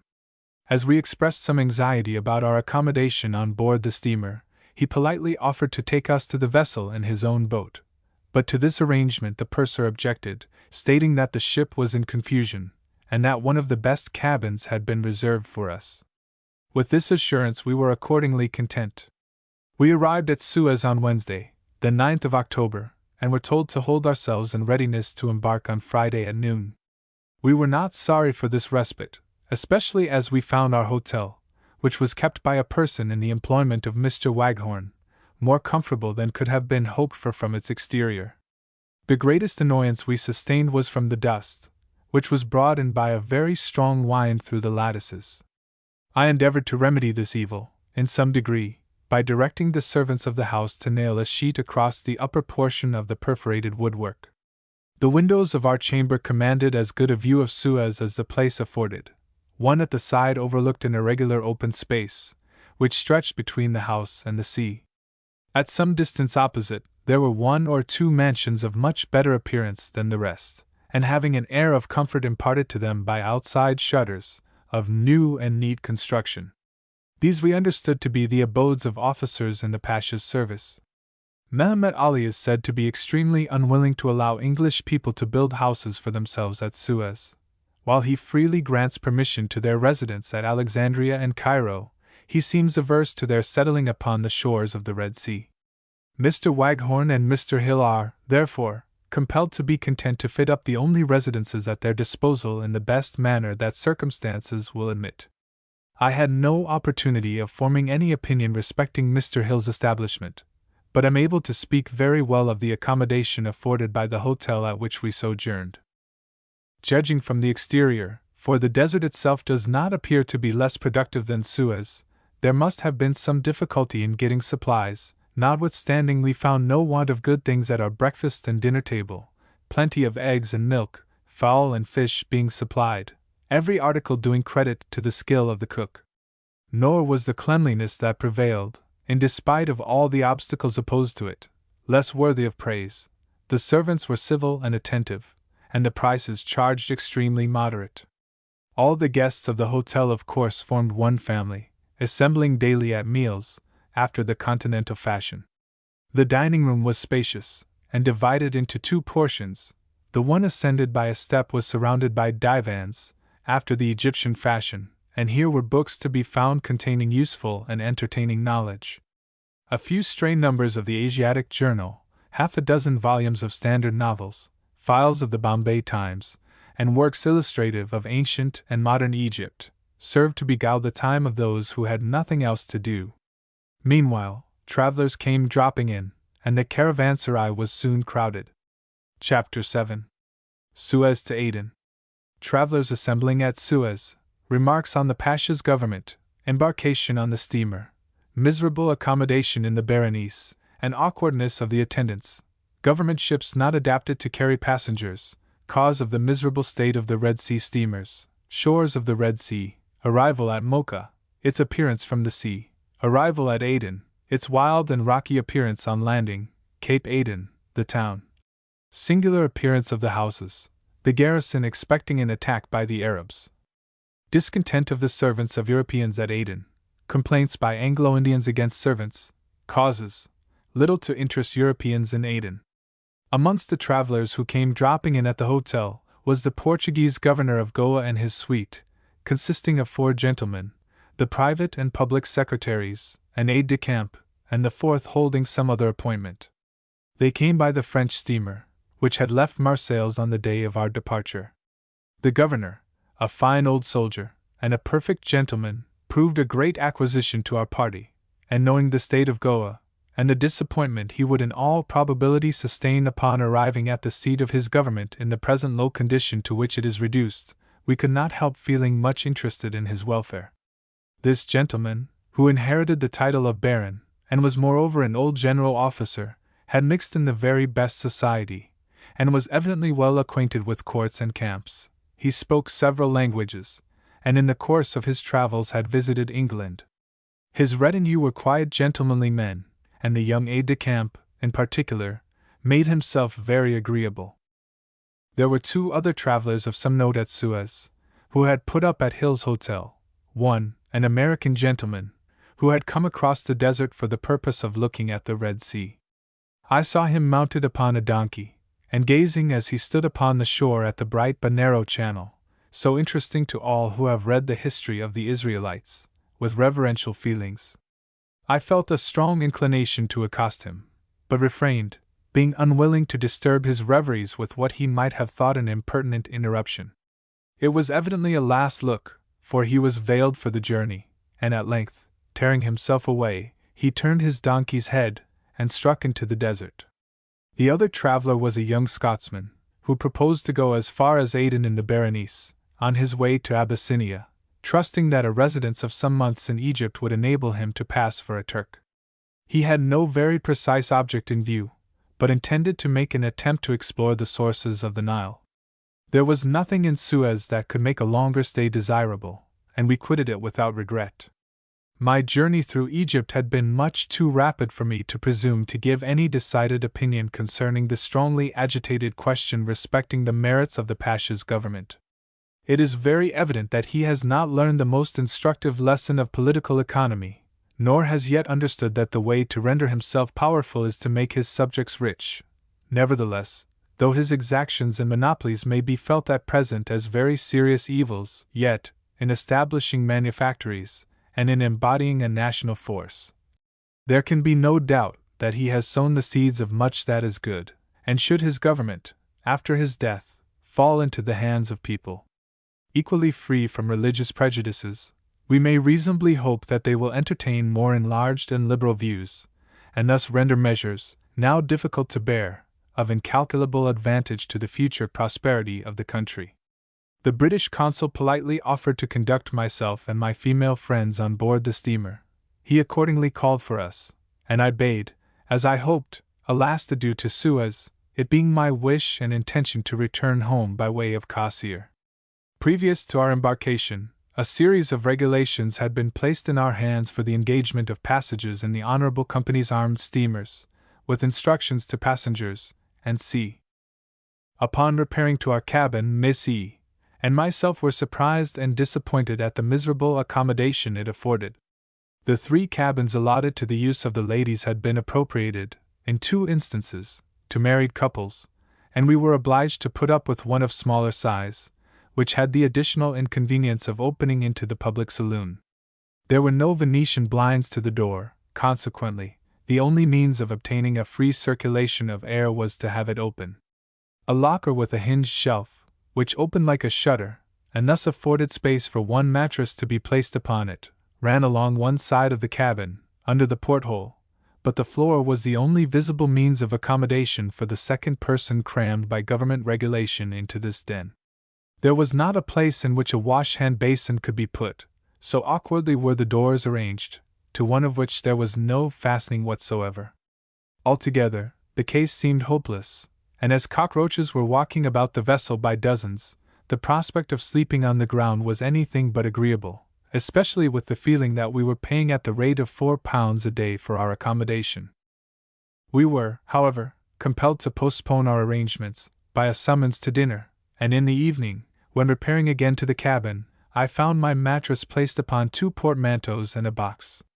Of course, no attention was paid to the inequalities of the surface, and I endeavored, by folding my fur cloak and a thick dressing gown under my sheet, to render this miserable apology for a bed tenable. Hitherto, our birthplaces in the government steamers had been very comfortable. Though small, they answered the purpose of sleeping and of washing, while the larger cabin into which they opened, and which was set apart for the ladies, enabled us all to complete our toilets without inconvenience. A sail had been hung before the door by way of curtain, but the heat was still difficult to bear, and we found that we had adventured upon the Red Sea at least a month too soon. The next morning, the captain, hearing that I had, as might have been expected, passed a wretched night, kindly sent his cot for my future accommodation. After the second night, however, the servants thinking it too much trouble to attend to it properly, the ropes gave way, and it came down. The cabin being much too small to allow it to remain hanging all day, I at first trusted to the servants to put it up at night, but after this accident, and finding them to be incorrigibly stupid, lazy, and disobliging, I contented myself with placing the cot upon 2 portmanteaus, and thus forming a bed place. Subsequently, one of the passengers having kindly adjusted the ropes, Miss E. and myself contrived to sling it, a fatiguing operation, which added much to the discomforts of the voyage. The idea of going upon the quarterdeck, or writing a letter, which might perhaps be handed up to government, to make a formal complaint to the captain, was not to be thought of, and seeing the impossibility of getting anything properly done by the tribe of uncouth barbarians dignified by the name of servants, the only plan was to render myself quite independent of them, and much did we miss the activity, good humor, and readiness to oblige manifested by our Egyptian attendant, Mohammed.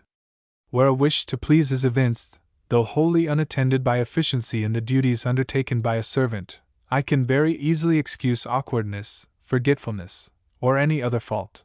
But the wretched half-castes, who take service on board the government steamers, have not even common civility to recommend them. There was not a passenger in the vessel who did not complain of the insults to which all were more or less subjected. Where the blame lay, it is difficult to state exactly. No one could be more kind and obliging than the captain, and it was this disposition upon his part which rendered us all unwilling to worry him with complaints.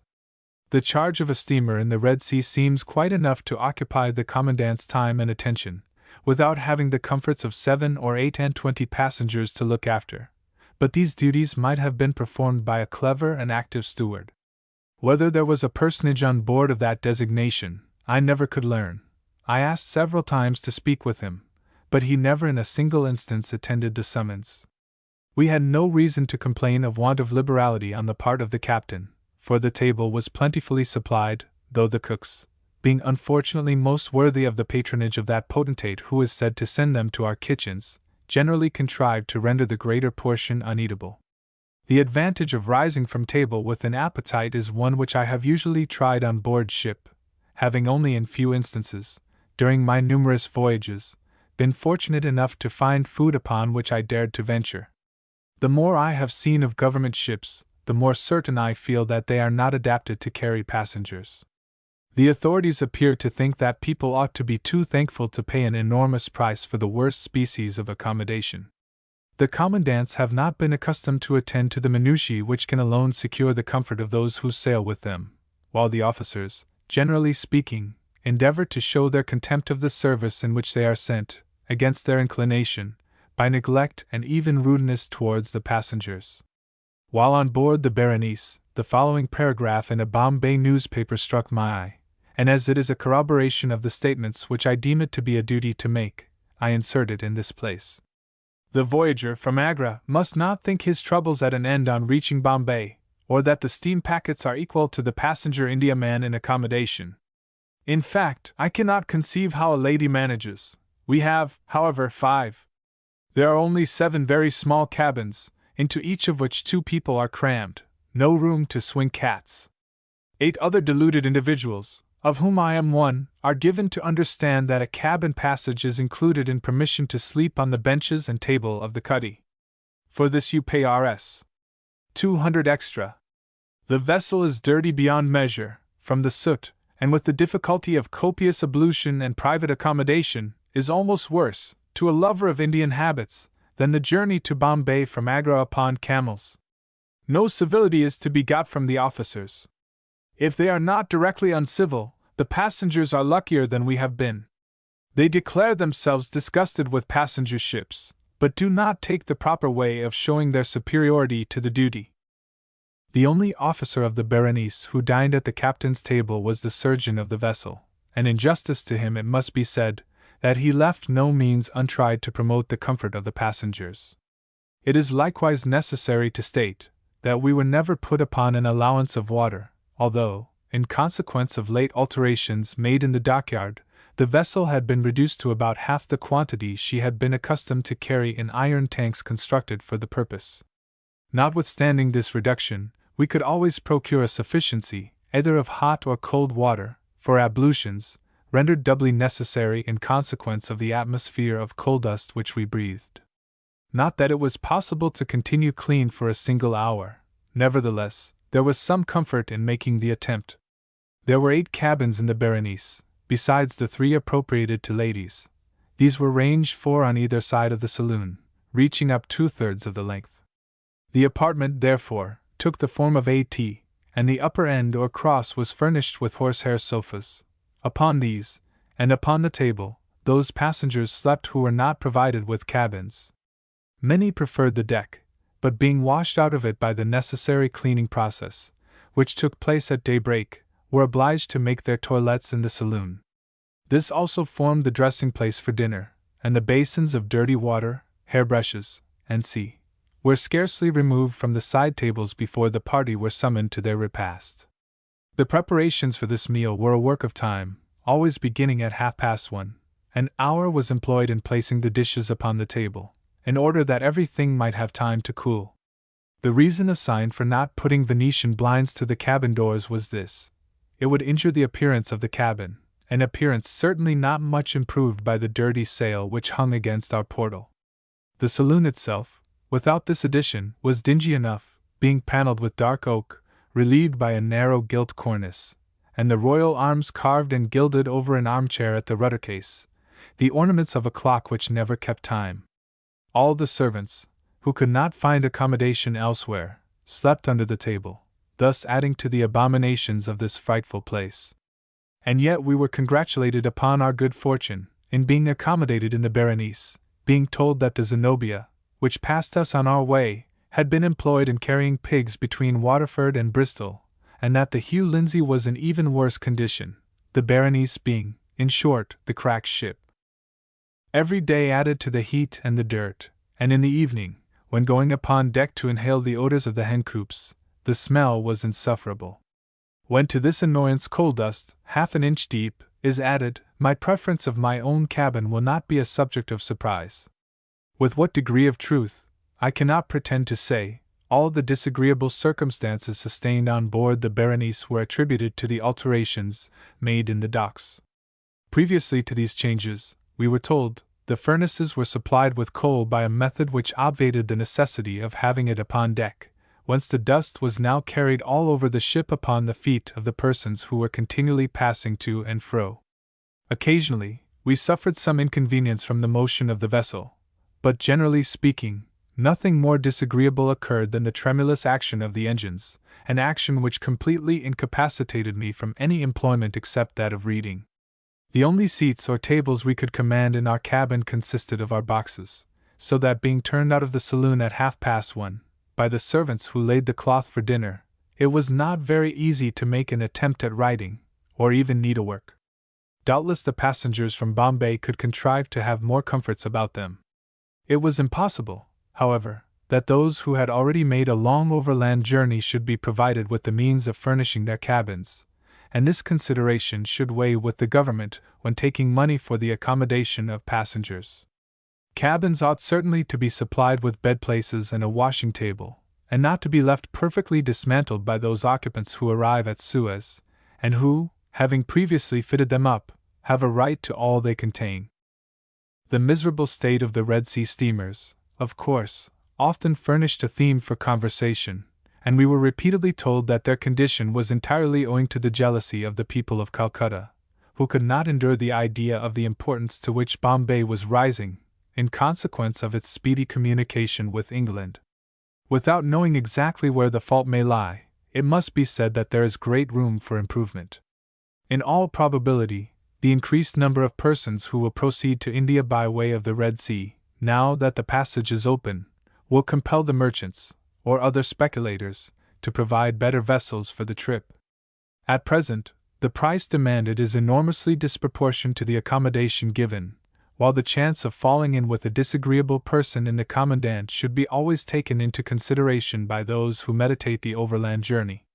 The consolation, in so fine a vessel as the Berenice, consists in the degree of certainty with which the duration of the voyage may be calculated, 18 or 20 days being the usual period employed. In smaller steamers, and those of a less favorable construction, accidents and delays are very frequent. Sometimes the coal is burning half the voyage, and thus rendered nearly useless to the remaining portion, the vessel depending entirely upon the sails. During the hot weather and the monsoons, the navigation of the Red Sea is attended with much inconvenience, from the sultriness of the atmosphere and the high winds. It is only, therefore, at one season of the year that travelers can, with any hope of comfort, avail themselves of the route. It must, consequently, be questionable whether the influx of voyagers will be sufficiently great to cover the expense of the vessels required. A large steamer is now building at Bombay, for the purpose of conveying the mails, and another is expected out from England with the same object.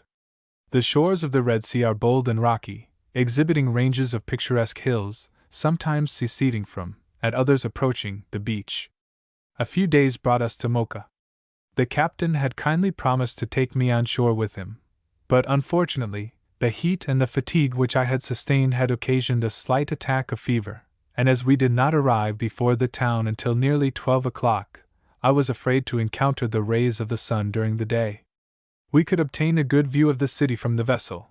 It appeared to be large and well built, that is, comparatively speaking, but its unsheltered walls, absolutely baked in the sun, and the arid waste on which it stood, gave to it a wild and desolate appearance. We were told that already, since the British occupation of Aden, the trade of Mocha had fallen off. It seldom happens that a steamer passes down the Red Sea without bringing emigrants from Mocha, anxious to establish themselves in the new settlement, and if Aden were made a free port, there can be little doubt that it would monopolize the whole commerce of the neighborhood. The persons desirous to colonize the place say, very justly, that they cannot afford to pay duties, having to quit their own houses at a loss, and to construct others, Aden being at present destitute of accommodation for strangers.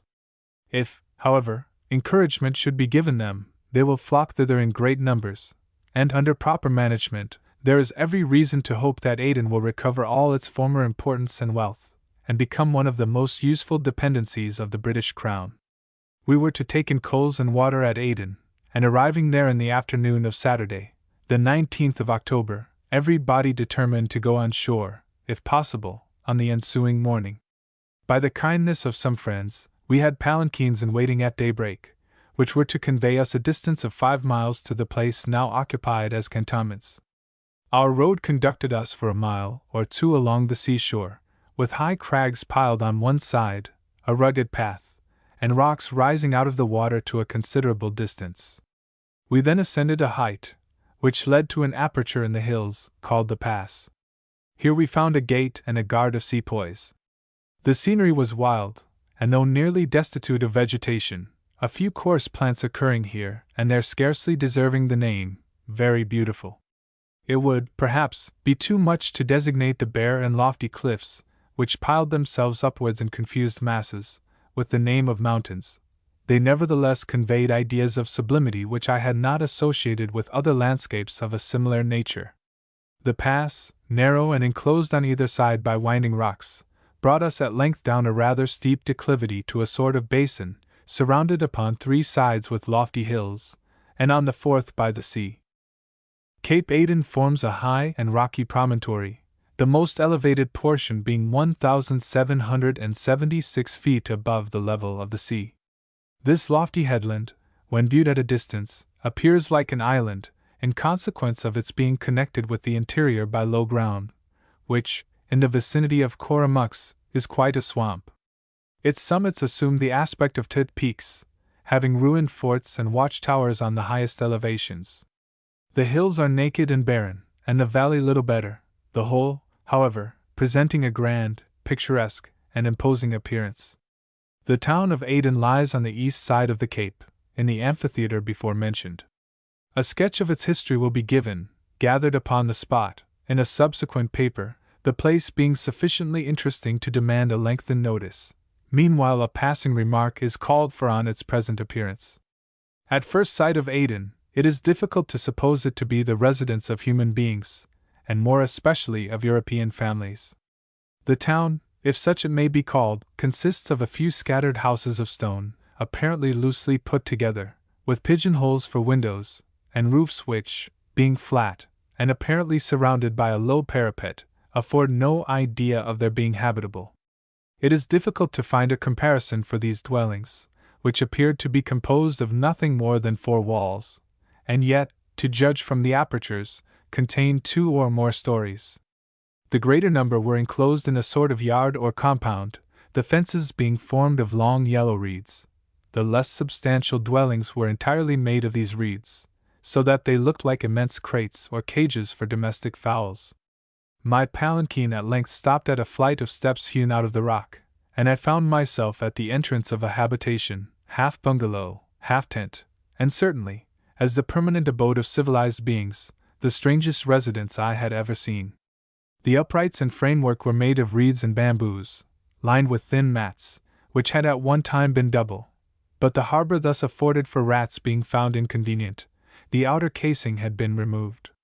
2 good-sized apartments, with verandas all round, and dressing and bathing rooms attached, were formed in this way. They were well carpeted and well furnished, but destitute both of glass windows and wooden doors, what are called in India jumps, and chicks of split bamboo, being the substitutes. Government not yet having fixed upon the site for the station intended to be established at Aden, none of the European inhabitants have begun to build their houses, which, it is said, are to be very solidly constructed of stone. At present, they are scattered, in gypsy fashion, upon the rocks overlooking the sea, and at the time of the year in which I visited them they enjoyed a delightfully cool breeze. What they would be in the hot weather, it is difficult to say. The supplies, for the most part, come from a considerable distance, but appear to be abundant, and when at length a good understanding shall have taken place between the British government and the neighboring sheiks, the markets will be furnished with everything that the countries in the vicinity produce. The garrison were prepared, at the period of our arrival, for the outbreak which has since occurred. It is melancholy to contemplate the sacrifice of life which will in all probability take place before the Arabs will be reconciled to the loss of a territory which has for a long time been of no use to them, but which, under its present masters, bids fair to introduce mines of wealth into an impoverished country. The Pasha of Egypt had long cast a covetous eye upon Aden, and its occupation by the British took place at the precise period requisite to check the ambitious designs of a man thirsting for conquest, and to allay the fears of the Imam of Muscat, who, naturally enough, dreaded encroachments upon his territory. Aden had hitherto agreed very well with its European residents. The sepoys, servants, and camp followers, however, had suffered much both from mental and bodily ailments. They were deprived of their usual sources of amusement, and of their accustomed food, and languished under that homesickness, which the natives of India feel in a very acute degree. The greater number of servants were discontented, and anxious to return to their native country. This natural desire upon their part was highly resented by their masters, who, instead of taking the most obvious means of remedying the evil, and employing the natives of the place, who appeared to be tractable and teachable enough, abused and threatened to beat the unfortunate people, convicted of what self-love styles ingratitude. In a very clever work, I have seen the whole sum of the miseries of human life comprised in one word: servants. And until we can procure human beings with all the perfections of our fallen nature, and none of our faults, to minister to our wants and wishes, the complaint, so sickening and so general, and frequently so unjust, will be reiterated. Anglo-Indians, however, seem to be more tormented by these domestic plagues than any other set of people. The instant a stranger lands upon Asiatic ground, we hear of nothing else. It is considered to be polite conversation in the drawing-room. Delicate-looking women will listen with the greatest complaisance to the most brutal threats uttered by their male associates against the wretched people whom hard fate has placed about their persons. By some mischance, these very individuals are equally ill-served at home, the greater number who return to England being either rendered miserable there, or driven back to India in consequence of the impossibility of managing their servants. As far as my own experience goes, with the exception of the people in the Berenice, who were not in the slightest degree under the control of the passengers, or, it may be said, attached to them in any way, I have always found it easy, both at home and abroad, to obtain good servants, at least quite as good as people, conscious of the infirmities of humanity in their own persons, have a right to expect. My simple rule has been, never to keep a person who did not suit me, and to treat those who did with kindness and indulgence. This system has always answered, and I am probably on that account the less inclined to sympathize with persons who are eternally complaining. There may be some excuse at Aden for the conversation turning upon domestic matters of this kind, and perhaps I do the station injustice in supposing that they form a common topic. With the exception of those persons who take pleasure in the anticipation of the improvement of the surrounding tribes, there is very little to interest European residents in this arid spot. Should, however, the hopes which many enlightened individuals entertain be realized, or the prospect of their fulfillment continue unclouded, those who now endure a dreary exile in a barren country, and surrounded by a hostile people, will or ought to derive much consolation from the thought that their employment upon a disagreeable duty may prove of the utmost benefit to thousands of their fellow creatures. It is pleasant to look forward to the civilization of Abyssinia, and other more remote places, by means of commercial intercourse with Aden. Chapter 8. Aden. Commanding situation of Aden, its importance in former times, but few remains of its grandeur, its facilities as a retreat for the piratical hordes of the desert, the loss of its trade followed by reduction of the population, speculations as to the probability of ultimately resisting the Arabs, exaggerated notions entertained by the sheiks of the wealth of the British. Aden, a free port, would be the queen of the adjacent seas, its advantages over Mocha, the inhabitants of Aden, the Jews, the Banyans, the Similes, the Arabs, hopes of the prosperity of Aden, goods and requests there, exports, re-embarkation on the steamer, want of attention, Makalla, description of the place, its products, the gazelle, traveler in Abyssinia, adventurous English travelers, attractions of the Arab life, arrival at Bombay. Wretched and miserable as the appearance of Aden must be deemed at the present moment, its commanding situation rendered it of great importance in former times. During the reign of Constantine, it was an opulent city, forming one of the great emporia for the commerce of the East. The sole remains of the grandeur it once boasted consists of about 90 dilapidated stone houses, the greater number of dwellings which seem to shelter its scanty population being nothing more than huts rudely constructed of reeds. These wretched tenements, huddled together without the slightest attempt at regularity, occupy the crater of an extinct volcano. Unrelieved by trees, and assimilating in color with the arid soil and barren hills rising around, they scarcely convey an idea of the purpose for which they are designed. A stranger, entering Aden, finds it difficult to believe that he is in the midst of an inhabited place, the houses appearing to be fewer in number, and more insignificant, than a closer inspection proves them to be. No splendid fragment, imposing in its ruin, records the glory and opulence of the populous city, as it existed in the days of Solomon the Magnificent, the era from whence it dates its decline. The possession of Aden was eagerly contended for by the two great powers, the Turks and the Portuguese, struggling for mastery in the East, and when they were no longer able to maintain their rivalry, it reverted into the hands of its ancient masters, the Arabs. The security afforded by its natural defenses, aided by the fortifications, the work of former times, rendered it a suitable retreat for the piratical hordes of the desert. The lawless sons of Ishmael could, from this stronghold, rush out upon the adjacent waters, and make themselves masters of the wealth of those adventurers who dared to encounter the dangers of the Red Sea. With the loss of everything approaching to good government, Aden lost its trade. The system of monopoly, which enriches the sovereign at the expense of the subject, speedily ends in ruin. The superior classes of the inhabitants were either driven away, in consequence of the tyranny which they endured, or, reduced to a state of destitution, perished miserably upon the soil, until at length the traces of former magnificence became few and faint, the once flourishing city falling into one wide waste of desolation. The remains of a splendid aqueduct, which was at the first survey mistaken for a Roman road, a solitary watchtower, and a series of broken walls, alone attest the ancient glories of the place. Previous to the occupation of the British, the population of Aden scarcely exceeded 600 souls. It is now, independently of the garrison, more nearly approaching to 1,000, and of these the principal number are Jews, who, together with about 50 Banyans, have contrived to amass a little of what, by comparison, may be called wealth. The trade of Aden, for a long time before we obtained our present possession, was very trifling, the imports consisting of a few English cotton cloths, together with lead, iron, and tin, which were brought by Bugloss on their way to Mocha, rice, dates, and small numbers of cattle, likewise, coming from neighboring places, while the exports were limited to a little coffee, millet, and a few drugs.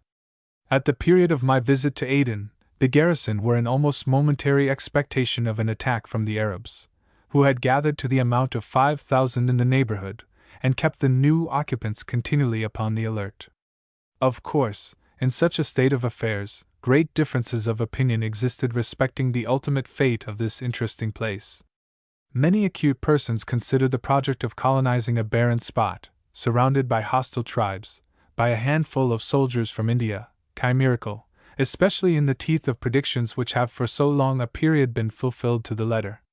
It is stated that the Imam of Muscat asked, in astonishment, whether we were mad enough to contemplate the subjugation of the Arabs, the sons of his father Ishmael, since we could not be so ignorant of our own scriptures as not to know that their hands were to be eternally against every man, and every man's hand against theirs. But although the Arabs should continue hostile, while we are masters of the sea, and can strengthen Aden so completely upon the land side, as to render it, what many people believe it can be made, a second Gibraltar, we have a wide field for commercial speculation in the opposite coast of Africa. Aden is, at present, a very expensive possession, and the long period which has elapsed since our occupation, without preparations having been commenced for a permanent residence, has occasioned an apprehension that it may be ultimately abandoned. Many persons are, however, sanguine in the hope that, as soon as scientific men have decided upon the best site for a cantonment, buildings will be erected for the reception of the garrison. These, it is confidently expected, will be upon a grand scale, and of solid construction. The greater portion of the materials must be brought from distant places, and already some of the European inhabitants are conveying from Bombay those portable houses which are commonly set up during the cold season on the esplanade, and which will afford a great improvement upon the dwellings of bamboos, reeds, and mats, which at present form the abodes of the officers of this establishment. It has been satisfactorily ascertained that the clearing out and repairing the old tanks and wells will be sufficient to secure an ample supply of water for a very extensive population, the report of those gentlemen employed in analyzing its quality being highly favorable. A little allowance must, of course, be made for the sanguine nature of the expectations formed by persons whose imaginations are dazzled by the splendid visions of the future arising before them. Still, enough appears to have been demonstrated to justify a strong hope that there are no serious difficulties in the way of our permanent occupation of a place which we have succeeded in rescuing from Arab tyranny. It will be long, perhaps, before the neighboring sheiks will consent to an amicable arrangement with the British authorities of Aden, for they at present entertain the most exaggerated notions of the wealth of its new possessors. The English, with their usual thoughtless improvidence, threw about their money so carelessly that, soon after their arrival, every article of household consumption doubled and trebled in price, the remuneration for labor rising in proportion. This improvident expenditure has had the effect of making the people discontented. Imagining our resources to be inexhaustible, they do not know how much to ask for their commodities or their services, and it will require great firmness and discretion, on the part of the persons in authority, to settle the fair price for both. The erection of new houses, which are called for by nearly every fresh arrival, even in their present light construction, serves very materially to enrich the inhabitants of Aden, the natural consequence being an increase of the industrious portion of the population, while it may be confidently expected that the commencement of superior works will attract a superior class of persons to the place. The present resident is a strenuous advocate for the abolition of all duties, at least for a time, and should the representations made by him, and other persons well acquainted with the character and resources of the surrounding countries, succeed in inducing the government of India to render Aden a free port, it would soon become the queen of the adjacent seas. The town of Senna is only at the distance of 7 or 8 days' journey for camels and merchandise. The coffee districts are actually nearer to it than to Mocha, and the road equally safe and convenient. Other large towns in Yemen are within an easy journey, and the rich and populous places in the province of Hydramat are open for its trade. The mountains to the north of Aden produce gums, frankincense, and coffee, which would soon find their way to so promising a market. Its harbor being immediately to the north of Barber, vessels during the northeastern monsoon would reach it with the produce of Africa in 24 hours, returning with British and Indian produce in the same time. All the exports of Hanal, and other large interior towns on the opposite coast, consisting of coffee, gums, myrrh, hides, elephant's teeth, gold dust, ostrich feathers, and sea, would be conveyed to Aden, to be exchanged for piece goods, chintzes, cutlery, and rice, all of which would find a ready market. The manufactures of India and of Great Britain would thus be very extensively introduced, there being good reason to believe that they would be largely purchased in the provinces of Yemen and Hydramat. Amongst the great advantages which Aden possesses over Mocha is the situation of its harbor, which may be entered by a ship or boat at any period of the year, and quitted with the same facility, whereas its rival port is so difficult of access in the months of March, April, and May, that boats are sometimes 6, 7, or 8 days getting to the straits, a distance of 40 miles only. These are considerations worthy of the attention of merchants, the length of the voyage not being the sole source of annoyance, since vessels taking cargoes at Aden save the great wear and tear occasioned in their return down the Red Sea. Perhaps, considering the difficulty of conciliating the semi-barbarous tribes in the neighborhood, the trade and population of Aden have increased as much as we could reasonably hope, but when peace shall at length be established, it will doubtless attract merchants and Banyans from Surat, as well as all other adjacent places. If at this moment our expectations have not been completely answered, we have at least the satisfaction of knowing that, besides having saved the Red Sea from the encroachments of the Pasha of Egypt, we have anticipated a rival power, which has already derived greater advantage from our supineness, with regard to our eastern possessions, than is desirable. The Americans, during April 5, 1833, had a small squadron looking all about for a spot which they could turn to good account. Socotra, from its convenient position between Africa and Arabia, proved a point of attraction, and had not Captain Haynes, of the Indian Navy, promptly taken possession, in the name of Great Britain, they would in all probability have succeeded in effecting a settlement.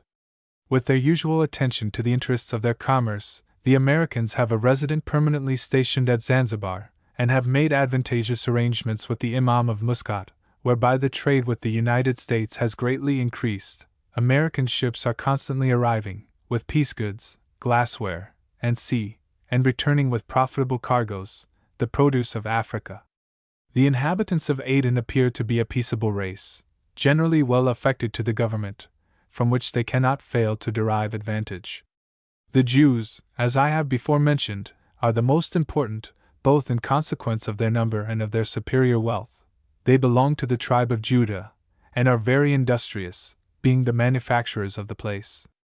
It is by the Jews and their families, the females assisting, that a coarse kind of cloth, employed for their own garments, and also sold to strangers, is spun and woven.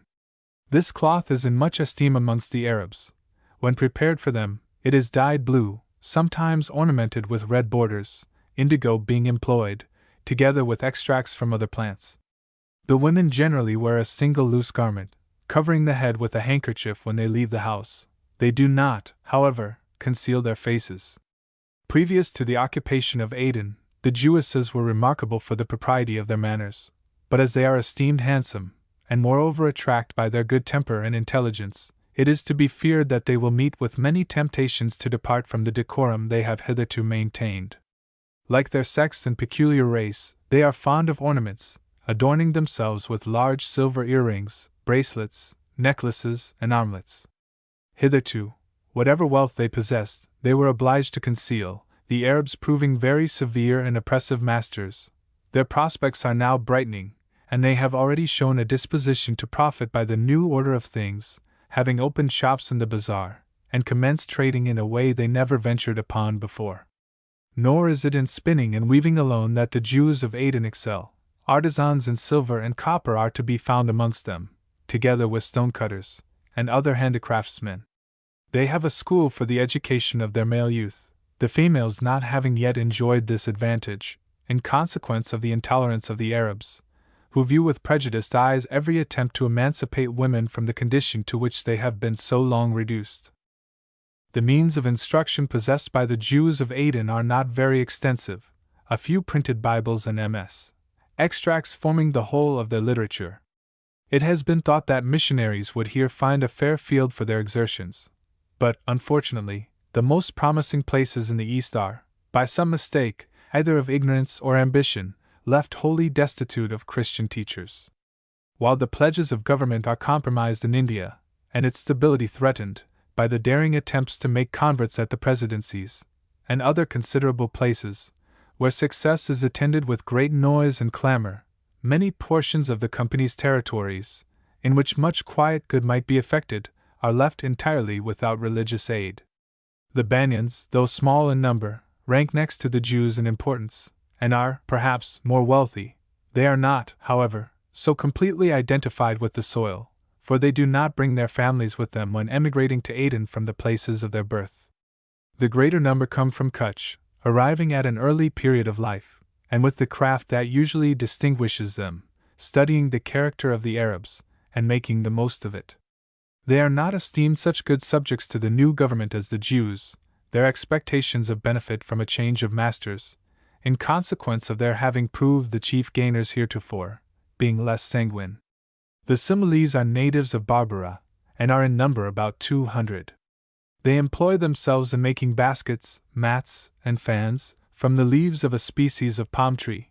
They are not so active and industrious as the Jews, but the younger portion, if brought up in European families, might, with the advantage of good tuition, become useful as servants and laborers. They are Mohammedans, but not very strict, either in their religious or moral principles, violating oaths sworn upon the Quran, and cheating and thieving whenever they can. The love of money, however, is a strong stimulus to improvement, and where it exists, or can be created, the case is far more hopeful than when the wants and desires are both limited. The Simile women are reckoned handsome, though in that respect they cannot compare with the Jewesses, their complexions being much darker and their hair coarse. They have tall, well-proportioned figures, and are as attentive to their dress and appearance as their poverty will admit. The Arabs are the least prepossessing of all the inhabitants of Aden, and it will be long before any confidence can be placed in them.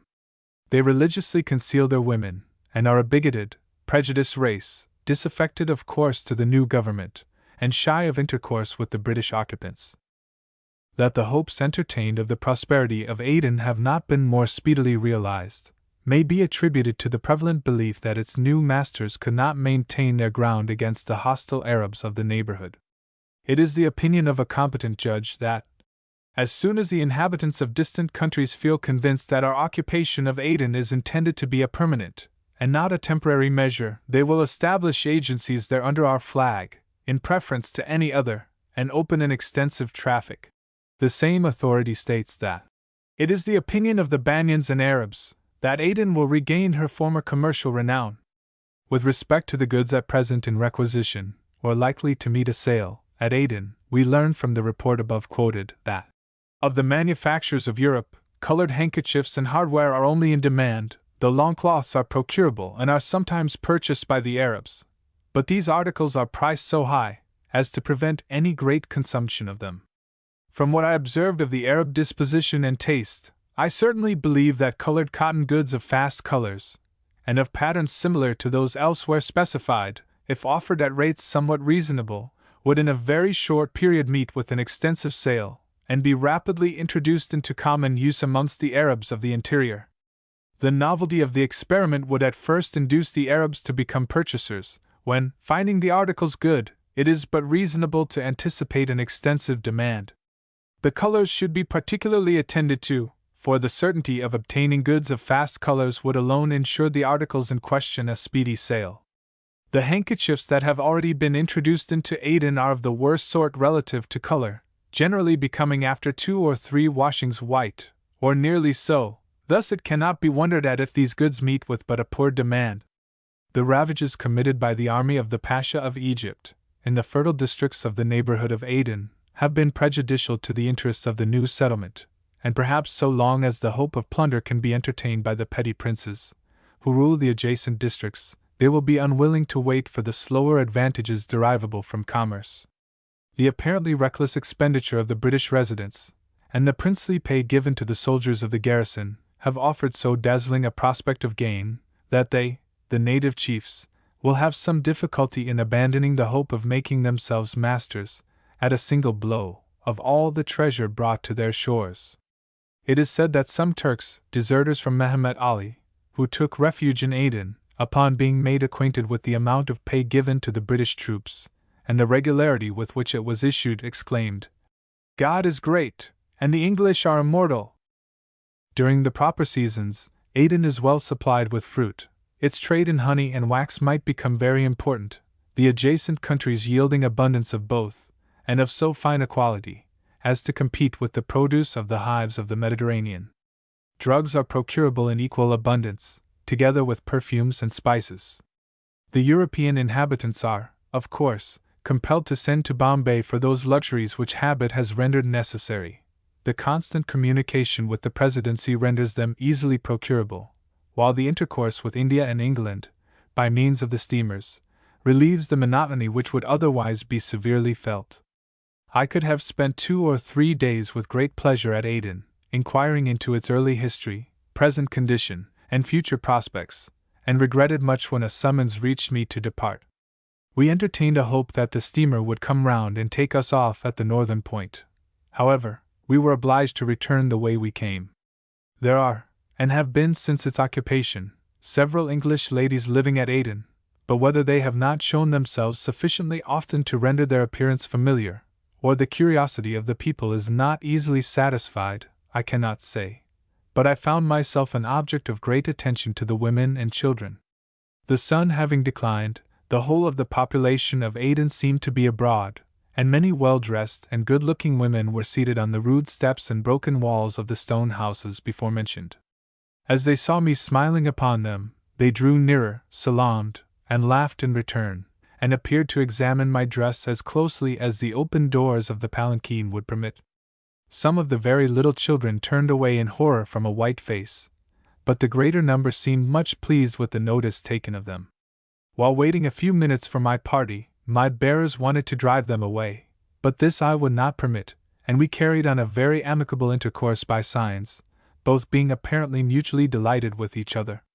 Their vivacity and good humor made a favorable impression upon my mind, and I should like to have an opportunity of becoming better acquainted with them, feeling strongly tempted to proceed to Aden on my return to England in a sailing vessel, and await there the arrival of a steamer to convey me up the Red Sea to Cassir or to Suez. I was offered a present of a milch-goat at Aden, but not being able to consult with the captain of the Berenice concerning its introduction on board, I did not like to allow the poor creature to run any risk of neglect.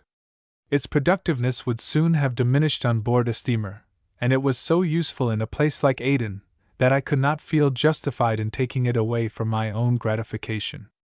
I obtained, however, a bottle of milk, and when I got on board, having dined early, and being moreover exhausted with my journey, as I was only recovering from an attack of fever, I wished to have some tea.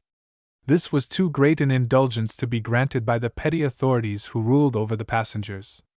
Unfortunately, upon leaving Suez, I had given away all my tea to my servant, Mohammed, who was fond of it, nothing doubting that I should be able to procure as much as I pleased on board the steamer. The refusal was the more provoking, as there was plenty of boiling water ready, and I had humbly limited my request to a spoonful of tea. Under the circumstances, I was obliged to content myself with milk and water. Had the captain or the surgeon of the vessel been at hand, I should doubtless have been supplied with everything I wanted, but in their absence, it was impossible to procure a single article. Upon one occasion, while tea was serving, a passenger in the saloon asked for a cup, and was told to go upon deck for it. I also procured a supply of soda water at Aden. I had suffered much from the want of this refreshing beverage during my fever, the supply taken on board having been exhausted on the voyage up. The passengers down the Red Sea have the disadvantage of sailing with exhausted stores. It seems hardly fair to them, especially in cases of illness, that the whole of any particular article should be given to the people who embark at Bombay, they having a right to expect that, as they pay the same price, a portion should be reserved for their use. On the second day after our departure from Aden, that is, the 22nd of October, we arrived at Makalla. It was midday before the vessel ceased to ply her engines, and though invited to go on shore, as we could not penetrate beyond the walls of the town, we thought it useless to exchange our cabins for a hot room in the mansion of its ruler. The town of Makalla, which forms the principal commercial depot of the southwest of Arabia, is built upon a rocky platform of some length, but of very inconsiderable width, backed by a perfect wall of cliffs, and bounded in front by the sea. It seems tolerably well built for an Arabian town, many of the houses being of a very respectable appearance, 2 or more stories in height, and ornamented with small turrets and cupolas. The Nakib, or governor's residence, is large, with a high square tower, which gives it the air of a citadel. There is not a tree or shrub to be seen, the absence of vegetation investing the place with a character of its own, and one that harmonizes with the bold and bare rocks which bound the coast on either side. We were told that, between 2 ranges of hills close to the entrance of the town, a beautiful green valley occurred, watered by delicious springs, and shaded by date trees.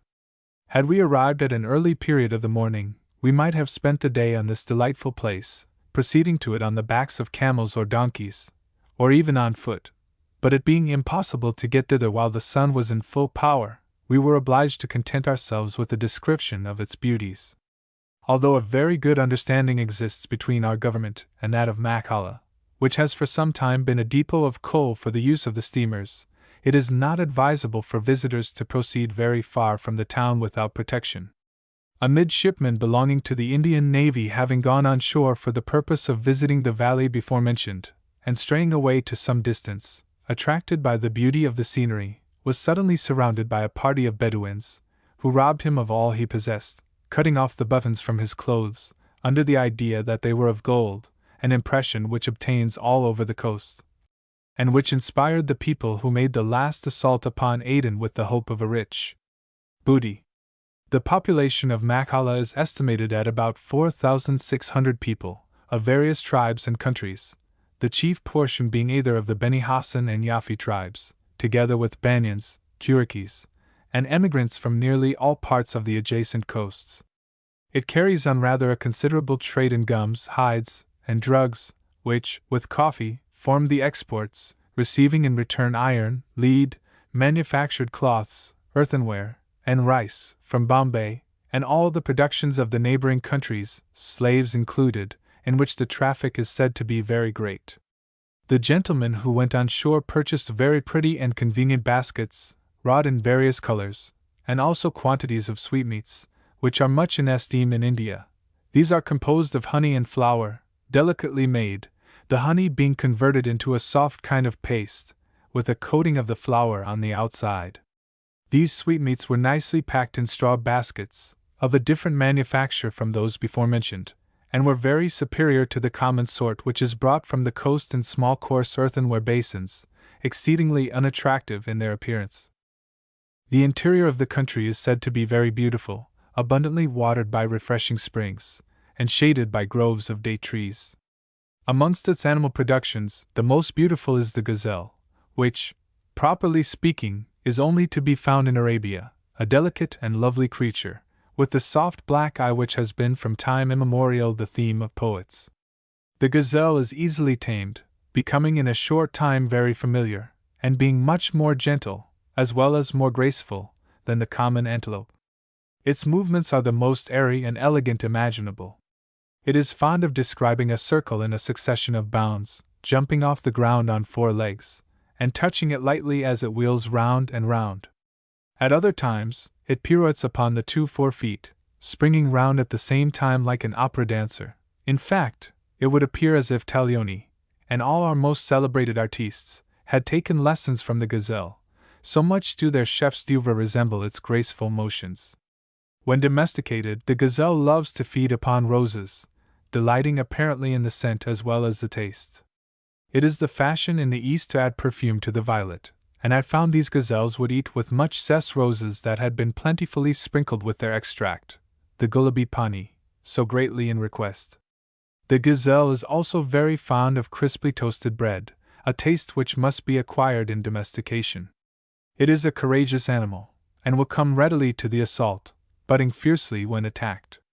In taking a gazelle away from Arabia, it should be carefully guarded against cold and damp, and if not provided with waterproof covering to its feet, would soon die if exposed to the wet decks of a ship. We had lost at Aden our fellow passenger, whom I have mentioned as having assumed the Turkish dress for the purpose of penetrating into the interior of Abyssinia. He depended, in a great measure, for comfort and safety, upon 2 native priests, whom he had brought with him from Cairo, and who, in return for his liberality, had promised all the protection and assistance in their power. He left us with the good wishes of all the party, and not without some fears in the breasts of those who contemplated the hazards which he ran. Young and good-looking, he had, with pardonable, but perhaps dangerous, vanity, studied the becoming in his costume, which was composed of the very finest materials. His long outer garment, of a delicate woolen texture, was lined throughout with silk, and the crimson cap, which he wore upon his head, was converted into a turban by a piece of gold muslin wound round it. He expected nothing less than to be plundered and stripped of this fine apparel, and it would be well for him should he escape with life. The adventure and the romance of the undertaking possessed great charms, and he talked, after spending some years in a wild and wandering career, of sitting down quietly in his paternal halls, introducing as many of the Egyptian customs as would be tolerated in a Christian country.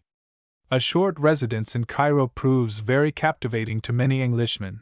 They like the independent sort of life which they lead, their perfect freedom from all the thralls imposed by society at home, and, when tired of dreaming away existence after the indolent fashion of the East, plunge into the surrounding deserts, and enjoy all the excitement attendant upon danger. Numerous anecdotes were related to me of the hardships sustained by young English travelers, who, led by the spirit of adventure, had trusted themselves to the Bedouins, and though escaping with life, had suffered very severely from hunger, thirst, and fatigue. I have no reason to doubt the veracity of one of these enterprising tourists, who assured me that he had passed through the holy city of Mecca. According to his account, he had made friends with an Arab boy, who offered to afford him a glimpse of the city, provided he would consent to pass rapidly through it, at an early hour in the morning. Accordingly, disguised in Mohammedan garb, and mounted upon a camel, they entered and quitted it at opposite ends, without exciting curiosity or remark. Of course, he could see nothing but the exterior of the houses and mosques, only obtaining a partial view of these. But, considering the difficulty and peril of the undertaking, the pleasure of being able to say that he had succeeded in an achievement which few would be daring enough to attempt, was worth running some risks.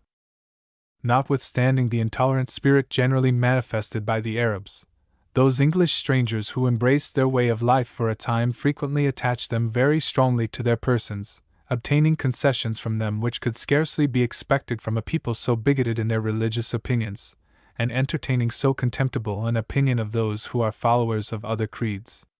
In spite of the faults of his character, for he is frequently deceitful, treacherous, cruel, and covetous, the Arab of the desert is usually much respected by the dwellers in towns.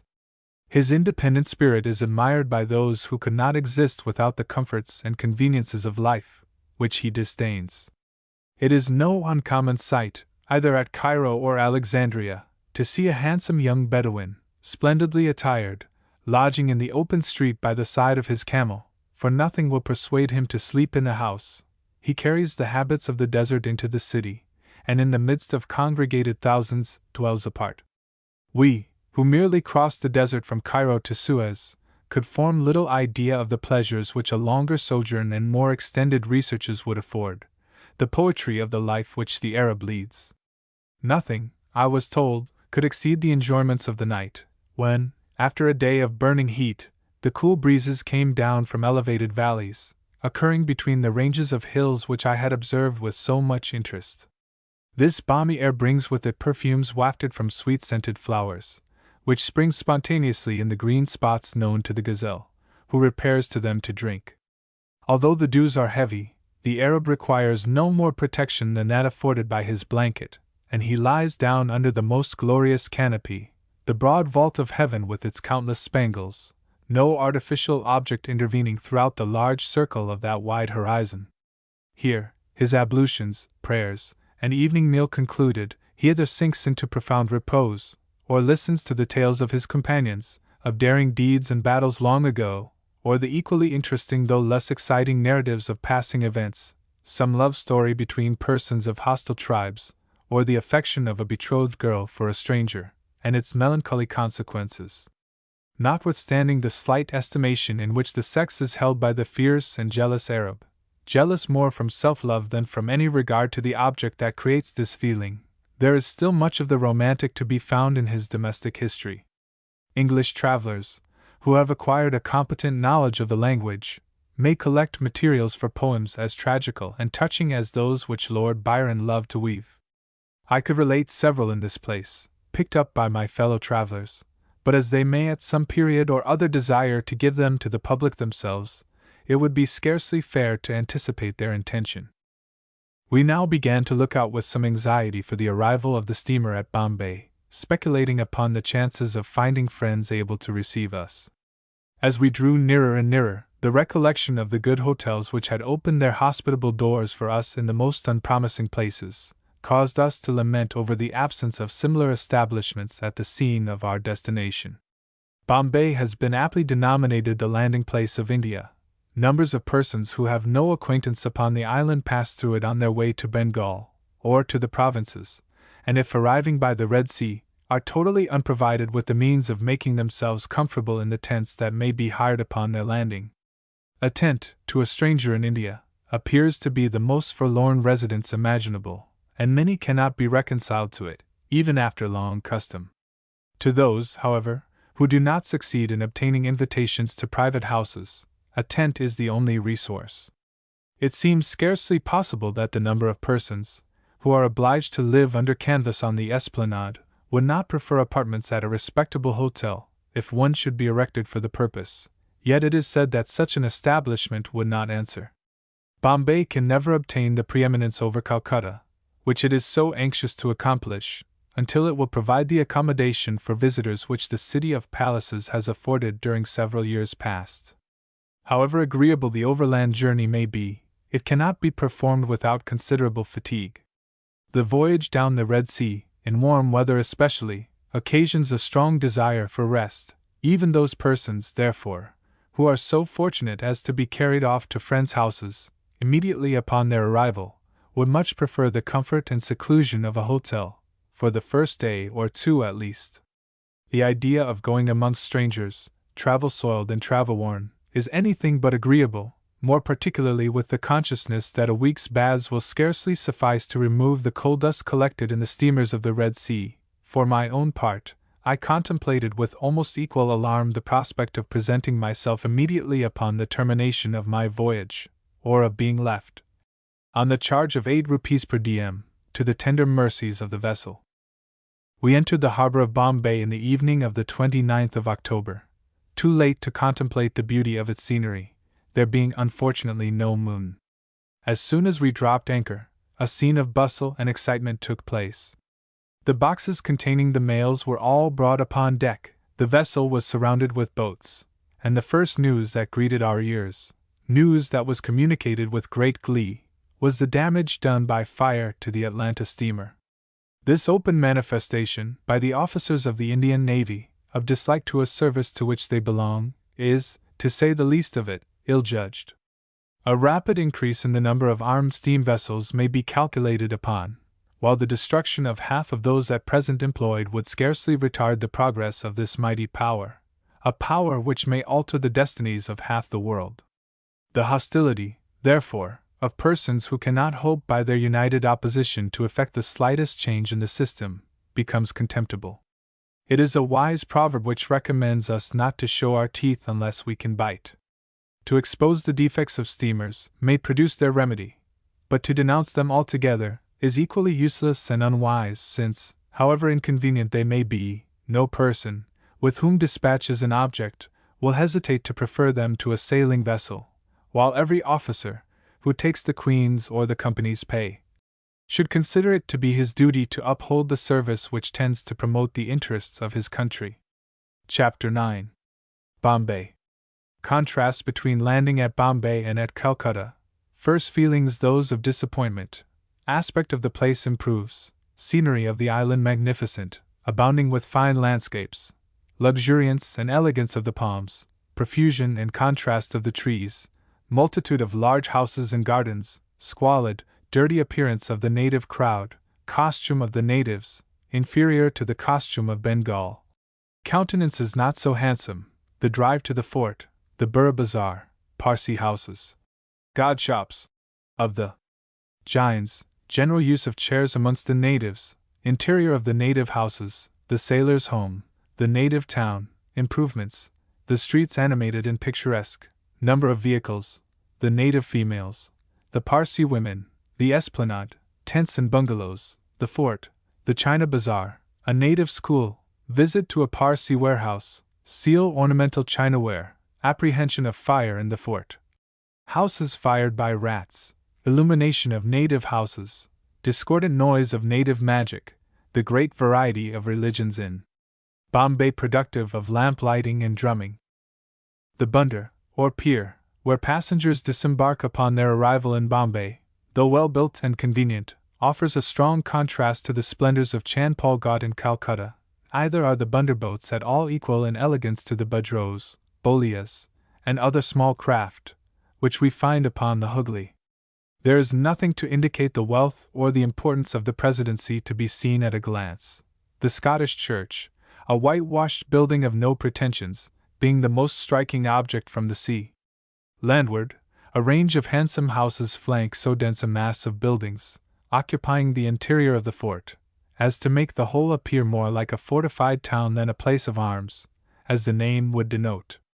The tower of the cathedral, rising in the center, is the only feature in the scene which boasts any architectural charm, and the esplanade, a wide plain, stretching from the ramparts to the sea, is totally destitute of picturesque beauty. The first feelings, therefore, are those of disappointment, and it is not until the eye has been accustomed to the view that it becomes pleased with many of the details, the interest increasing with the development of other and more agreeable features, either not seen at all, or seen through an unfavorable medium. The aspect of the place improved, as, after crossing the esplanade or plain, the carriage drove along roads cut through palm tree woods, and at length, when I reached my place of destination, I thought that I had never seen anything half so beautiful. The apartments which, through the kindness of hospitable friends, I called my own, commanded an infinite variety of the most magnificent scenery imaginable.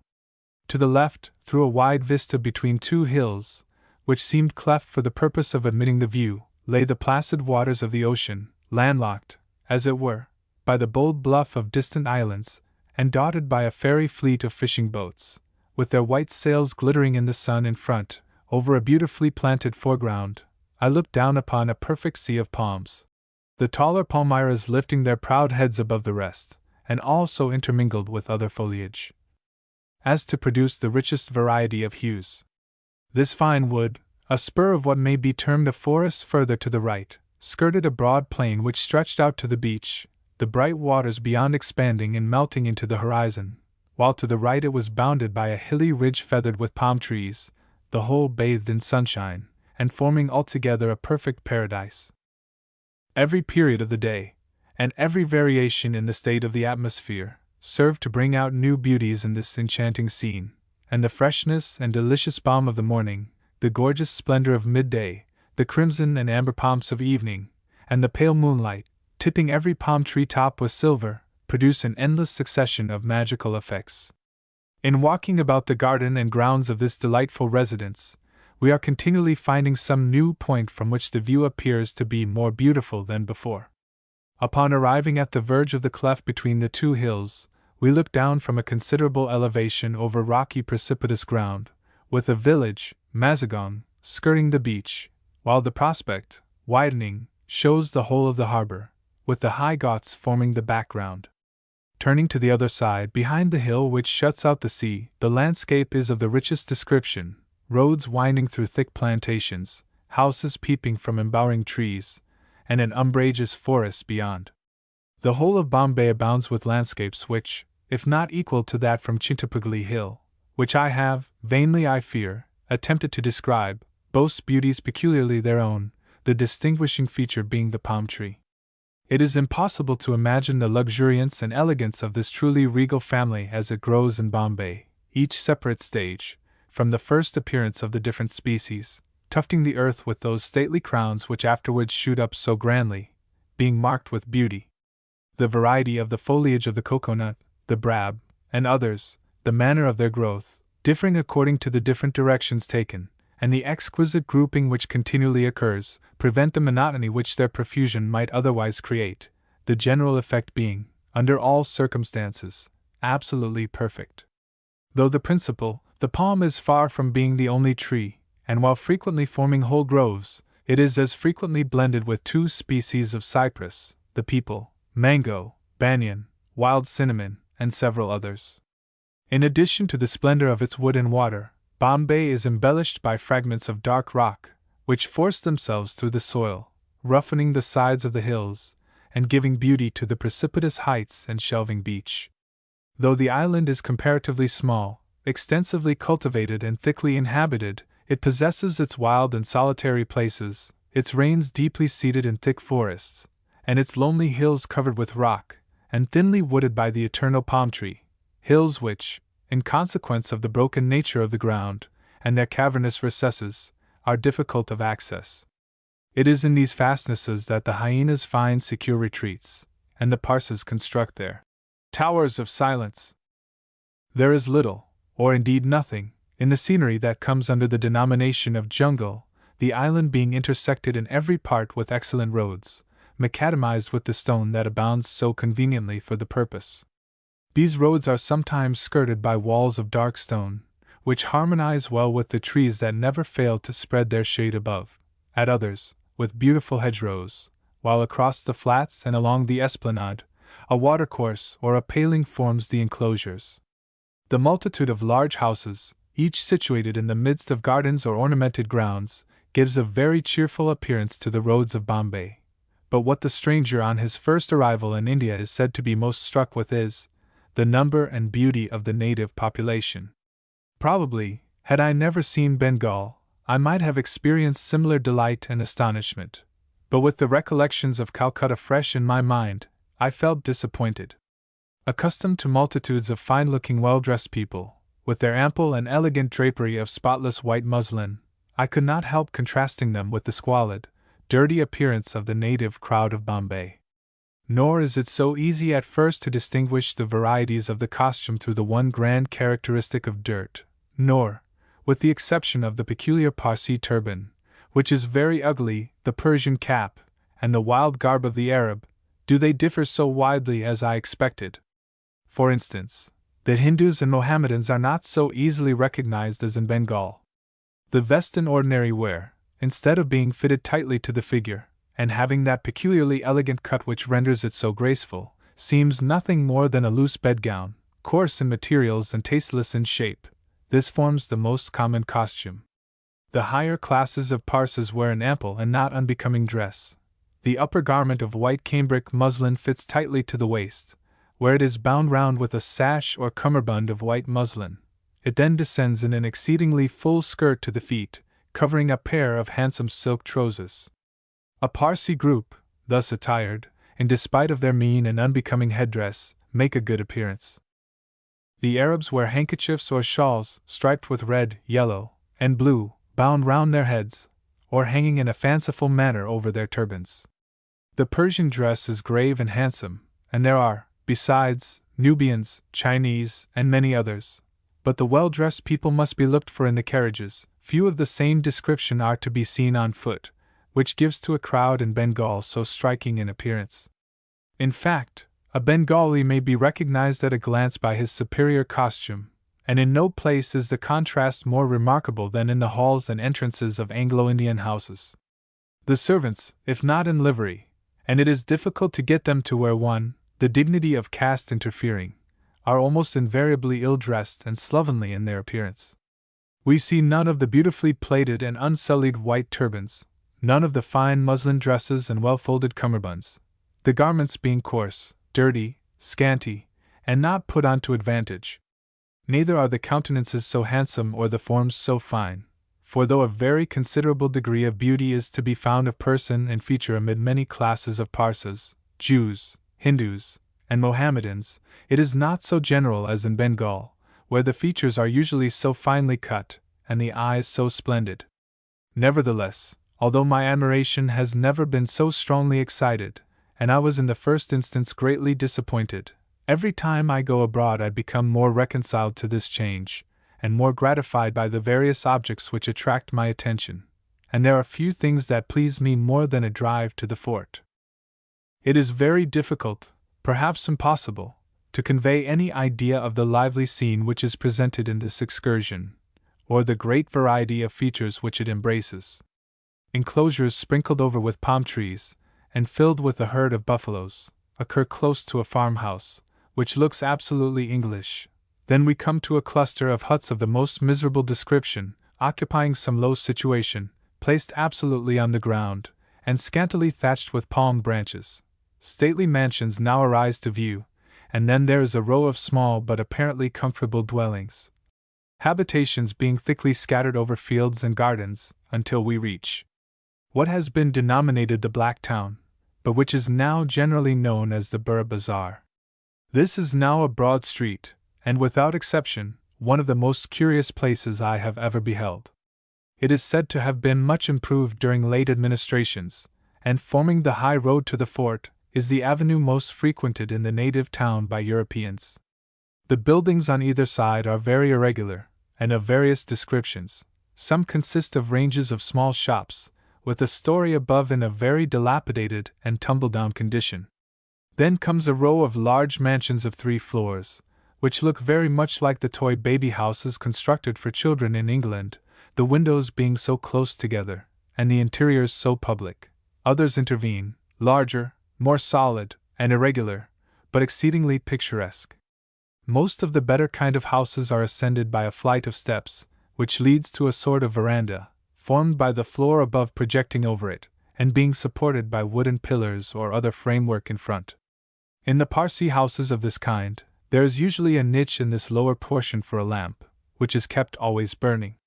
In some places, the houses are enclosed in courtyards, and at others a range of dwellings, not very unlike the almshouses in England, are divided from the road by a low wall, placed a few yards in the front, and entered at either end by gateways.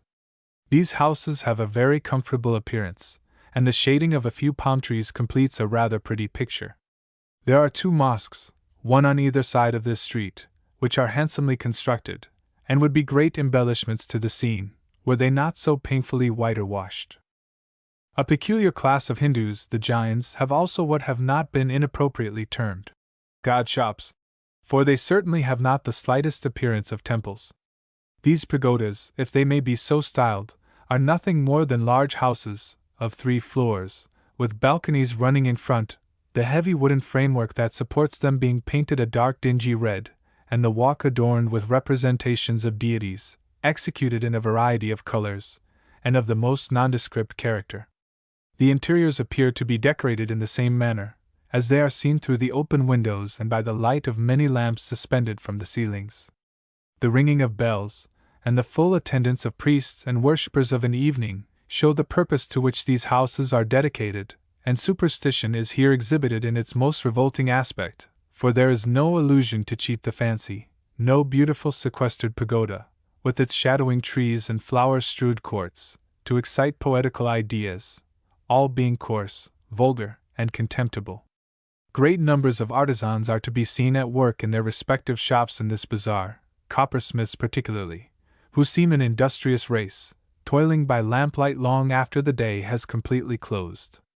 There are also caravanserais and cafes, where the country and religion of the owner may be known by the guests congregated about his gate. Groups of Persians are seen seated on the outside smoking, the beautiful cats, which they have brought down for sale, sporting at their feet.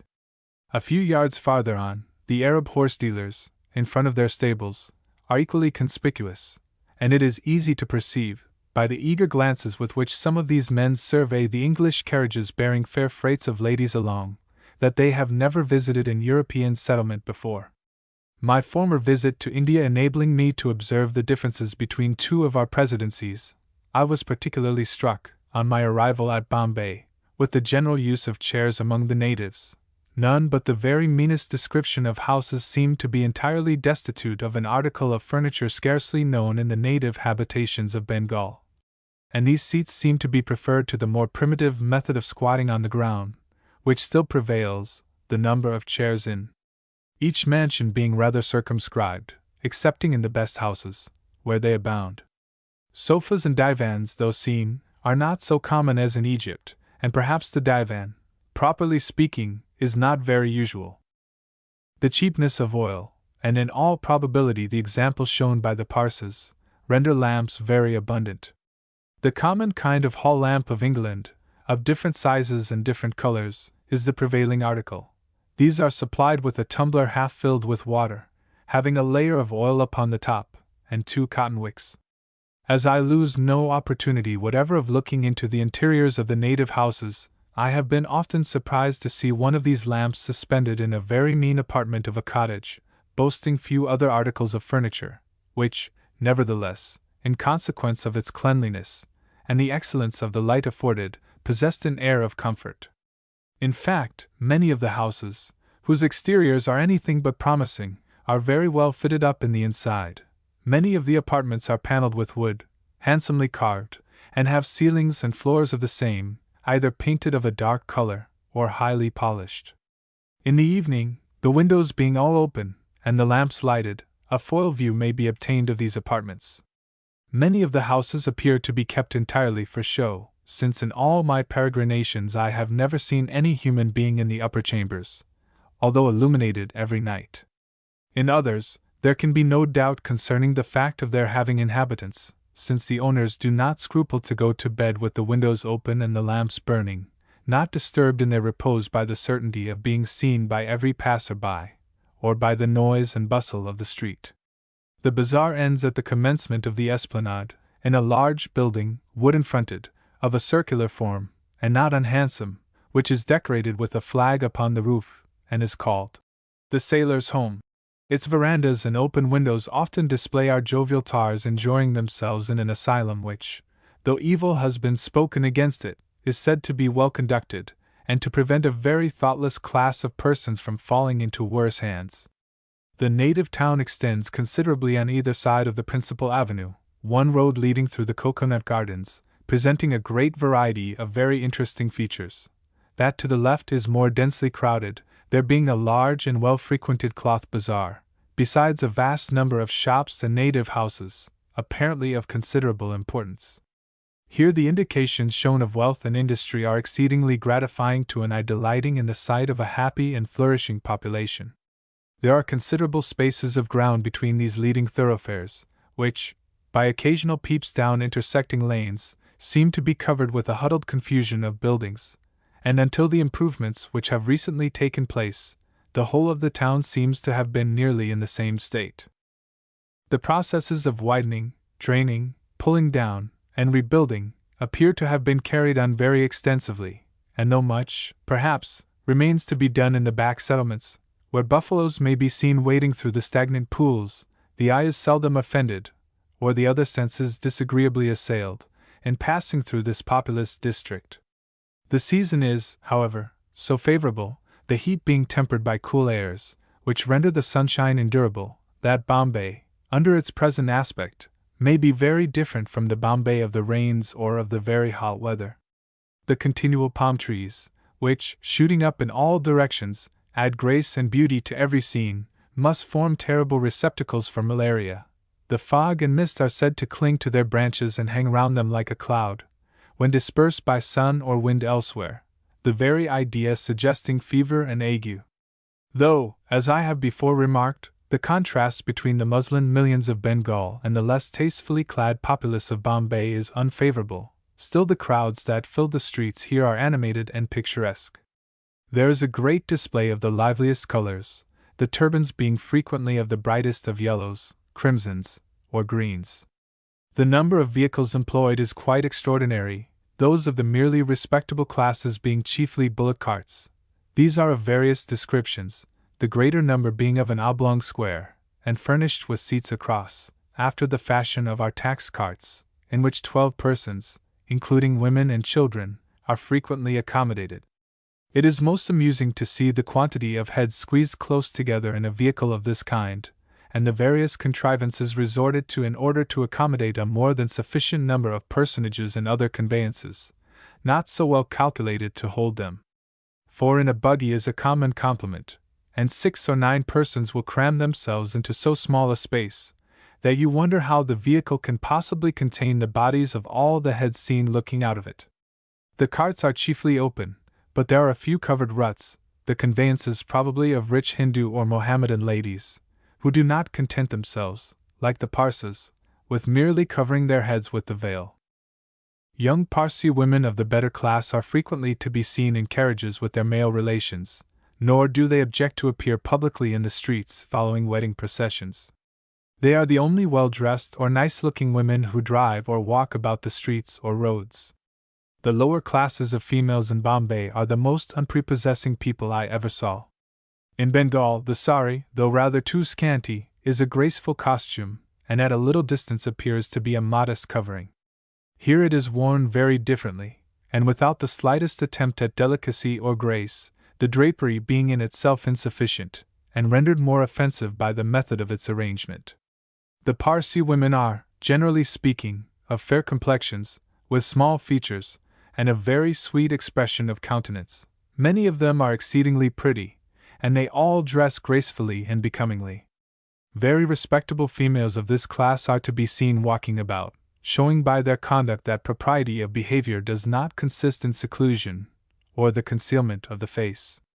There is an innate delicacy and refinement about Parsi women which commands respect, and their value is known and acknowledged by their male relatives, who treat them with a degree of deference and consideration which is highly creditable to both parties.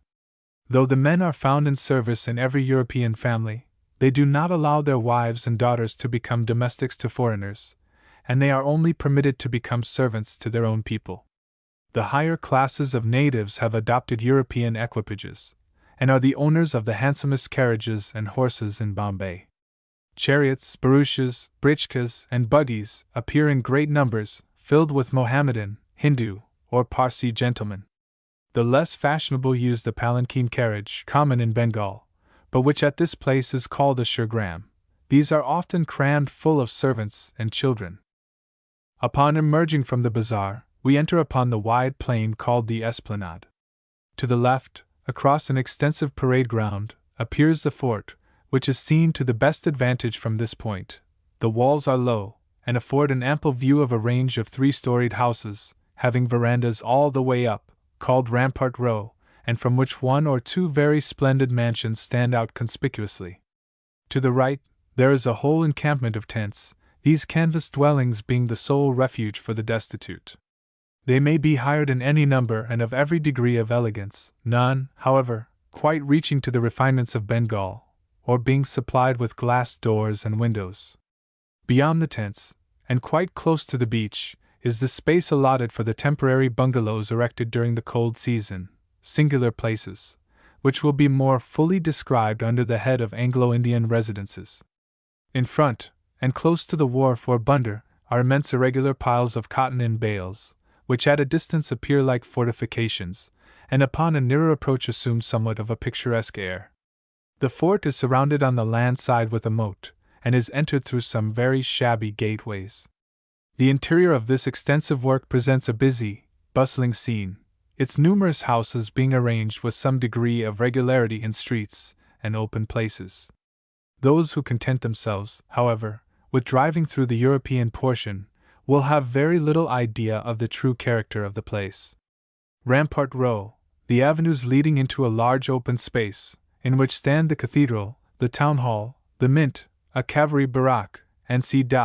And the immediate environs, are composed of lofty, well-constructed houses, some standing a little apart in courtyards, and others with a narrow platform in front, ascended by steps, and roofed by the story above. This, as I have previously stated, is the general method of building in Bombay.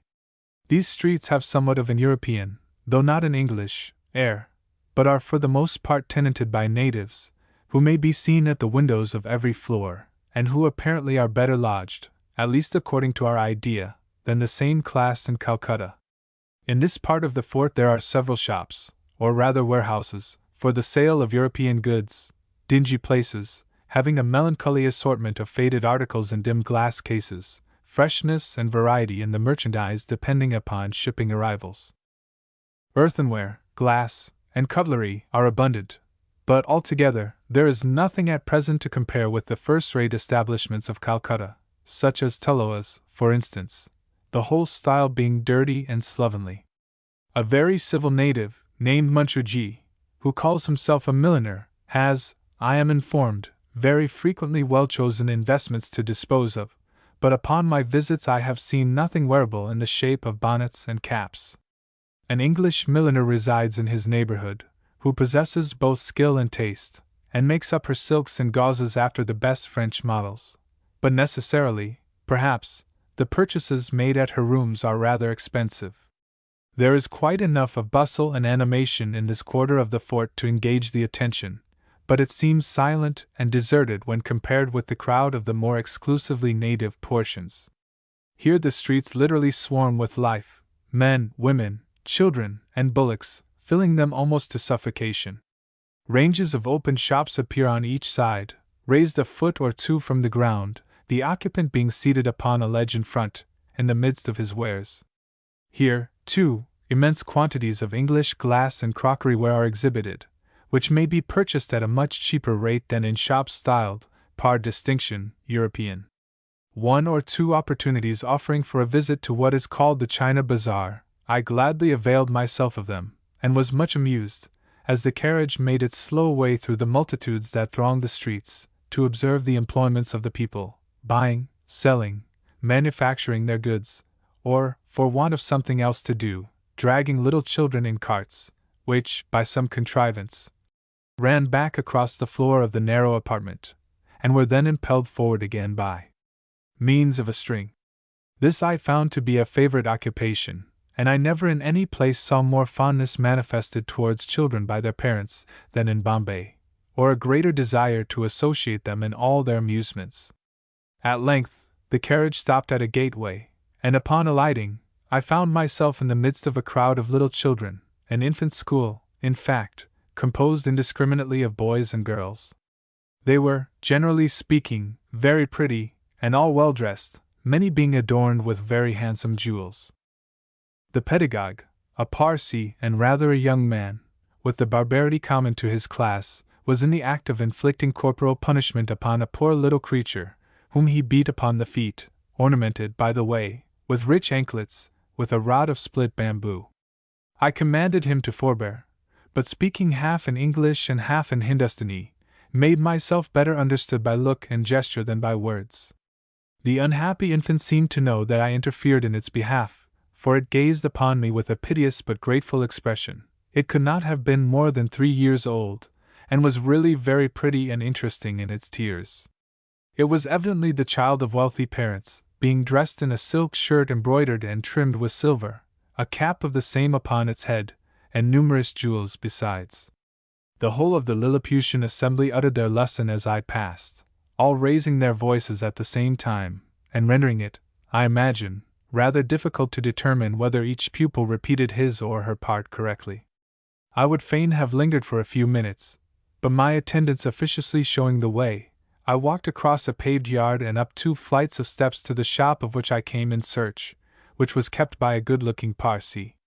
The trade of this person was designated as that of a Batli Wala, which being literally rendered means bottle fellow, but, according to a more free translation, a dealer in glass, lamps, candlesticks, preserved meats and tin cases, and I found a vast stock of the articles most in request in Indian housekeeping, such as wall shades, and all descriptions of earthen and hardware, all of which he sold at very moderate prices, but having executed the part of my commission which related to candlesticks, I was unable to find the more recherché articles of which I came in quest.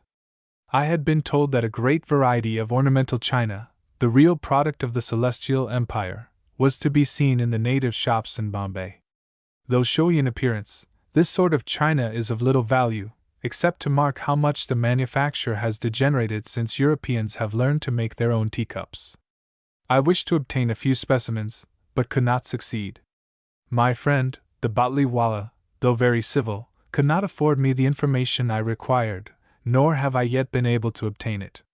I have seen some handsome jars, plates such as are used in England for the deposit of visitors' cards, which were purchased for a few annas, and have been told that I might procure any quantity I pleased, but the where is still a mystery. All the information obtainable in Bombay must be fished out in an extraordinary manner, both natives and Europeans seeming to make it a rule never to commit themselves by a direct reply to any question. In every single instance, up to the present time, I have always, upon making an inquiry, been referred to somebody else. Neither do I find the same zeal manifested in the servants, which amounts to officiousness on the other side of India. I have sent them to purchase the china, but can get nothing but rubbish, knowing all the while that there are plenty of a better description to be had.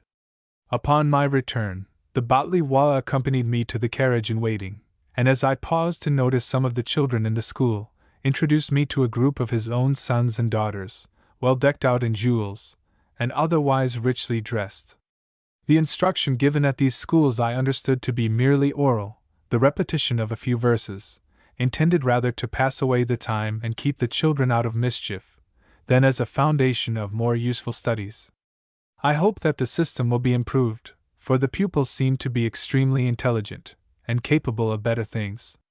Returning home, I passed several shops, in which the artisans of a very beautiful manufacture, peculiar to Bombay, were at work.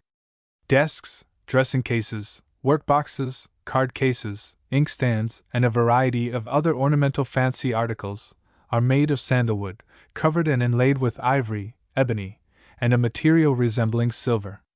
They copy the best patterns, and produce exceedingly elegant appendages for the drawing or dressing-room tables. A desk, handsomely fitted up and lined with velvet, is sold for 7 or 8 pounds, large inkstands and blotting books for 20 rupees, and card cases for 6 or 8. It is impossible, while perambulating the fort of Bombay, to avoid a feeling of apprehension concerning a catastrophe, which sooner or later seems certain to happen, and which nothing short of a miracle appears to prevent from taking place every night. I mean the destruction of the whole by fire. All the houses are constructed of the most combustible materials, and the greater number belonging to the native quarter are thatched. Though contrary to law, many of the warehouses contain gunpowder, while the immense quantity of oil and spirits stored up in them would render a conflagration, once commenced, most fearful. Few or no precautions seem to be taken by the natives against fire. There are lights burning in every room of every house, fires are continually made outside, whence a single spark might set the whole in flames, and added to these dangers are the prejudices of the great number of the inhabitants, whose religious feelings would prevent them from making the slightest endeavor to stay the progress of the element which they worship. Nor would the destruction of property be the sole danger. It is terrible to think of the fearful risk of life in a place in which escape would be so difficult. The gates of the fort are few in number, and of narrow dimensions. A new one is now constructing, probably with some view to an emergence of the kind. The natives, upon the occasion of its proposal, evinced their readiness to assist in the execution of a plan so advantageous to the place of their abode, and immediately advanced half the sum which this necessary improvement would cost, namely, 30,000 rupees, which were subscribed and paid into the treasury in the course of a week.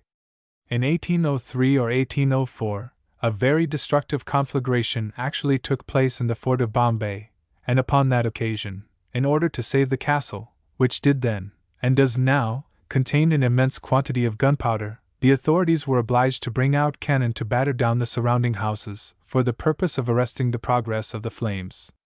When the place was rebuilt, many salutary regulations were made to prevent the recurrence of so great a calamity, and could all the plans of government have been accomplished, the danger which now threatens Bombay would have been very considerably lessened, but it was found impossible to carry out all the objects contemplated, in consequence of the great value of the property which they would affect. The land within the walls of the fort has become in a great measure private property, and the convenience of its contiguity to the harbor is so great, and the natives entertain so strong an idea of security in a residence in a fortified place, however disqualified to resist a hostile force, that nothing would prevail upon them to relinquish their houses. The higher classes are well aware of the hazards they incur, but, like the dwellers in the neighborhood of a volcano, are unwilling to quit a place endeared to them by long residence, though they know not the hour in which they may be buried beneath its smoking ruins. There are only a few Europeans who continue to inhabit the fort, but it must contain a very considerable portion of the property of those merchants who have their offices and warehouses within its walls. The British authorities have taken all the precautions in their power. The fire engines have been placed in a state of greater efficiency than heretofore, while, should an extensive fire take place, everything that European strength and skill could accomplish would be attempted.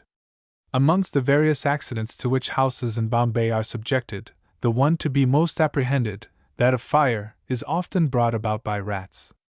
They will carry off a lighted candle at every convenient opportunity, setting fire to dwellings by this means. They have been also known to upset tumblers containing oil, which is thus spread abroad and likely to be ignited by the falling wick. It is, perhaps, impossible totally to exterminate this race of vermin, which in the fort set cats completely at defiance, but something might be done to keep the population down.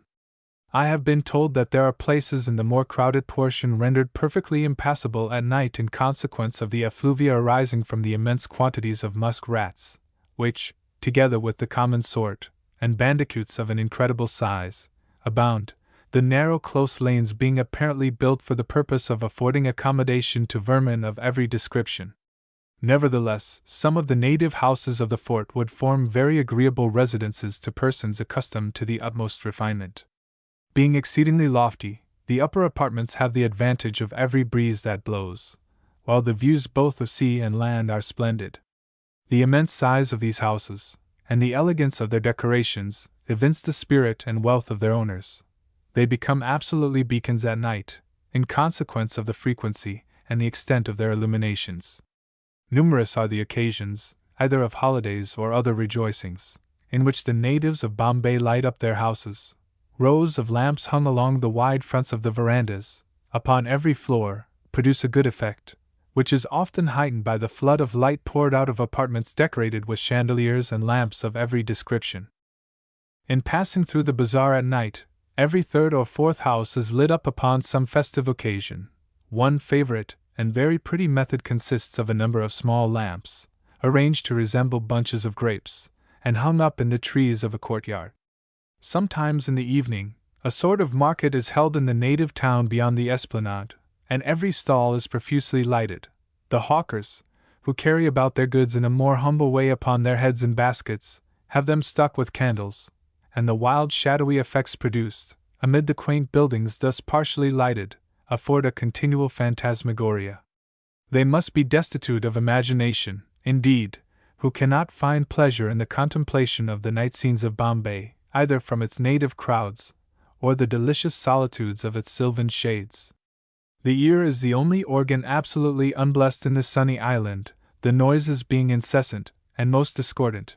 The shrieking of jackals by night is music compared to that from native instruments, which, in the most remote places, are continually striking up, the drums, trumpets, bells, and squeaking pipes of a neighboring village, are now inflicting their torments upon my distracted brain in the most barbarous manner possible. The exertions of the performers never appear to relax, and by night or day, it is all the same, they make themselves heard at any distance, parading along the roads for the sole purpose, it should seem, of annoying the more peaceable inhabitants. Certainly, the sister arts of music and painting have yet to make their way in India, the taste for both being at present perfectly barbarous. The European bands, when playing on the esplanade, attract a very considerable number of natives, but whether congregated for the purpose of listening to the music, or merely for the sake of passing the time, seems very doubtful. A few, certainly, manifest a predilection for concord of sweet sounds, and no difficulty is experienced by bandmasters in recruiting their forces from natives, the boys learning readily, and acquitting themselves very well upon instruments foreign to the country. There is, however, no manifestation at present of the spread of a refined taste, and many years will probably elapse before anything like good music will be common in this part of Asia. The great variety of religions extant in Bombay, each being distinguished by numerous festivals, all celebrated in the same manner, that is, by noise and illuminations, sufficiently accounts for the perpetual recurrence of lamp lighting and drumming in all directions. Every week brings round the anniversary of some day of rejoicing of the Mohammedans, Hindus, Parsas, Jews, Roman Catholics, or Armenians, and Bombay may therefore be said to present one universal holiday. Passing the other evening one of the handsomest pagodas in the island, an oblong square building of yellow stone, with a mitre-shaped tower at one end, I was surprised by the number of European carriages in waiting. The exterior had all the air of a Christian church, the situation beautiful, a platform of rock overlooking the sea, and I could not help indulging the hope that the substitution of chariots and buggies for palanquins and ruts would lead to the introduction of a purer and better creed. Chapter 10. Bombay, continued. Bombay, the rising presidency, probability of its becoming the seat of government, the Anglo-Indian Society of Bombay, style of living, the gardens inferior to those of Bengal, interiors of the houses more embellished, absence of glass windows and evil, the bungalows, the encamping ground, facility and dispatch of a change of residence, visit to a tent entertainment, inconveniences attending a residence in tents, want of hotels and boarding houses, deficiency of public amusements in Bombay, lectures and conversazones suggested, as means of bringing the native community into more frequent intercourse with Europeans, English spoken by the superior classes of natives. Natives form a very large portion of the wealth and intelligence of Bombay, nothing approaching the idea of a city to be seen, the climate more salubrious than that of Bengal, wind blows hot and cold at the same time. Convenience a stranger finds in so many domestic servants speaking English, their peculiar mode of speaking it, dress of servants, their wages, the cooks, improved by Lord Clare, appointments of the tables, the Ramosi watchmen, their vociferations during the night, fidelity of the natives, controversy concerning their disregard of truth. Comparisons are so frequently both unfair and invidious, that I had determined, upon my arrival at Bombay, to abstain from making them, and to judge of it according to its own merits, without reference to those of the rival presidency. It was impossible, however, to adhere to this resolution, and being called upon continually to give an opinion concerning its claims to superiority over Calcutta, I was reluctantly compelled to consider it in a less favorable point of view than I should have done had the city of palaces been left out of the question. That Bombay is the rising presidency there can be no doubt, and there seems to be every probability of its becoming the seat of the supreme government. Nothing short of a railroad between the two presidencies can avert this catastrophe. The number of days which elapse before important news reaching Bombay can be known and acted upon by the authorities of Calcutta rendering the measure almost imperative. Bengal, too proudly triumphing in her greatness, has now to bear the mortifications to which she delighted to subject Bombay, a place contemptuously designated as a fishing village, while its inhabitants, in consequence of their isolated situation, were called the benighted. Steam communication brought the news to Bombay of the accession of Queen Victoria to the throne of England, and this event was celebrated at the same time that the Bengalis were toasting the health of William IV at a dinner given in honor of his birthday. "Who are the benighted now?" was the universal cry, and the story is told with great glee to all new arrivals. Concerning the Anglo-Indian Society of Bombay, I do not pretend to know anything, or to give opinions which must necessarily be premature and presumptuous. A round of dinner parties affords little opportunity of making acquaintance. They are much the same everywhere, and when a large company is assembled, their agreeability must entirely depend upon the persons who occupy the neighboring chairs. Bombay is accused, with what degree of justice I cannot determine, of being a place much addicted to scandal and gossip. If this charge be well founded, it is one which it must share in common with all limited circles. The love of detraction is unhappily a thoroughly English vice, flourishing under all circumstances, and quite as prevalent, though not, perhaps, equally hurtful, in great cities as in the smallest village. The same people who in London delight in the perusal of newspapers of the most libelous description, and who read with avidity every publication which attacks private character, will, when removed into a congenial sphere, pick their neighbors to pieces, an amusement which cannot be enjoyed in the metropolis, where happily we do not know the names of the parties who occupy the adjoining houses.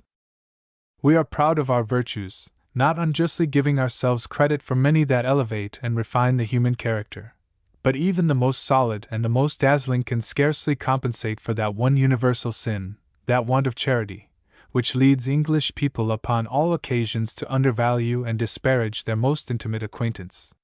How few will scruple to point out to others the follies and foibles of their dearest friends, weaknesses which they have discovered during long and familiar intercourse, and how few will hesitate to impute the very worst motives for actions which may spring from a laudable source, or be merely the result of thoughtlessness. In our most Christian country, the spirit of the Christian religion is still to be sought, and until we see stronger proofs of its influence than can at present be shown throughout the United Kingdom, we must not single out a remote colony as a specimen of the indulgence of a vice common to us all. The great evil, which Bombay must share with other communities similarly constituted, is the want of family ties, and the consequent loss of all the gentle affections which spring amid a wide domestic circle. Neither the very old nor the very young are to be found in an Indian colony. There are few connecting links to bind the sojourners of a foreign land together. Each has a separate interest, and the result is seen in a general want of sympathy. No one seems to enter into the views, feelings, hopes, or objects of another. I employ the word seems, since, as a stranger, I can only give my first impressions upon the subject. The style of living is more easily described, and its relative advantages determined. The Anglo-Indian residents of Bombay are, for the most part, scattered all over the island, living in very comfortable houses, of no great pretensions to exterior elegance, yet having for the most part an air of home enjoyment, which suggests pleasing ideas. One feature is very striking, the porticos and verandas of many being completely covered with luxuriant flowering creepers, which in Bengal are never suffered to be near the house. In consequence of the harbor they are supposed to give to insects and reptiles. The approach to these beautiful screens is, however, frequently through a cabbage garden, the expedients of planting out the unsightly but useful vegetables destined for the kitchen not having been as yet considered. Either can the gardens at this period of the year, the cold season, compare with those of Bengal, the expense of irrigation preventing the inhabitants from devoting so much time and attention to their improvement, while as yet the natives have not been encouraged to fill the bazaars with European vegetables. Peas are spoken of as not being uncommon, but I have only seen them once, even at the best tables.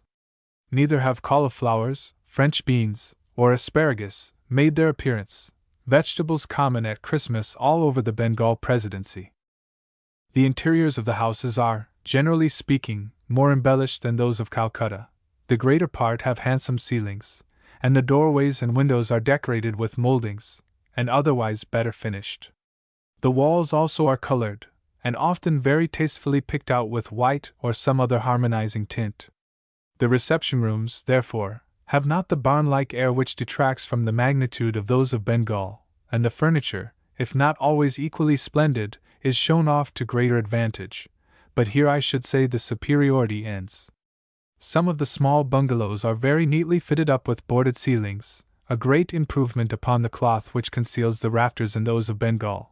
Others, however, are canopied with cloth, and some there are which appear more like summer houses than habitations intended for Europeans throughout the year, being destitute of glass windows, and open to all the winds of heaven.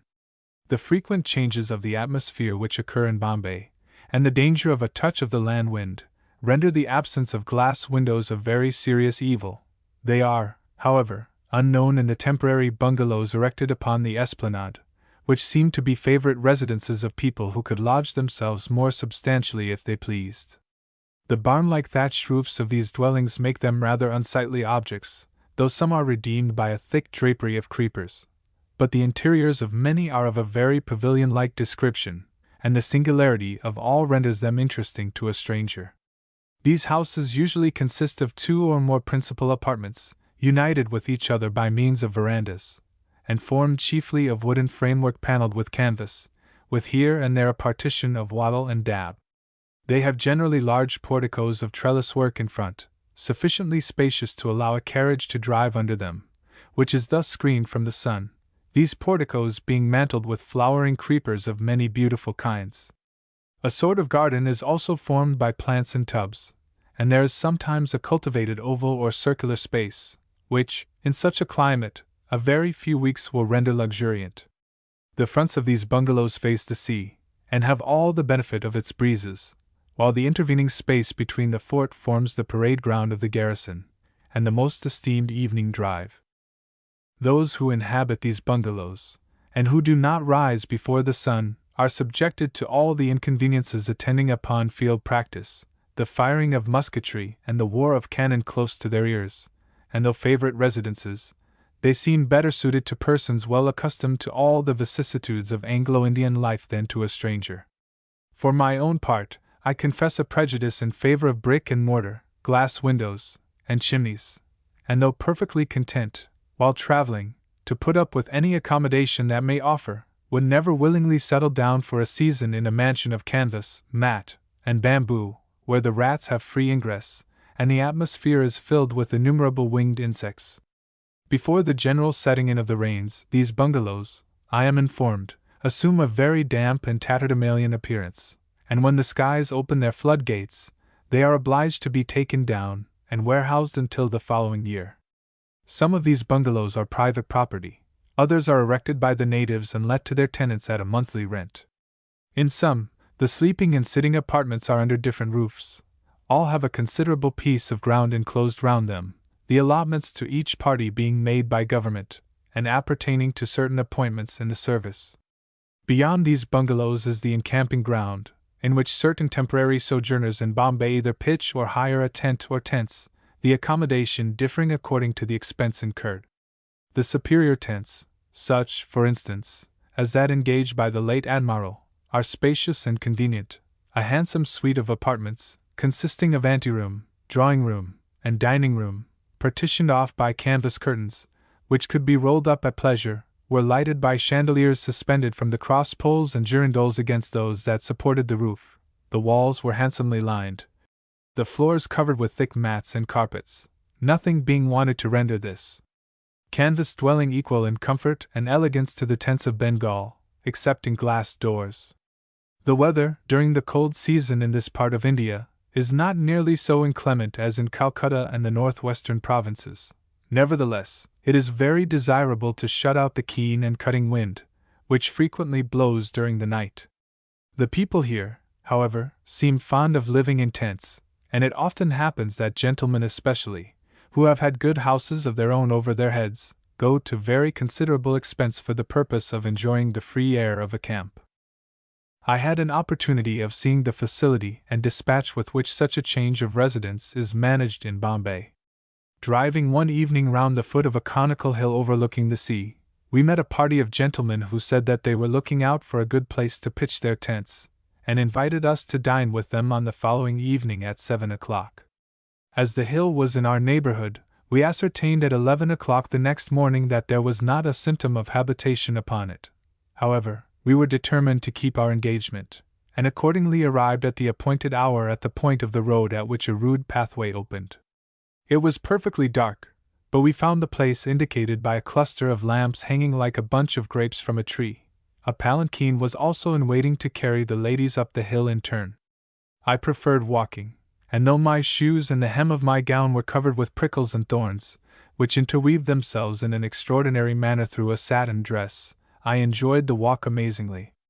A man with a lantern led the way, a precaution always taken in Bombay, on account of the alleged multitude of the snakes, and at every 3 or 4 yards distance, another cluster of lamps suspended from a tree pointed out the way. In a few minutes we arrived at a platform of tableland on the summit of the hill, prettily sprinkled with palm trees, and came upon a scene full of life, picture, and movement. The white outline of the smaller tents had a sort of phantom look in the ambiguous light, but the open doors of the principal one showed a strong illumination. A table, which we might have supposed to be raised by the hand of an enchanter, gleaming with silver, cut glass, and wax candles, was absolutely framed in by the darkness around. 2 or 3 horses picketed under the trees with their grooms, cowering over fires made upon the ground, looked very like unearthly chargers, just emerged with their grim attendants from some subterranean kingdom, while the red glare from the cooking tents, and the dusky figures moving about, could scarcely be recognized as belonging to human and everyday life, the whole scene having a supernatural air. The interior of the tents was extremely picturesque, fitted up with odds and ends of foreign products, and looking very like the temporary haunt of some pirate. Tiger skins, rich soft thick rugs of Persian manufacture, interspersed with Indian mats, covered the floors. The tents were lined with flags, favoring the notion that the corsair's bark lay anchored in some creek below, while daggers, and pistols, and weapons of all kinds, helped out a fanciful imagination to a tale of wild adventure. The butler of our host had enacted more wonders than a man. Under such circumstances, a repast of fish and curry might have been considered a great achievement, but we had the 3 regular courses, and those, too, of a most recherché kind, with a dessert to match, all sent up to the point of perfection. After coffee, I went out to look upon the sea, which lay like a mirror below the perpendicular height on which I stood, and as my eyes became accustomed to the darkness of a moonless night, I saw under new aspects the somber outlines of those soft hills, whose purple loveliness I had admired so much during the day. I spent several pleasant evenings in these tents, which were engaged by a young nobleman upon his travels for the purpose of escaping from the annoyances of the fort, and who, during his short residence under canvas, had the advantage of the companionship of a friend, to whose experienced servants he was indebted for the excellence of the arrangements. When it is considered that these tents were pitched upon a lonely spot, upwards of 4 miles from Bombay and from the bazaars, the celerity and success with which everything was managed will appear quite wonderful. The tents were found to be so cold that a gentleman who afterwards joined the party slept in his palanquin. They were subsequently removed, and now the palm tree waves its broad leaves over the lonely hill, and the prowling jackal seeks his meal elsewhere. Tents such as those now described form the rarer and brighter specimens, their usual character being very different. On the esplanade we step at once from the ground upon a setrangy, which bears all the marks of having been well trodden by sandy feet, and opening at the farther extremity shows the sea, glaring on the eye with a hot dazzle, a table, a few chairs, with some books and papers, perhaps, upon the ground, complete the arrangements that are visible, while, if proceeding farther, we find ourselves in a room fitted up as a bedchamber, nearly as small and inconvenient as the cabin of a ship, with a square aperture in the thin canvas wall for a window. These tents are dreadfully warm during the day, and exceedingly cold at night. They are, moreover, notwithstanding their proximity to the sea, and the benefit of its breezes, filled with mosquitoes, or sandflies, which are equally troublesome. Persons who contemplate a long residence in them keep out of the cold and heat by erecting a chopper or roof, formed of thatch, over them, but in my opinion, they are but uncomfortable residences. Many strangers, however, arriving at Bombay, have no alternative, there being no other place where they can find equally good accommodation. An hotel, it appears, has been established in the fort, but not of a description to suit private families or ladies. The constant arrival of steamers full of passengers fills the houses of the residents with a succession of guests, who would gladly put up at an hotel or boarding house, if such could be found, while there are besides many ladies now in Bombay, whose husbands are in the army, living uncomfortably either alone or going about from friend to friend's houses, who would rejoice to be quietly and comfortably established in a respectable boarding house. Nothing of the kind, however, appears to be at present in contemplation, and Bombay can never, with any degree of justice, presume to call itself England, until it can offer suitable accommodation to the vast numbers of strangers who land upon its shores. European foreigners, who visit Bombay in a commercial capacity, find it exceedingly triste. Independently of private society, there is absolutely no amusement, no play, no concert, no public assembly of any kind, nor would it be advisable to attempt to establish an entertainment of this nature, since there would be no chance of its support. There is a fine building, the town hall, well adapted for the purpose, but its most spacious saloon is suffered to remain empty and unfurnished, the expense which must be incurred in the purchase of chandeliers proving sufficient to deter the community from an undertaking which would serve to add gaiety to a somber scene. Those who have visited the town hall of Calcutta, and who retain a recollection of the brilliance of its reunions, with all their gay variety of concert, opera, and acted charade, cannot help seeing that Bombay lags very far behind. It is, therefore, unwise to provoke comparisons, and the society here should rather pride itself upon what it will do, than upon what it has done. It is, perhaps, little to be lamented that merely frivolous amusements should be wholly confined to the private circles of social life, but there are others which might be cultivated with infinite advantage to the community at large, and for which the great room at the town hall seems to be most admirably adapted. Whether the native ear is sufficiently refined to relish the superior performances of music seems doubtful, but when we see so large a portion of the society of Bombay composed of Parsi, Hindu, and Mohammedan gentlemen, we cannot help wishing that some entertainment should be provided for them which would attract and interest, while it expanded the mind. A series of lectures upon popular subjects, illustrated by entertaining experiments, might, I should think, be introduced with good effect.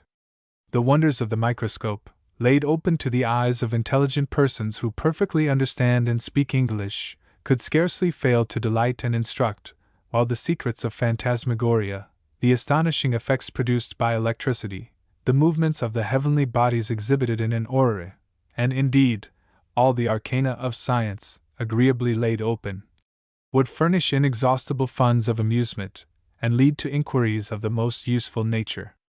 Lectures, also, upon horticulture, floriculture, and might be followed by much practical good, and as there are many scientific men at the Presidency who could assist one or more lecturers engaged for the purpose, the expense of such an institution would be materially lessened, while, if it were once established, the probabilities are in favor of its being supported by contributions of the necessary models, implements, and from the capitals of Europe.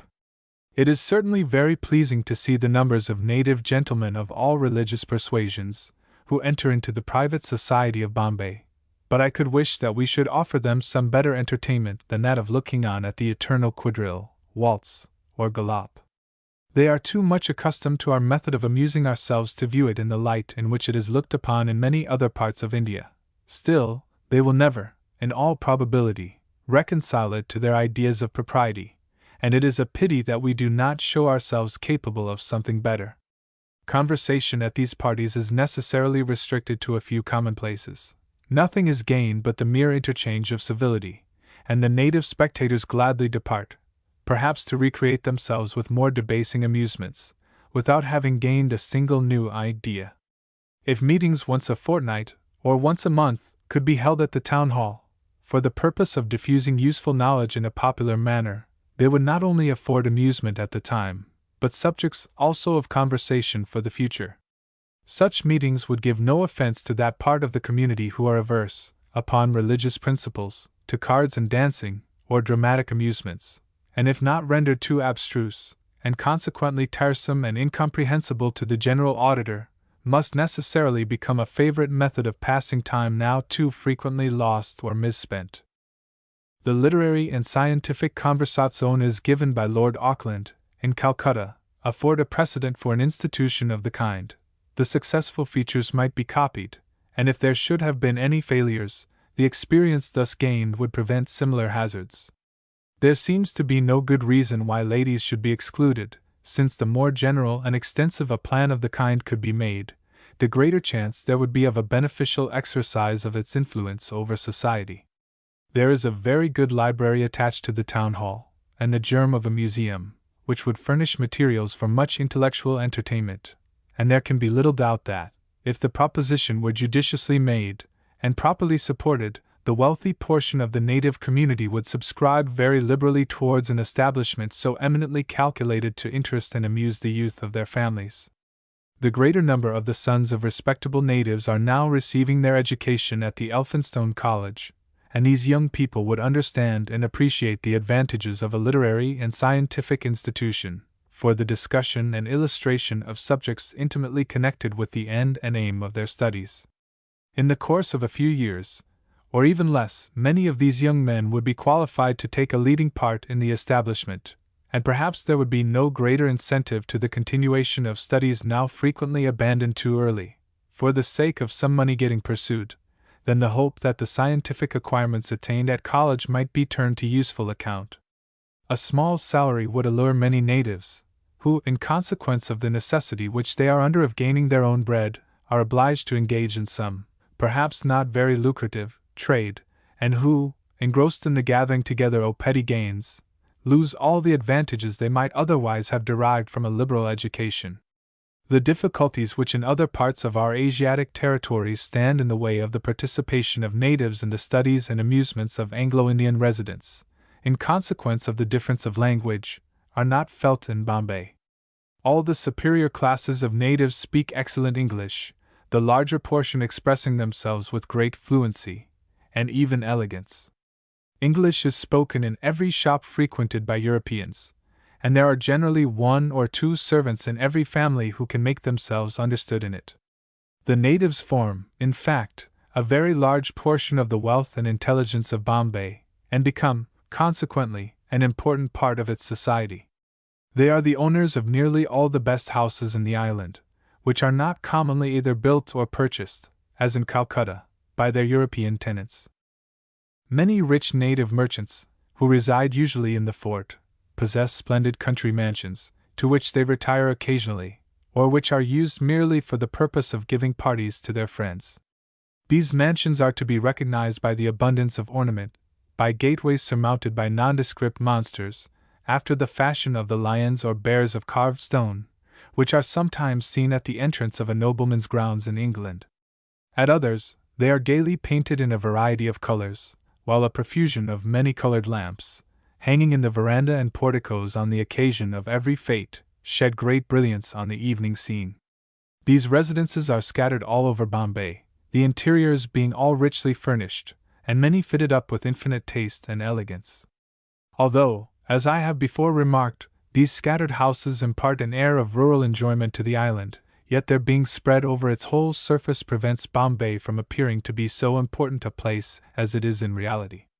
There is nothing approaching to the idea of a city to be seen, nothing solid or substantial to indicate the presence of wealth or of extensive commerce.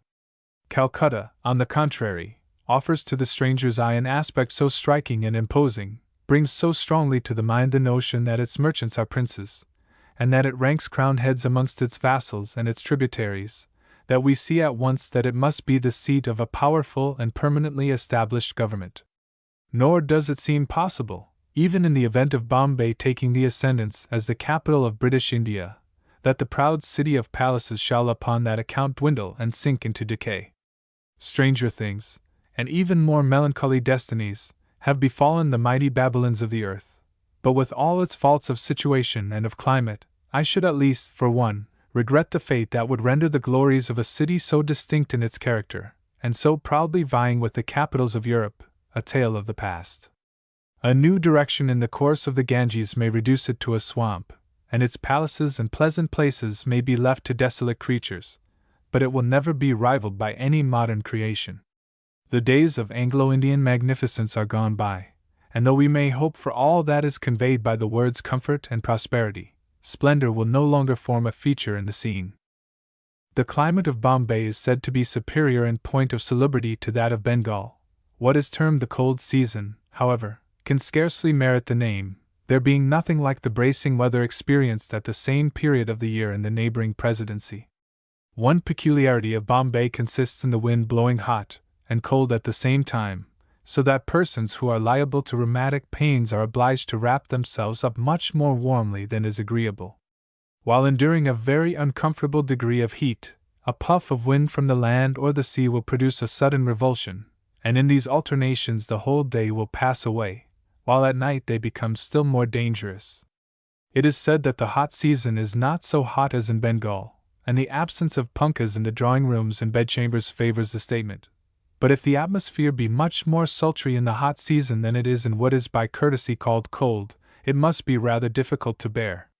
To a stranger in Bombay, it is a great convenience to find so many persons who speak English, the objection to the engagement of domestic servants who have acquired the language of their Christian masters not existing to the same extent here as in Bengal, where, in most cases, it is a proof of utter worthlessness.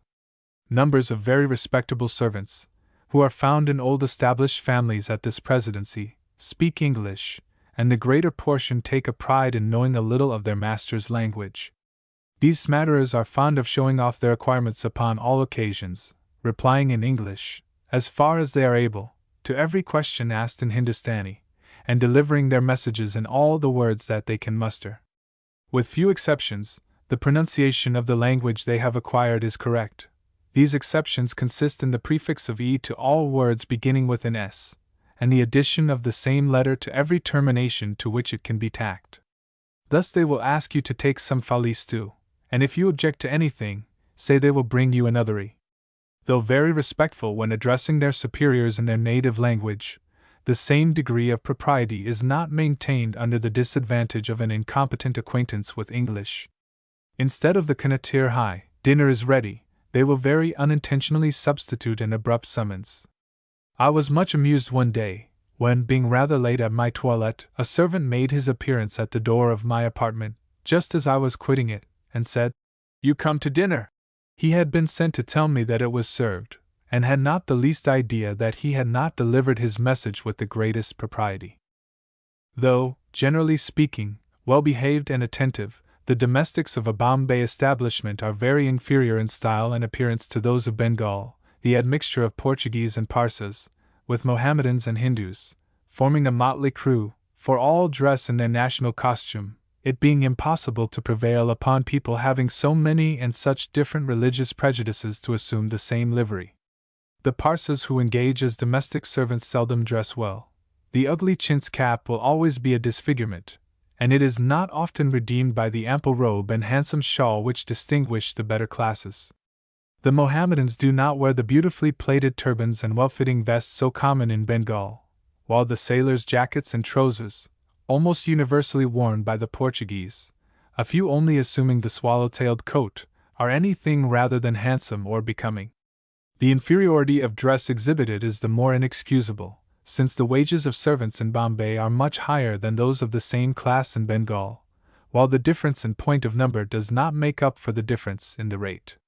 The youngest table servant demands 12 rupees a month, no one will engage as a butler under 20, and the remainder are in proportion. The ayah's wages are also very high, amounting to from 15 to 20 rupees a month. They are certainly, however, more efficient than the same class of persons in Bengal, undertaking to wash silk stockings, lace, and fine muslin. They are, generally speaking, well conducted and respectable. The derzis or tailors are very inferior to their brethren of Bengal, though paid at a much higher rate, 15 rupees a month being the common demand.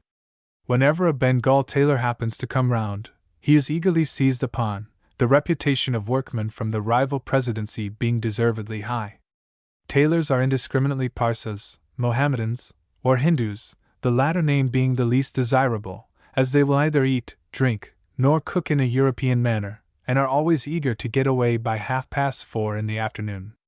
The cooks of Bombay are, for the most part, well acquainted with the culinary art, an advantage for which, according to common report, they are indebted to Lord Clare. Upon the arrival of that nobleman at the seat of his government, it is said that he started with horror at the repast which the hospitality of the island had provided for him. At this substantial dinner, the ponderous round jostled the sirloin of beef, saddles and haunches of mutton vis-a-vis with each other, while turkey and ham, tongue and fowls, geese and ducks, filled up the interstices. Lord Clare had either brought a French cook in his train, or sent for one with the least possible delay, and this accomplished person not only reformed the cuisine at Government House, but took pupils, and instructed all who chose to pay for the acquirement in the mysteries of his art. He found his scholars a very teachable race, and it is only now necessary to describe the way in which any particular method should be practiced, in order to secure success. They easily comprehend the directions given, and, what is of equal consequence, are not above receiving instructions. Through the exertions of these praiseworthy persons, the tables of Bombay are frequently exceedingly well served, and nobody is actually obliged to dine upon the huge joints which still make their appearance. Turkey maintains its high position, and is, with its accompaniment of ham, considered indispensable. Rounds of boiled salt beef, plentifully garnished with carrots, are apparently in high esteem, the carrots being an importation from England, coming out hermetically sealed in tin cases.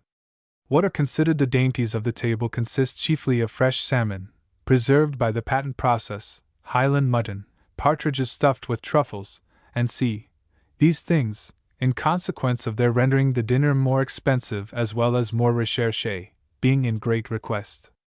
Although the high prices of provisions are adduced as the reason of the high rate of servants' wages, as compared with those of Bengal, this increased expenditure, according to the observations I have been able to make, relates more to the commodities of the native bazaars than those consumed by Europeans.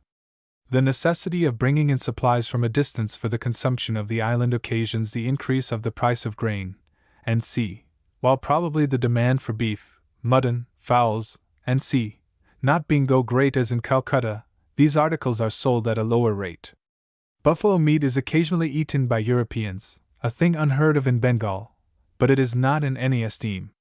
The tables in Bombay are handsomely appointed, though not with the same degree of splendor that prevails in Bengal, where the quantity of plate makes so striking a display. The large silver vases, in which butter and milk are enclosed in a vessel filled with saltpetre, which give to the breakfast tables of Calcutta an air of such princely grandeur, are not in use here. The servants are summoned by the exclamation of "boy" instead of the kahai, which is so Indian-like in its expression, and has afforded a distinguishing sobriquet to the Bengalese. The word boy is said to be a corruption of brother, a common mode of salutation all over the East. As it is now employed, it is often very absurdly answered by a grey-bearded man, who has long lost all title to the appellation. Notwithstanding the strength and acknowledged efficiency of the Bombay police, it is considered expedient in every house to engage a Ramosi or watchman, who, while himself a professional thief, is bound in honor to protect his employer from the depredation of his brethren. Though, in virtue of this implied compact, the house ought to be considered sacred, and the Ramosi entitled to receive his wages for the protection that his name affords, some there are who insist upon the display of their watchfulness in a very unwelcome manner. Occasionally the Ramosi, more peaceably inclined, settles himself quietly down to sleep in the veranda, and leaves the family to the enjoyment of repose. But there are others who disdain thus to eat the bread of idleness, and who make it a point to raise an alarm every hour in the night. Personal courage or strength of body is by no means essential in a Ramosi, all that is required of him being powerful lungs. This qualification he cultivates to the utmost, and anything more dreadful than the sounds emitted in the dead of the night close to the window nearest the head of my bed I never heard. I have started up in the most horrible state of apprehension, fancying that the world was at an end, while, after calming down all this perturbation, just as I have been going to sleep again, the same fearful shout has brought on new alarm. Vainly have I remonstrated, vainly endeavored to convince the Ramosi that his duty to his employers would be better performed by making these shocking outcries at the roadside. He is either inflexibly silent, or waging war against my repose, for I believe that he selects the side of the house devoted to the visit or for the exercise of his extraordinary faculty. I cannot in any other way account for the small disturbance he gives to the rest of the family. The absolute necessity of paying one of these men, in order to secure the forbearance of his colleagues, is illustrated by an anecdote commonly told. It appears that two friends were living together, one of whom had engaged a Ramosi, while the other, not imagining it to be incumbent upon him to incur the same expense, neglected this precaution. One night, everything belonging to this unfortunate chum was stolen. The Ramosi was summoned, and accused of not having performed his duty. He boldly denied the charge. "All master's property is safe," he said. "When master lose anything, I will account for it." The fidelity with which the greater number of natives, however corrupt in other respects, fulfill all their engagements, the few instances in which a pledge once given is forfeited, if taken into grave consideration, would do much towards settling the point at issue between the Bishop of London and Sir Charles Forbes. The word of a native, generally speaking, if solemnly given, is a bond never to be broken, while an oath is certainly not equally binding. In accusing the natives of a deliberate crime in the commission of perjury, we do not sufficiently reflect upon the difference of the religious principles which actuate Christians, and the heinous nature in their eyes of the sin of calling upon a God of purity to witness their falsehoods. If we could administer an oath to a native, the profanation of which would fill him with equal horror, we should find that he would speak the truth. A case in point occurred lately at Aden. There are a class of Mohammedans who are great knaves, many being addicted to cheating and theft. The evidence of these men cannot be depended upon, since for the value of the most trifling sum they would swear to anything. Nevertheless, although they do not hesitate to call upon God and the Prophet to witness the most flagrant untruths, they will not support a falsehood if put to a certain test. When required to swear by a favorite wife, they refuse to perjure themselves by a pledge which they esteem sacred, and will either shrink altogether from the ordeal or state the real fact. The following occurrence is vouched for by an eyewitness. A Somali had a dispute with a Banyan as to the number of kamases he had paid for a certain article, swearing by God and the Prophet that he had paid the price demanded of him for the article in question. But no sooner was he called upon to substantiate his assertions by swearing by his favorite wife, than he threw down the article contended for, and took to his heels with all speed, in order to avoid the much dreaded oath.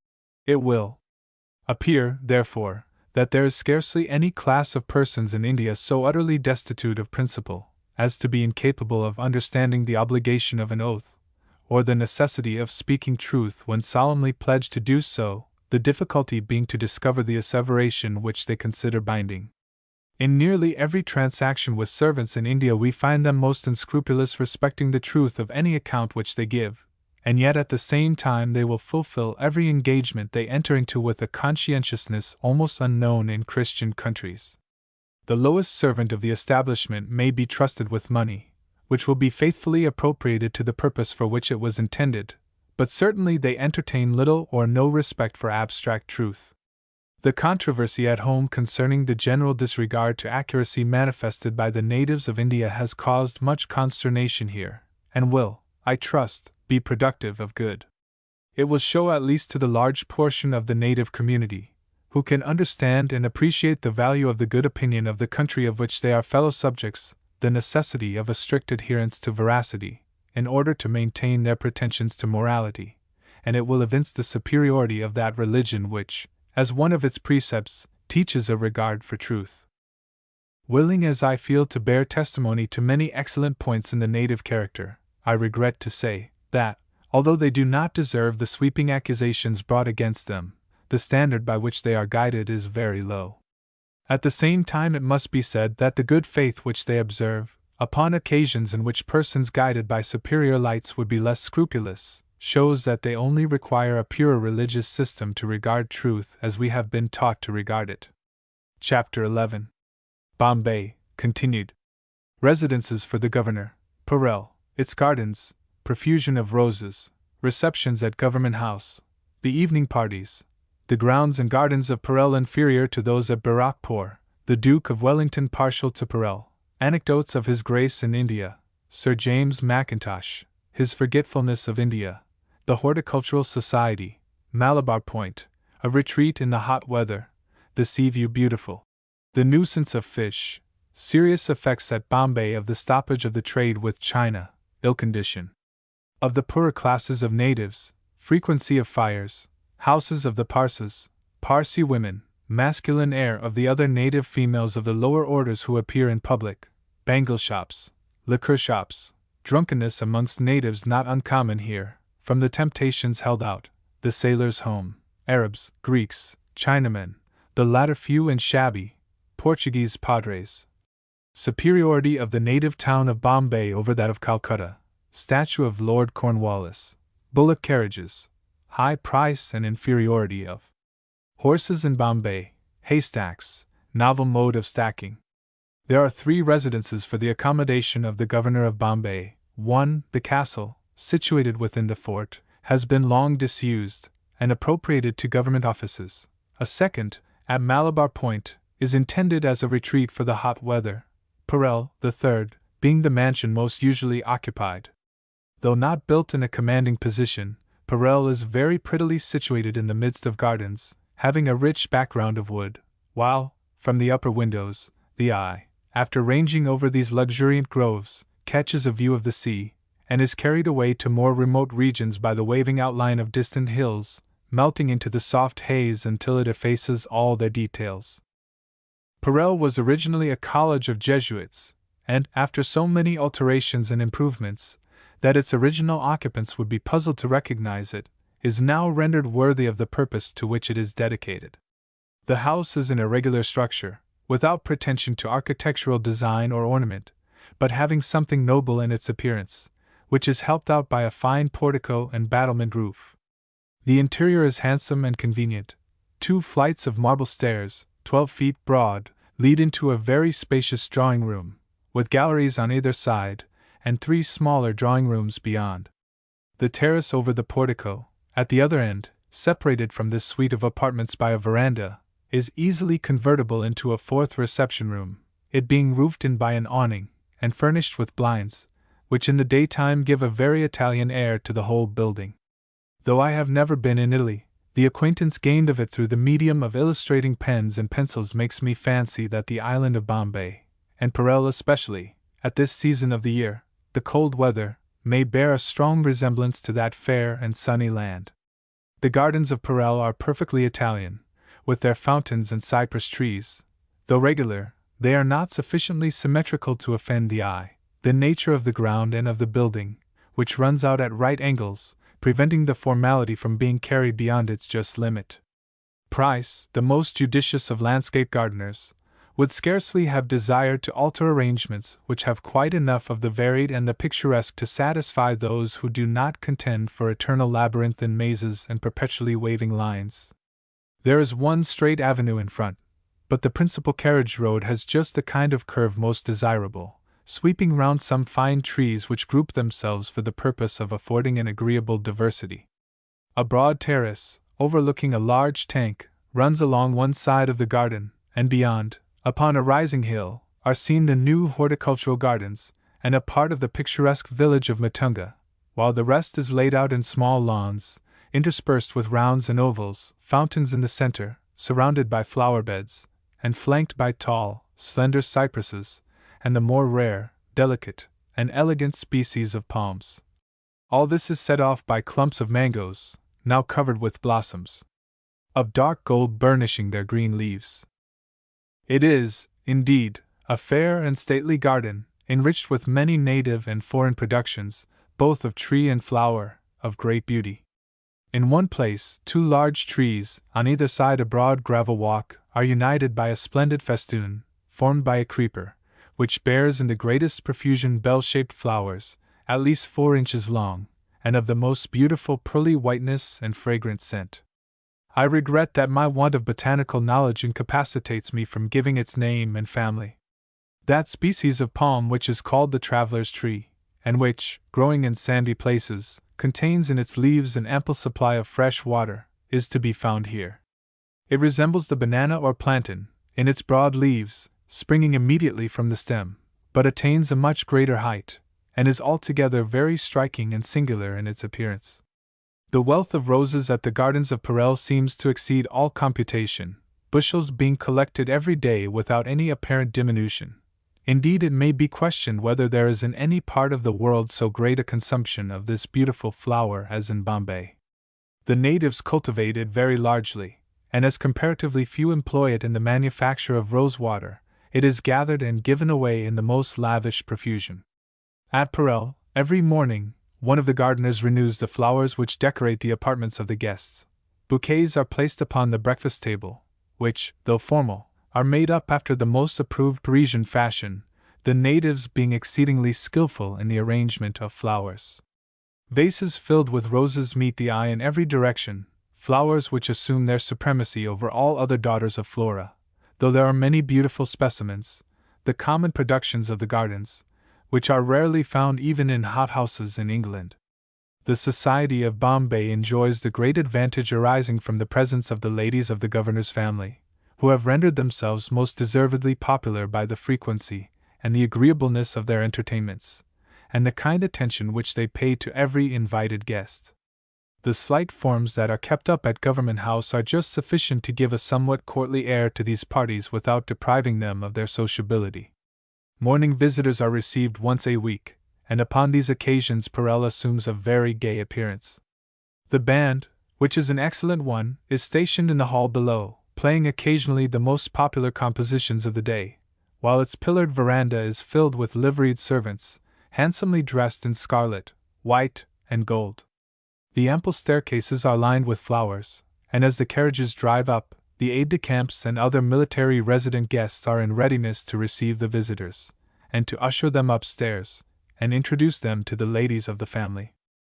The morning reception lasts from 11 until 2, and the numerous arrivals from distant stations, or from England, officers continually coming down from the army or the dominions of foreign princes, give occasion to conversations of great interest, while it forms a rallying point to the whole of Bombay. The evening parties are distinguished for the excellence of the music, the band having improved greatly under the stimulating influence of the ladies of the governor's family, who are all delightful performers, one especially excelling. In addition, therefore, to their own talents, all the musical genius of Bombay is put into requisition, and the result is shown in some very charming episodes between the dancing.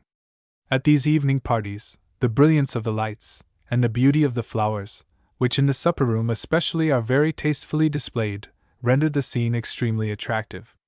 One very pleasing feature must not be omitted. In the anteroom is placed a large silver salver, filled with bouquets, which are presented, according to the Oriental custom, to every guest.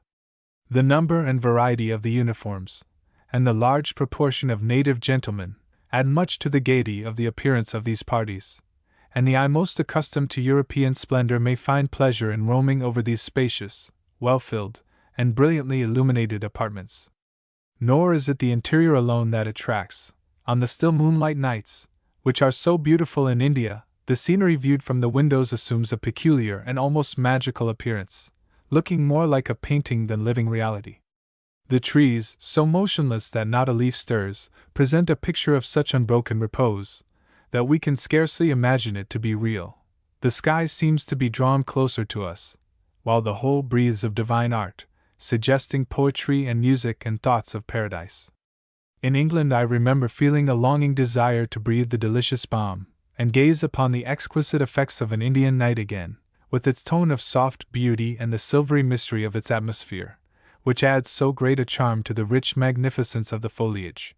And now I fancy that I can never sufficiently drink in a scene, not only lovely in itself, but peculiarly delightful from its contrast to the glare of the day.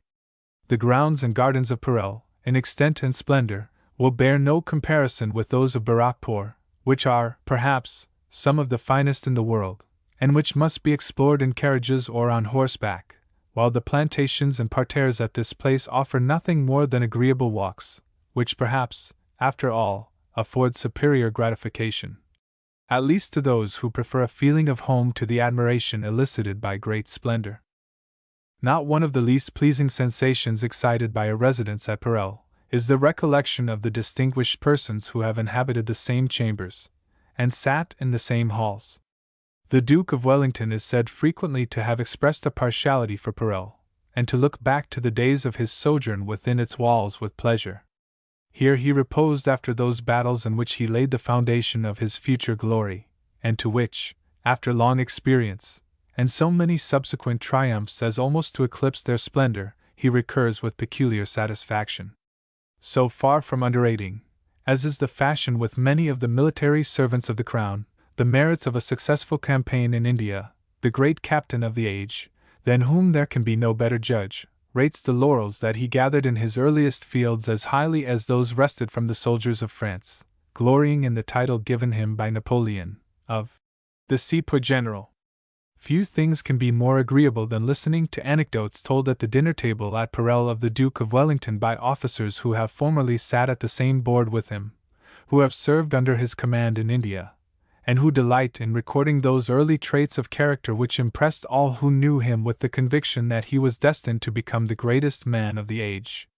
The Duke of Wellington, though wholly unacquainted with the language spoken in India, was always held in the highest esteem by the natives, with whom, generally speaking, in order to become popular, it is absolutely necessary to be able to converse in their own tongue.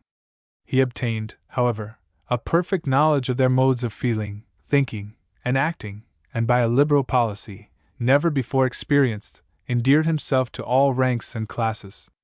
It is recollected at this day that, in times of scarcity, he ordered all the rice sent up for the subsistence of the troops to be sold, at a moderate price, to the starving multitude, and that, while more short-sighted people prophesied the worst results from this measure, it obtained for him abundant supplies, together with a name that will never be forgotten. A reperusal at Perel of the Life of Sir James Mackintosh also affords interest, though of a different kind. The house which Sir James designates as large and convenient, with 2 really good rooms, has been much improved since his time. It could not be expected that a man like Sir James Mackintosh would employ many words in the description of a mansion chiefly interesting on account of its former occupants, but that he should have dismissed the whole of the presidency in as summary a manner seems perfectly unaccountable. It does not appear that the importance and value of British India ever made any strong impression upon Sir James Mackintosh, who seems to have looked upon its various inhabitants with a cold and careless eye, to have done nothing in the way of making the people of England better acquainted with their fellow subjects in the East, and never to have felt any desire to assist in the work of their improvement, or to facilitate its progress. During his subsequent career, India appears to have been totally forgotten, or remembered only as the scene of an exile, in which he had found nothing to compensate for the loss of literary society and the learned idling away of time, from which so much was expected, and which produced so little. The eloquence of Sir James Mackintosh, if exerted in favor of British India, might, years before, have excited that interest in its behalf, which remained dormant until Bishop Heber created a new feeling upon the subject, and in this place especially. I cannot help regretting that the powers of so great a mind should not have been devoted to the promotion of the welfare of a country dependent upon England for intellectual and moral improvement, and which, in the eyes of all reflecting persons, must be looked upon as the strongest support of England's ancient glory. The garden of the Horticultural Society, which occupies a convenient space of ground near Perel, is yet in an infant state, but bids fair in a short time to add very considerably to the pleasures of those persons who take delight in the cultivation of flowers and fruits. Many gentlemen are stimulating their gardeners to make great exertions for the prizes, which it is expected will be chiefly carried away at the ensuing meeting by exhibitors from the Deccan. Though there are several very good gardens in the island, they are, according to all accounts, greatly excelled in other parts of the Presidency. The system of cultivation carried on by the Horticultural Society will, no doubt, tend very considerably to their improvement, while the new method of conveying plants to and from distant places, in boxes covered with glass, will soon enrich all the gardens, both in India and at home, with interesting exotics. Several of these cases, filled with bulbous and other roots, under the inspection of Messrs. Lottages, have arrived at Perel and been planted out in pots. The eases will be returned, filled with equally valuable specimens of Indian products, and thus a continual interchange may be kept up. I wished much to enrich the collection of foreign plants making by the Royal Botanical Society of London, by some of the most interesting specimens of Indian growth, feeling deeply interested in the success of this institution. But not being a practical gardener myself, I have as yet been unable to fulfill my intentions. I calculated, perhaps, too strongly upon the desire of scientific people in Bombay to promote objects of general utility at home, and see little chance, unless I do everything relating to the collecting, planting, packing, and transmitting the plants with my own hands, of succeeding in sending anything to England. Indeed, I find a difficulty in procuring a hortus siccus. As everybody, who can possibly get away, leaves Bombay during the hot weather and the rains, the residence at Malabar Point, intended as a retreat in the sultry season, is seldom tenanted by the governor's family.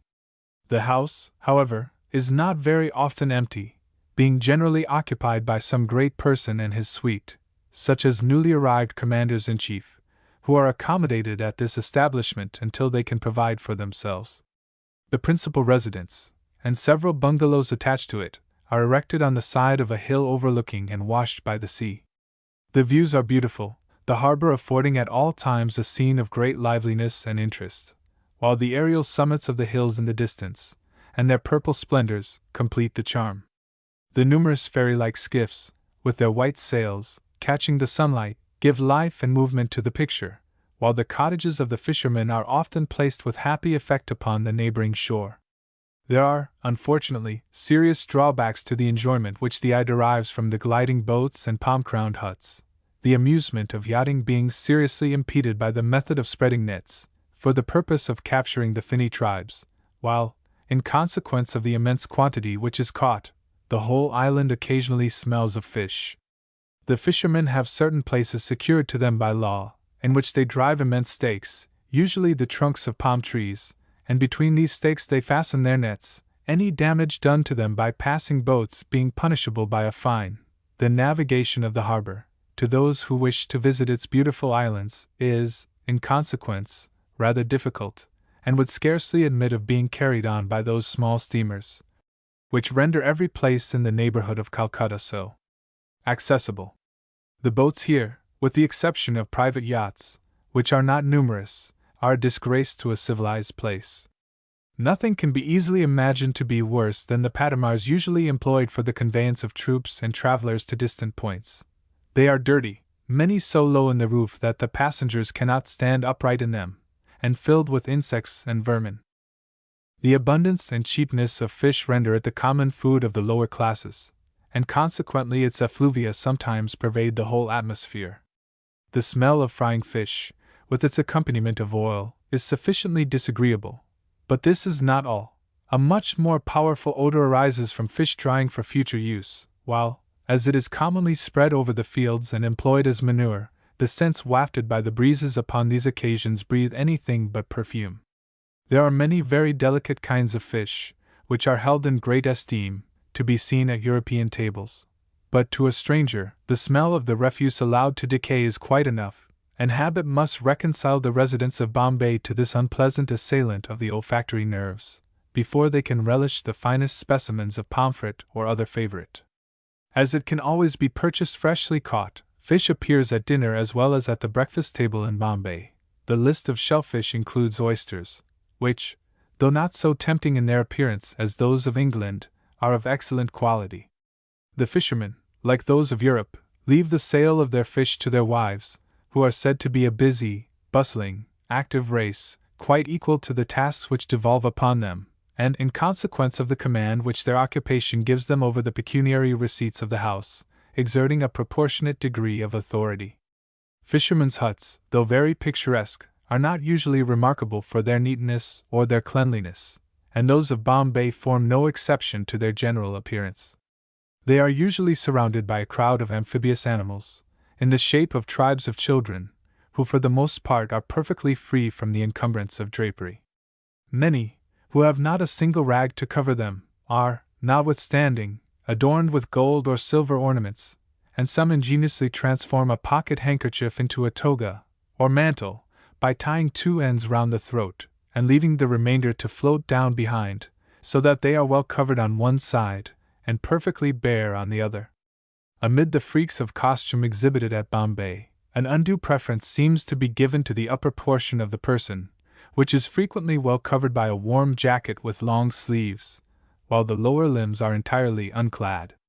There is said to be cotton goods to the amount of £1,000,000 lying in the godowns and warehouses of Bombay, unemployed, in consequence of the stoppage of the China trade, and it seems a pity that the multitudes who wear gold chains about their necks, and gold earrings in their ears, could not be prevailed upon to exchange a part of this metal for a few yards of covering of some kind or other, of which apparently they stand much in need.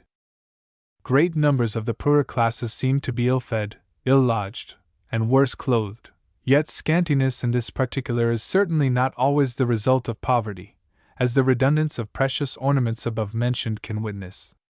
Neither does the wretched manner in which many belonging to the lower orders of Bombay shelter themselves from the elements appear to be an absolute necessity, and it is a pity that some regulations should not be made to substitute a better method of constructing the sheds in which so many poor people find a dwelling place. The precaution of raising the floor even a few inches above the ground is not observed in these miserable hovels, and their inhabitants, often destitute of bedsteads, sleep with nothing but a mat, and perhaps not even that, between them and the bare earth. At this season of the year, when no rain falls, the palm branches with which these huts are thatched are so carelessly placed as to present large apertures, which expose the inmates to sunbeams and to dews, both of which, so freely admitted into a dwelling, cannot fail to produce the most injurious effects. Were these houses raised a foot or two from the ground, and well roofed with the dry palm branches, which seem to supply so cheap and efficient a material, they would prove no despicable abodes in a country in which only at one season of the year, the rains, very substantial shelter is required. As it may be supposed, conflagrations are frequent in these hovels. They are fortunately seldom attended with loss of life, or even of much property, since the household furniture and wardrobes of the family can be easily secured and carried off, while the people themselves have nothing to do but to walk out. On these occasions, the rats are seen to decamp in large troops, and gentlemen, returning home from drives or parties, are often arrested by a fire, and by the instructions they afford do much towards staying the progress of the flames, while the greater number of natives, Parsas in particular, look quietly on, without offering to render the slightest assistance. Whole clusters of huts are in this manner very frequently entirely consumed. The mischief does not spread farther, and would be little to be lamented should it lead to the entire demolition of dwelling places equally unsightly and prejudicial to health. Much to my astonishment, I have seen, in the midst of these very wretched tenements, one superior to the rest placed upon a platform, with its veranda in front, furnished with chairs, and surrounded by all the dirt and rubbish accumulated by its poverty-stricken neighbors, miserable-looking children picking up a scanty subsistence, and lean cats groping about for food. Such houses are, besides, exposed to all the dangers of fire originating in the adjoining premises, but apparently this circumstance has been overlooked, together with the expediency of building a little apart from the horrors of the surrounding abominations. This is the more remarkable, from the contrast it affords to the air of comfort which is so often manifest in the inferior dwellings of the natives of Bombay. I often, in my drives, come upon a small patch of ground, well cultivated, and boasting vegetables, fruits, and flowers, with a small low-roofed house of unbaked mud in one corner, having a veranda all round, well tiled and supported on bamboos. It is difficult under this sloping roof to get a peep at the interior, but my efforts have been rewarded by the sight of floors cleanly swept, bedsteads, and those articles of furniture which can scarcely be dispensed with without suffering considerable privation. As yet, I have not been able to discover to what class of persons these kind of dwellings belong, but I suspect that they are tenanted chiefly by Parsas, a money-getting and luxurious race of people, who are sufficiently industrious to exert themselves, with great perseverance, to gain a living, and have the spirit to spend their money upon the comforts and conveniences of life. They are accused of extravagance in this particular, and perhaps do occasionally exceed, but generally speaking, their style of living is more commendable than that of the Hindus, who carry their thrift and parsimony to an outrageous height. Near their houses very graceful groups of Parsi women and children are to be seen, who, upon the encouragement afforded by a smile, salaam and smile again, apparently well pleased with the notice taken of them by English ladies. These women are always well dressed, and most frequently in silk of bright and beautiful colors, worn as a sari over a tight-fitting bodice of some gay material. The manner in which the sari is folded over the head and limbs renders it a graceful and becoming costume, which might be imitated with great propriety by the Hindu women, who certainly do not appear to study either taste or delicacy in their mode of dress. I may have made the remark before, for it is impossible to avoid the recurrence of observations continually elicited by some new proofs of the contrast between the women upon this side of India and their more elegant sisters on the banks of the Hooghly. Here all the women, the Parsas excepted, who appear in public, have a bold masculine air. Any beauty which they may have ever possessed is effaced, in the very lower orders, by hard work and exposure to the weather, while those not subjected to the same disadvantages, and who occupy a better situation, have little pretensions to good looks. Many are seen employed in drawing water, or some trifling household work, wearing garments of a texture which shews that they are not indebted to laborious occupation for a subsistence, and while the same class in Bengal would studiously conceal their faces, no trouble whatever of the kind is taken here. They are possibly Marathas, which will account for their carelessness, but I could wish that, with superior freedom from absurd restraint, they had preserved greater modesty of demeanor. The number of shops in the bazaars for the sale of one peculiar ornament, common glass rings for bracelets, and the immense quantities of the article, are quite surprising. All the native women wear these bangles, which are made of every color. The liqueur shops are also very common and very conspicuous, being distinguished by the brilliant colors of the beverage shown through bottles of clear white glass. What pretensions this rose and amber-tinted fluid may have to compete with the liqueurs most esteemed in Europe, I have not been able to learn. Toddy shops, easily recognized by the barrels they contain upon tap, and the drinking vessels placed beside them, seem almost as numerous as the gin palaces of London, arguing little for the sobriety of the inhabitants of Bombay. In the drive home through the bazaar, it is no very uncommon circumstance to meet a group of respectably dressed natives all as tipsy as possible. It is on account of the multitude of temptations held up by the toddy shops that the establishment I have mentioned as the sailor's home is so very desirable, by affording to those who really desire to live comfortably and respectably, while on shore, the means of doing both. Here they may enjoy the advantages of clean, well-ventilated apartments, apparently, according to what can be seen through the open windows, of ample size, and here they may, if they please, pass their time in rational employment or harmless amusement. Groups of sunburnt tars, with their large straw hats and honest English faces, are often to be seen mingled with the crowd of Asiatics, of whom every day seems to show a greater variety. I saw 3 or 4 very remarkable figures last evening. One was an extremely tall and handsome Arab, well dressed in the long embroidered vest, enveloping an ample quantity of inner garments, which I have so often seen, but of which I have not acquired the name, and with a gaily striped handkerchief placed above the turban, and hanging down on either side of his face. This person was evidently a stranger, for he came up to the carriage and stared into it with the strongest expression of surprise and curiosity, our dress and appearance seeming to be equally novel and extraordinary to this child of the desert. Shortly afterwards, we encountered a Greek, with luxuriant black ringlets hanging down from under a very small scarlet and gold cap.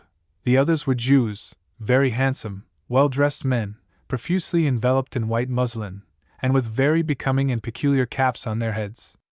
I regret to see my old friends, the Chinamen, so few in number, and so shabby in appearance, yet they are the only shoemakers here, and it ought to be a thriving trade.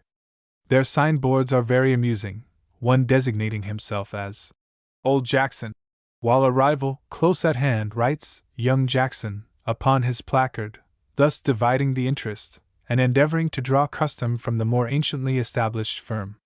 The Portuguese padres form striking and singular groups, being dressed in long black gowns, fitting tightly to the shape, and descending to their feet. They seem to be a numerous class, and I hope shortly to see the interiors of some of their churches. A very large, handsome-looking house was pointed out to us by one of the servants of whom we made the inquiry, as belonging to a Portuguese padre. It was situated near the cloth bazaar, and I regretted that I could not obtain a better view of it.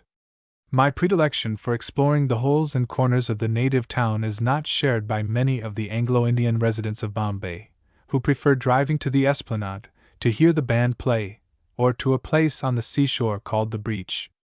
I hope, however, to make a tour of the villages, and to become in time thoroughly acquainted with all the interesting points in the island, the variety and extent of the rides and drives rendering them most particularly attractive to a traveler, who finds something interesting in every change of scene.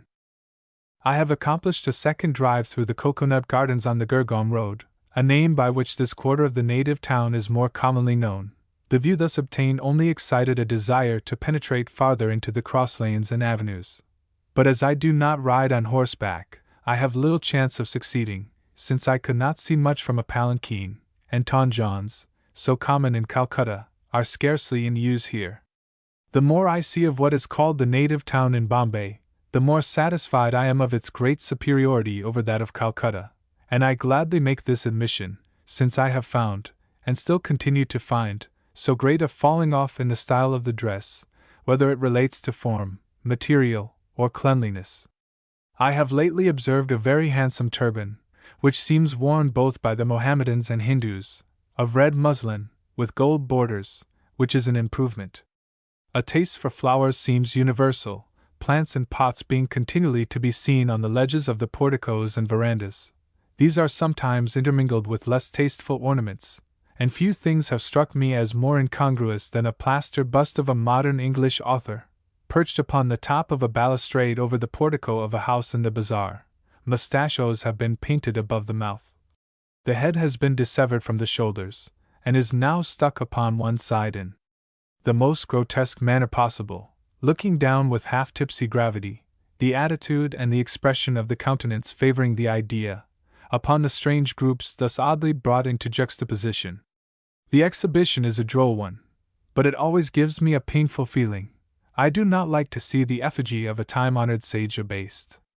The statue of Lord Cornwallis, on the esplanade, which, being surrounded by sculptured animals, not, I think, in good taste, might be mistaken for Van Amberg and his beasts, is close to a spot apparently chosen as a hackney coach stand, every kind of the inferior descriptions of native vehicles being to be found there in waiting. Some of the bullock carriages have rather a classical air, and might, with a little brushing up and decoration, emulate the ancient triumphal car. They are usually dirty and shabby, but occasionally we see one that makes a good picture. The bullocks that draw it are milk white, and have the hanging dewlap, which adds so greatly to the appearance of the animal. The horns are painted blue, and the forehead is adorned with a frontlet of large purple glass beads, while bouquets of flowers are stuck on either side of the head, after the manner of the rosettes worn by the horses in Europe. A very small pair of milk-white bullocks, attached to a carriage of corresponding dimensions, merely containing a seat for 2 persons, is a picturesque and convenient vehicle, which will rattle along the roads at a very good pace.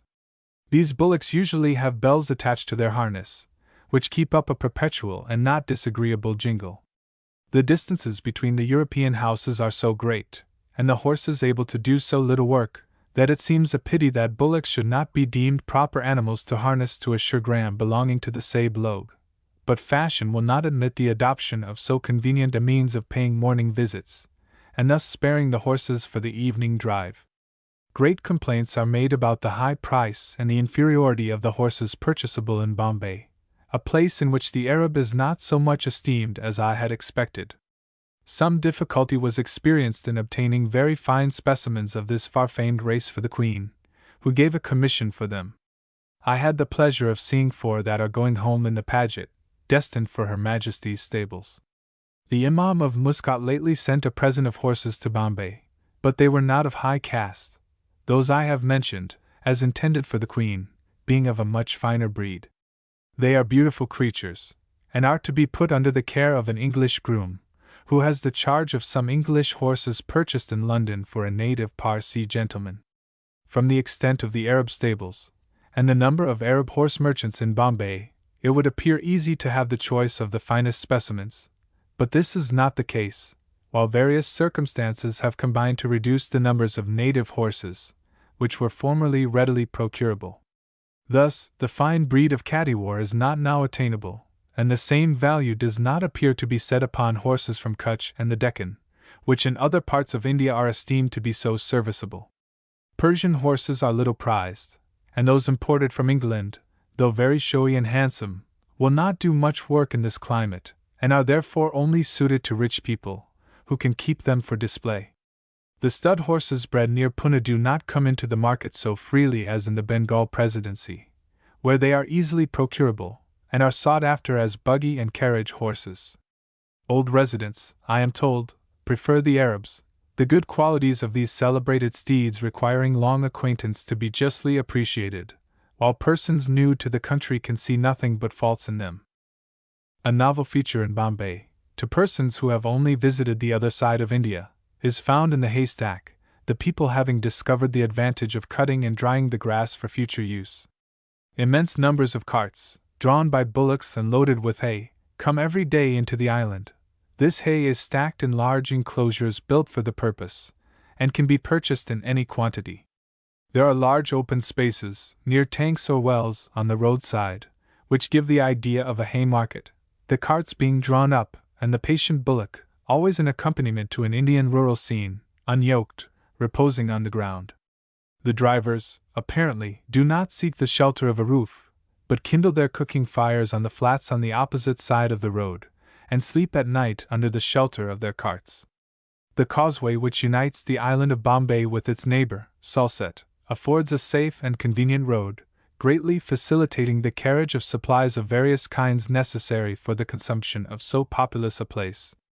The villagers at Matunga, and other places, make as much hay as their fields will supply for their own use, and have hit upon a singular method of stacking it.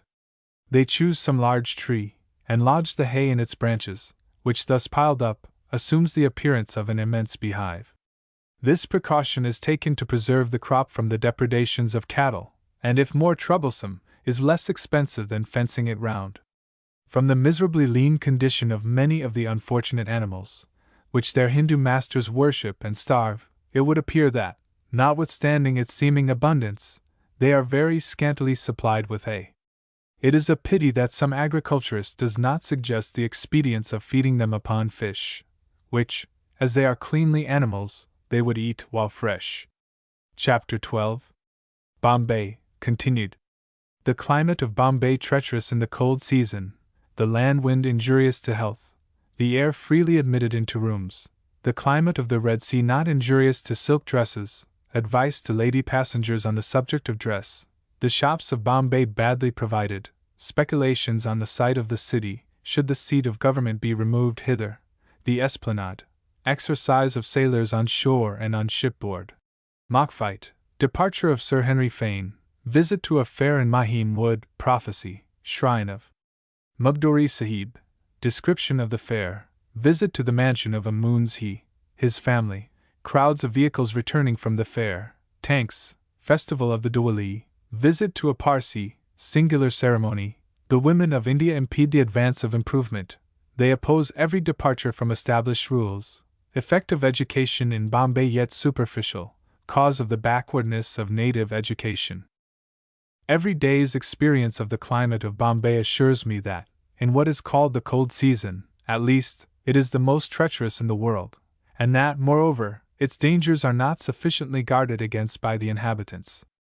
Cold weather, such as takes place during the period from November to March, in all parts of Bengal, is not felt here, the days being more or less sultry, and tempered only by cold, piercing winds.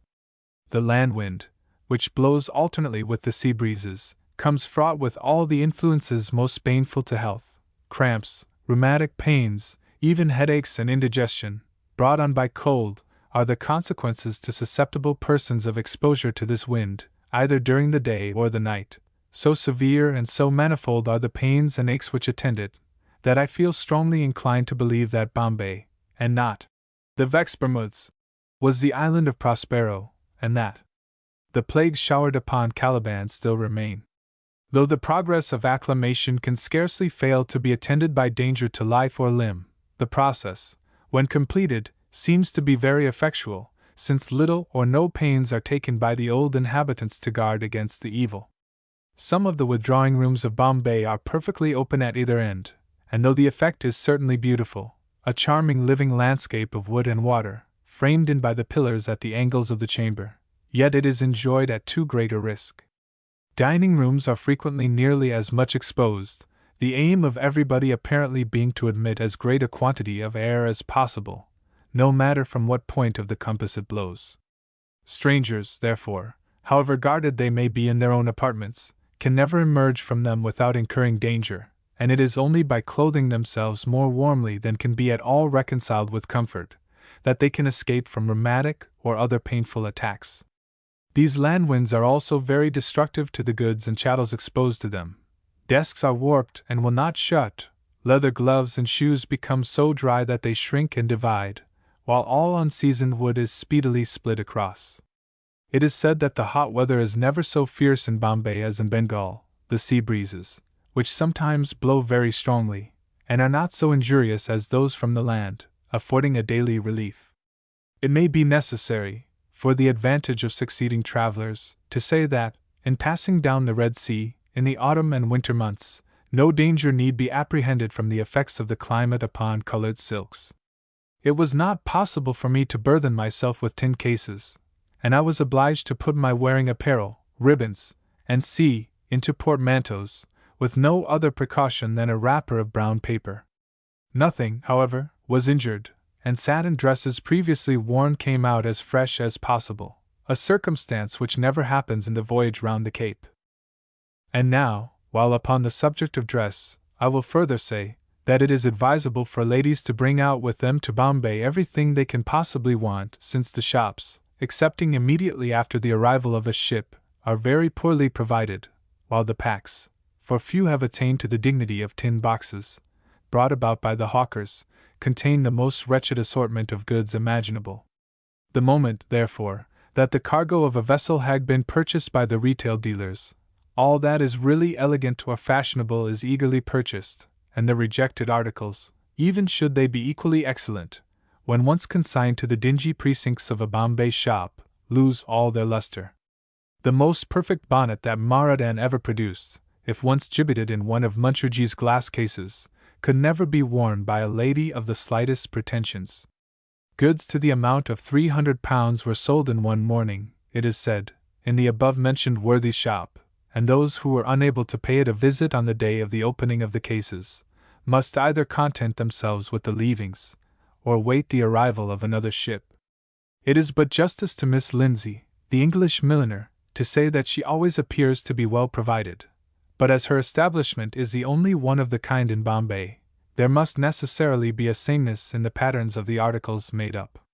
The want of variety is the evil most strongly felt in Anglo-Indian toilets, and therefore, in preparing investments, large numbers of the same pieces of silk ribbons should be avoided, nobody liking to appear in a general uniform, or livery. The stoppage of the China trade has cut off one abundant source of supply, of which the ladies of Bombay were wise enough to avail themselves.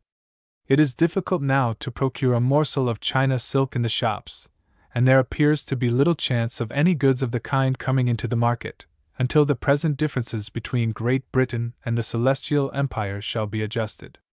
With the exception of the common and trifling articles brought about by hawkers, everything that is wanted for an Anglo-Indian establishment must be sent for to the fort, from which many of the houses are situated, for 5 or 6 miles. As there are populous villages at Byculla, Mazagong, and it seems strange that no European bazaars have been established at these intermediate places for the convenience of the inhabitants, who, with the exception of a few fowls, do not usually keep much in the way of a farmyard. With an increase in the number of inhabitants, of course shops would start up in the most eligible situations, and should the anticipated change take place, and Bombay become the seat of the supreme government, the demands of the new establishment would no doubt be speedily supplied.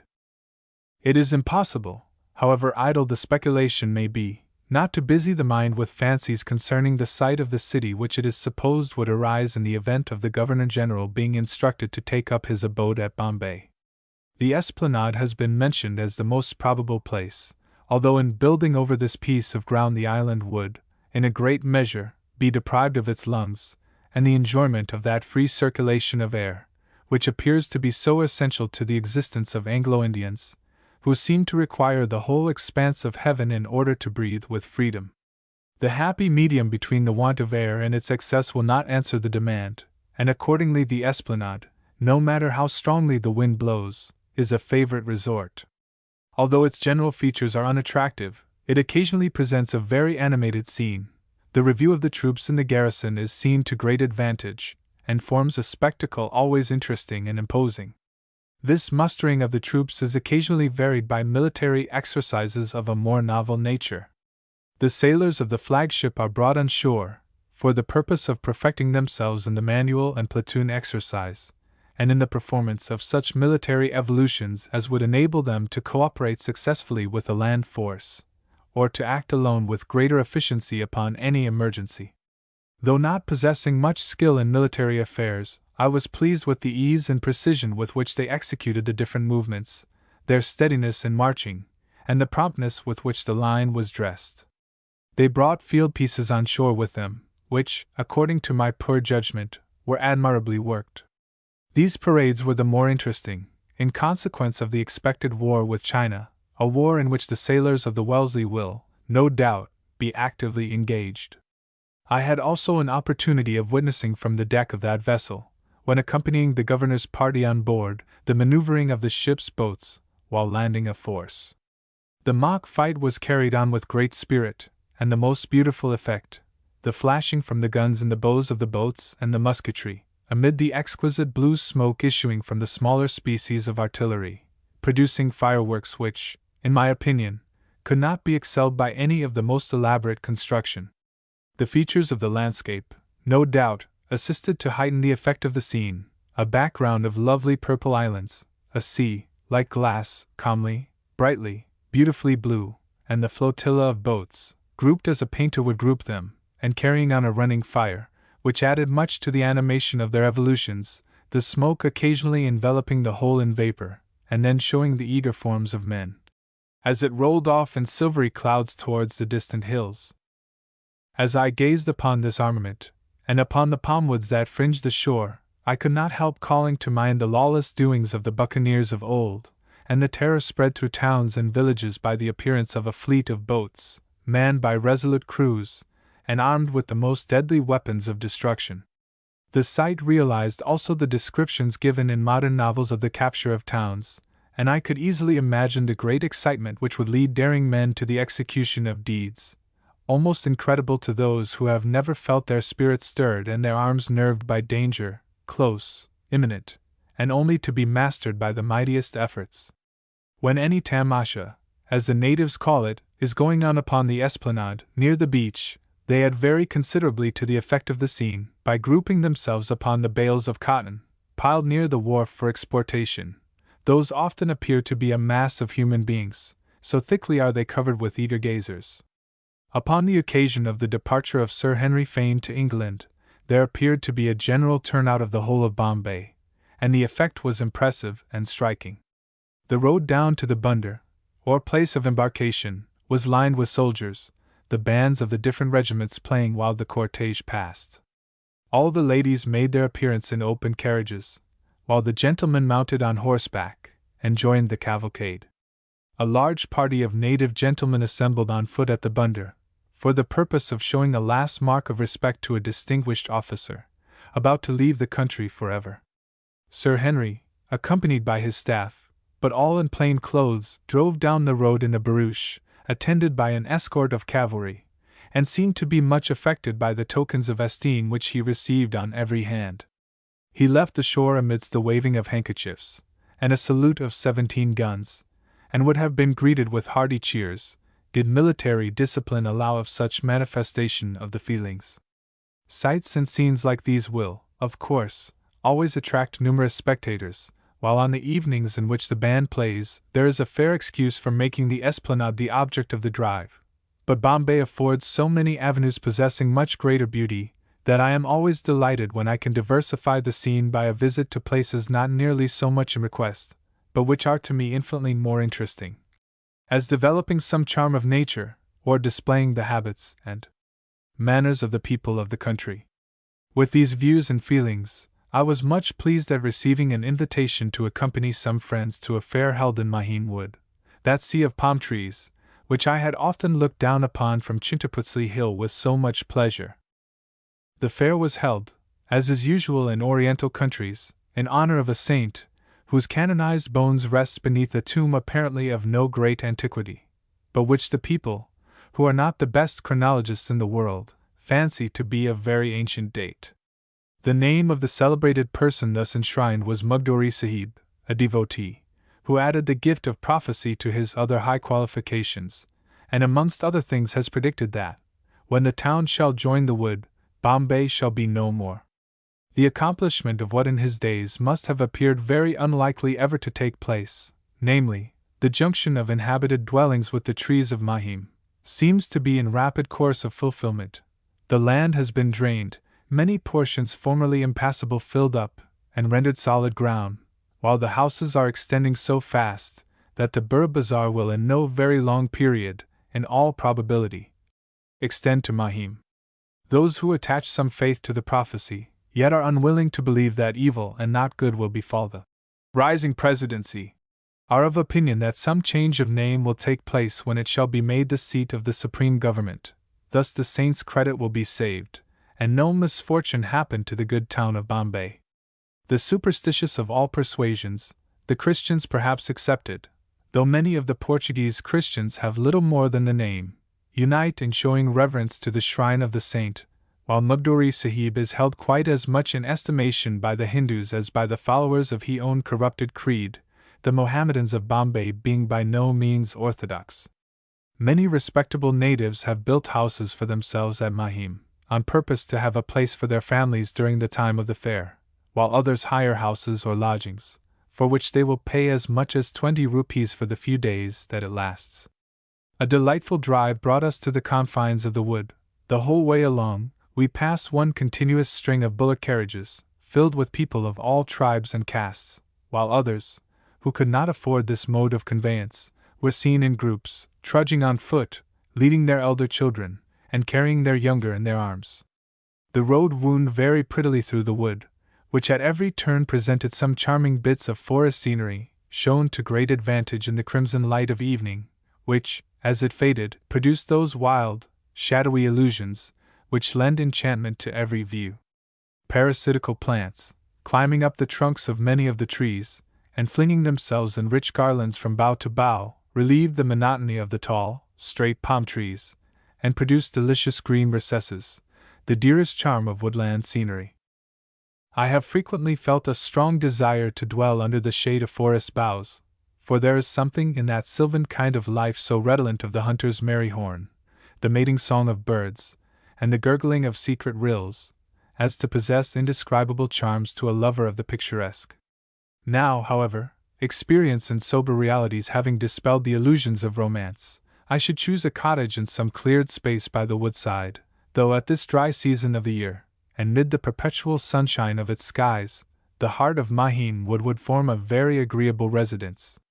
The first house we came to was very comfortable, and almost English in its appearance, a small, neat mansion, with its little courtyard before it, such as we should not be surprised to see in some old-fashioned country village at home.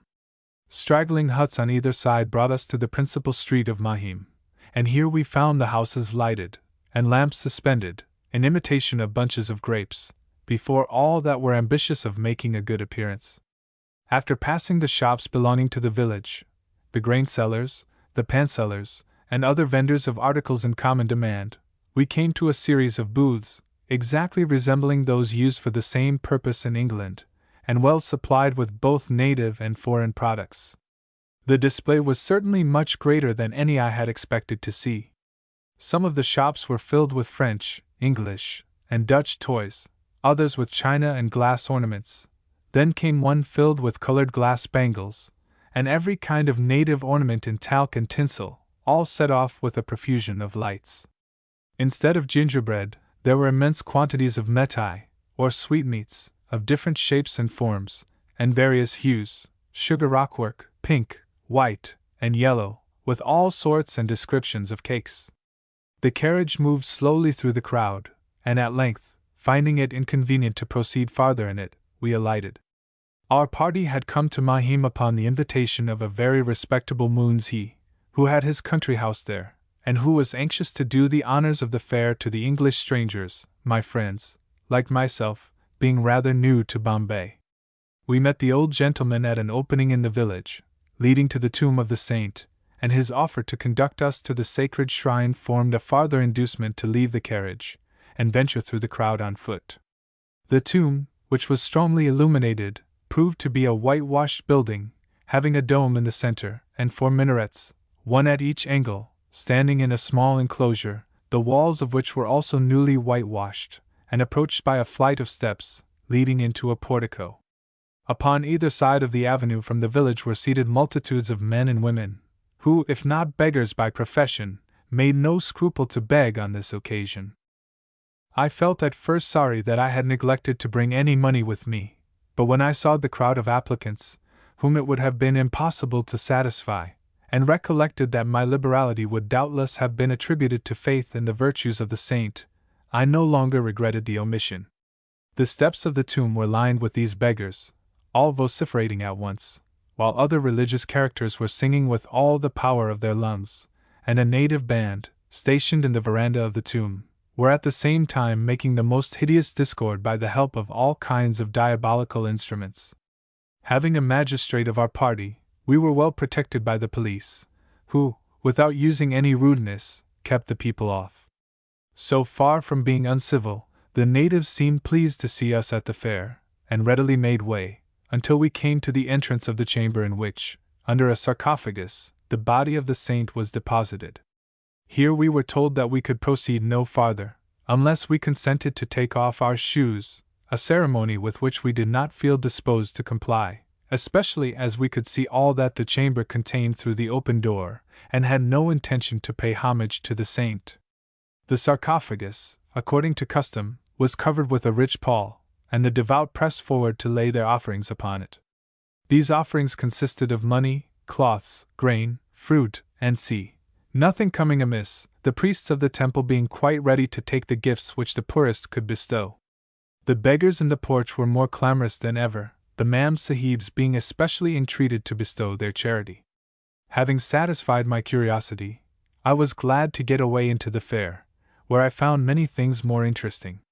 Convenient spaces in the wood were filled with merry-go-rounds, swings, and other locomotive machinery, of precisely the same description as those exhibited in England, and which I had seen in Hyde Park at the fair held there, in honor of Queen Victoria.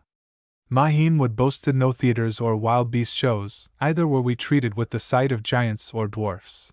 But there was no want of booths for the purpose of affording refreshment. One of these cafes, the front of which was entirely open, was most brilliantly illuminated, and filled with numerous tables, covered with a multitude of good things. That it was expected to be the resort of English guests was apparent, from an inscription painted in white letters, rather askew, upon a black board, to the following effect: Tea, Coffee, and Pastry House. We were invited to enter this splendid establishment by the Moonsee, who had evidently ordered a refection to be prepared for the occasion. Being unwilling to disappoint the old gentleman, we took the seats offered to us, and ate the cakes, and drank the coffee, presented by some respectable-looking parsas, the owners of the shop, which they had taken pains to set off in the European style. Although the natives of India will not eat with us, as they know that we do not scruple to partake of food prepared for their tables, they are mortified and disappointed at any refusal to taste the good things set before us. The more we eat, the greater being the compliment. I was consequently obliged to convey away some of the cakes in my handkerchief, to avoid the alternatives of making myself ill or of giving offense. When we were sufficiently rested and refreshed, we followed the Moonsee to his mansion. The moon was at the full, and being at this time well up, lighted us through the less thronged avenues of the village, these tangled lanes, with the exception of a few candles, having no other illumination. Here, seated in corners upon the ground, were the more humble traders of the fair, vendors of fruit, the larger kind being divided into slices for the convenience of poor customers. In one spot, a group of dissipated characters were assembled round bottles and drinking vessels, of which the contents bore either the color nor the smell of sherbet, who were evidently determined to make a night of it over the fermented juice of the palm. From what I have seen, I am inclined to believe sobriety to be as rare a virtue in Bombay as in London. Toddy shops appear to be greatly upon the increase, and certainly in every direction there are already ample means of gratifying a love of spirituous liquors. In other places, the usual occupation of frying fish was going on, while a taste for sweet things might be gratified by confectionery of an ordinary description compared with that exhibited in the shops. As we receded from the fair, the bright illumination in the distance, the twinkling lights in the foreground, dimly revealing dusky figures cowering round their fires, and the dark depths of the wood beyond, with now and then a gleam of moonshine streaming on its tangled paths, made up a landscape roll of scenic effects. Getting deeper and deeper into the wood, we came at last to a small modest mansion, standing in the corner of a garden, and shadowed by palm trees, through which the moonbeams checkered our path. We did not enter the house, contenting ourselves with seats in the veranda, where the children of our host, his wife or wives not making their appearance, were assembled. The elder boys addressed us in very good English, and were, the Moons he told us, well acquainted with the Gujarati and Maratha languages. He had also bestowed an education upon his daughters, who were taught to read in the vernacular. The old man told us that he was born in Mahim Wood at the time of the festival, and though a Hindu, had had the name of Mugdori, that of the saint, bestowed upon him, for a good omen.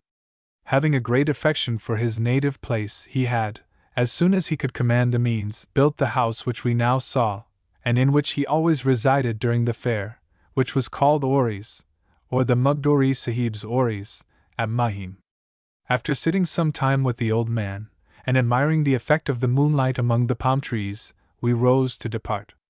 In taking leave of the spot, I could not repress a wish to see it under a different aspect, although it required very slight aid from fancy to picture it as it would appear in the rains, with mildew in the drip of those pendant palm branches, green stagnant pools in every hollow, toads crawling over the garden paths, and snakes lurking beneath every stone.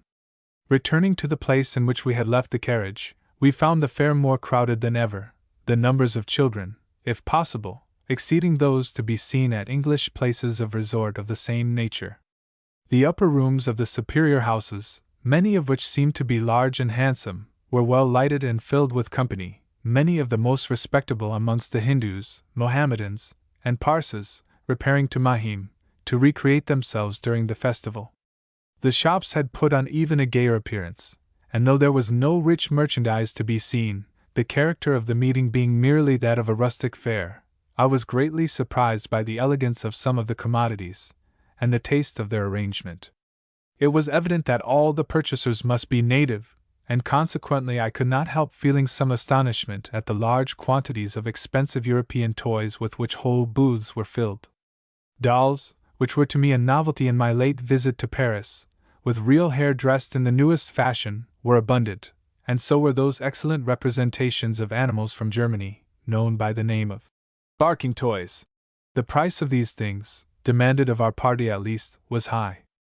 I had wished to possess myself of something as a remembrance of this fair, but as the old Moons he was the only individual amongst us who carried any money about him, I did not like him to become my banker on this occasion, lest he should not permit me to pay him again, and I should by this means add to the disbursements already made upon our account. Upon leaving the fair, we found some difficulty in steering our way through the bullock carriages which almost blocked up the road, and as we drove along the grand thoroughfare towards Gurgaon, a populous portion of the native town, the visitants seemed to increase. Cart followed upon cart in quick succession, all the bullocks in Bombay, numerous as they are, appearing to have been mustered for the occasion. In the different drives which I have taken through the island, I have come upon several fine tanks, enclosed by solid masonry of dark-colored stone, but with the exception, in some instances, of one or two insignificant pillars or minarets, they are destitute of those architectural ornaments which add so much splendor to the same works in Bengal. The broad flights of steps, the richly decorated temple, or the range of small pagodas, so frequently to be seen by the side of the tanks and baolis in other parts of India, are here unknown, the more ancient native buildings which I have yet examined being, comparatively speaking, of a mean and paltry description, while all the handsome modern houses are built after the European manner. There is one feature, however, with which I am greatly pleased: the perpetual recurrence of seats and ledges made in the walls which enclose gentlemen's gardens and grounds, or run along the roads, and which seem to be intended as places of repose for the wayfarer, or as a rest to his burthen. It is always agreeable to see needful accommodation afforded to the poor and to the stranger, public benefits, however trifling, displaying liberality of mind in those who can give consideration to the wants and feelings of multitudes from whom they can hope for no return. These seats frequently occur close to the gate of some spacious dwelling, and may be supposed to be intended for the servants and dependents of the great man, or those who wait humbly on the outside of his mansion, but they as frequently are found upon the high roads, or by the side of wells and tanks. The festival of the Diwali has taken place since my arrival in Bombay, and though I have seen it celebrated before, and more splendidly in one particular, namely, the illuminations, I never had the same opportunity of witnessing other circumstances connected with ceremonies performed at the opening of the New Year of the Hindus. When I speak of the superiority of the illuminations, I allude to their taste and effect.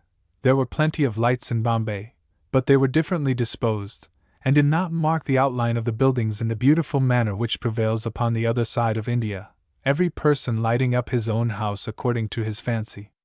Upon the eve of the New Year, while driving through the bazaar, we saw preparations for the approaching festival. Many of the houses were well garnished with lamps, the shops were swept and put into order, and the horns of the bullocks were garlanded with flowers, while fireworks, and squibs and crackers, were going off in all directions. On the following evening, I went with a party of friends, by invitation, to the house of a native gentleman, a Parsee merchant of old family and great respectability, and as we reached the steps of his door, a party of men came up with sticks in their hands, answering to our old English Morris dancers. These men were well clad in white dresses, with flowers stuck in their turbans. They formed a circle somewhat resembling the figure of Moulinet, but without joining hands, the inner party striking their sticks as they danced round against those on the outer ring, and all joining in a rude but not unmusical chorus. The gestures of these men, though wild, were neither awkward nor uncouth, the sticks keeping excellent time with the song and with the action of their feet. After performing sundry evolutions, and becoming nearly out of breath, they desisted, and called upon the spectators to reward their exertions. Having received a present, they went into the courtyard of the next mansion, which belonged to one of the richest native merchants in Bombay, and there renewed their dance. We found in the drawing-room of our host's house a large company assembled. The upper end was covered with a white cloth, and all round, seated on the floor against the walls, were grave-looking Parses, many being of advanced years. They had their books and ledgers open before them, the ceremony about to be commenced consisting of the blessing or consecration of the account books, in order to secure prosperity for the ensuing year. The officiating priests were Brahmins, the custom and the festival, of which Lakshmi, the goddess of wealth, is the patroness, being purely Hindu. The Parses of India, sole remnant of the ancient fire worshippers, have sadly degenerated from that pure faith held by their forefathers, and for which they became fugitives and exiles. What persecution failed to accomplish, kindness has effected, and their religion has been corrupted by the taint of Hinduism, in consequence of their long and friendly intercourse with the people, who permitted them to dwell in their land, and to take their daughters in marriage. Incense was burning on a tripod placed upon the floor, and the priests muttering prayers, which sounded very like incantations, ever and anon threw some new perfume upon the charcoal, which produced what our friend Dousterswivel would call a suffumigation. These preliminaries over, they caused each person to write a few words in the open book before him, and then threw upon the leaves a portion of grain. After this had been distributed, they made the circle again, and threw gold leaf upon the volumes. Then came spices and betel-nut, cut in small pieces, and lastly flowers, and a profusion of the red powder, a beer, so lavishly employed in Hindu festivals. More incense was burned, and the ceremony concluded, the merchants rising and congratulating each other. Formerly, when our host was a more wealthy man than, in consequence of sundry misfortunes, he is at present, he was in the habit of disbursing Rs. 10,000 in gifts upon this day, everybody that came to the house receiving something. The custom of blessing the books, after the Hindu manner, will in all probability shortly decline among the Parsas, the younger portion being already of opinion that it is a vain and foolish ceremony borrowed from strangers, and indeed, the elders of the party were at some pains to convince me that they merely complied with it in consequence of a stipulation entered into with the Hindus, when they granted them an asylum, to observe certain forms and ceremonies connected with their customs, assuring me that they did not place any reliance upon the favor of the goddess, looking only for the blessing of God to prosper their undertakings. This declaration, however, was somewhat in contradiction to one circumstance, which I omitted to mention, namely, that before the assembled Parsas rose from the floor, they permitted the officiating Brahmins to mark their foreheads with the symbol of the goddess, thus virtually admitting her supremacy. The lamps were then lighted, and we were presented with the usual offering of bouquets of roses, plentifully bedewed with gulabi pani, or the distilled tears of the flower, to speak poetically, and having admired the children of the family, who were brought out in their best dresses and jewels, took our leave. The ladies, the married daughters and daughters-in-law of our host, did not make their appearance upon this occasion, for, though not objecting to be seen in public, they are not fond of presenting themselves in their own houses before strangers. It is the women of India who are at this moment impeding the advance of improvement. They have hitherto been so ill-educated, their minds left so entirely uncultivated, that they have had nothing to amuse or interest them excepting the ceremonies of their religion, and the customs with which it is encumbered. These, notwithstanding that many are inconvenient, and others entail much suffering, they are unwilling to relinquish. Every departure from established rule, which their male relatives deem expedient, they resolutely oppose, employing the influence which women, however contemned as the weaker vessel, always do possess, and always will exert, in perpetuating all the evils resulting from ignorance. The sex will ever be found active either in advancing or retarding great changes, and whether this activity be employed for good or for evil, depends upon the manner in which their intellectual faculties have been trained and cultivated. It appears to me that, although education is making great progress in Bombay, all it has yet accomplished of good appears upon the surface, it not having yet wrought any radical change in the feelings and opinions of the people, or, excepting in few instances, directing their pursuits to new objects. I give this opinion, however, with great diffidence, merely as an impression which a longer residence in Bombay may remove. Meanwhile, I lose no opportunity of acquainting myself with the native community, and I hope to gather some interesting information relative to the probable effects of the system now adopting at the different national schools. As far as I can judge, a little of Uncle Jonathan's fervor in progressing is wanting here. Either the Anglo-Indian or native residents seem to manifest the slightest inclination to go ahead, and while they complain loudly of the apathy evinced at home to all that concerns their advantage and prosperity, are quite content to drowse over their old dustores, customs, and make no attempt to direct the public attention in England to subjects of real importance. Though unwilling to indulge in premature remarks, these are pressed upon me by the general complaints which I hear upon all sides. But though everybody seems to lament the evil, no one exerts himself to effect a remedy, and while much is talked of individually, little is done by common consent. One great bar to improvement consists, I am told, of the voluminous nature of the reports upon all subjects, which are heaped together until they become so hopelessly bulky that nobody can be prevailed upon to wade through them. In England, at all public meetings, a great deal of time and breath are wasted in superfluous harangues, but these can only effect the remote mischief threatened by Mr. Babbage, and produce earthquakes and other convulsions in distant lands, in distant centuries, whereas the fool's cap is a present and a weighty evil, and has probably swamped more systems of improvement, and more promising institutions, than any other enemy, however active.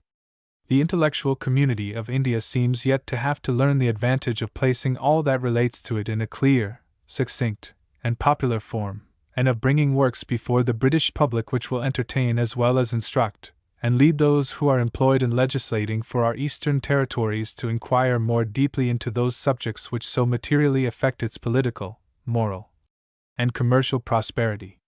Finus.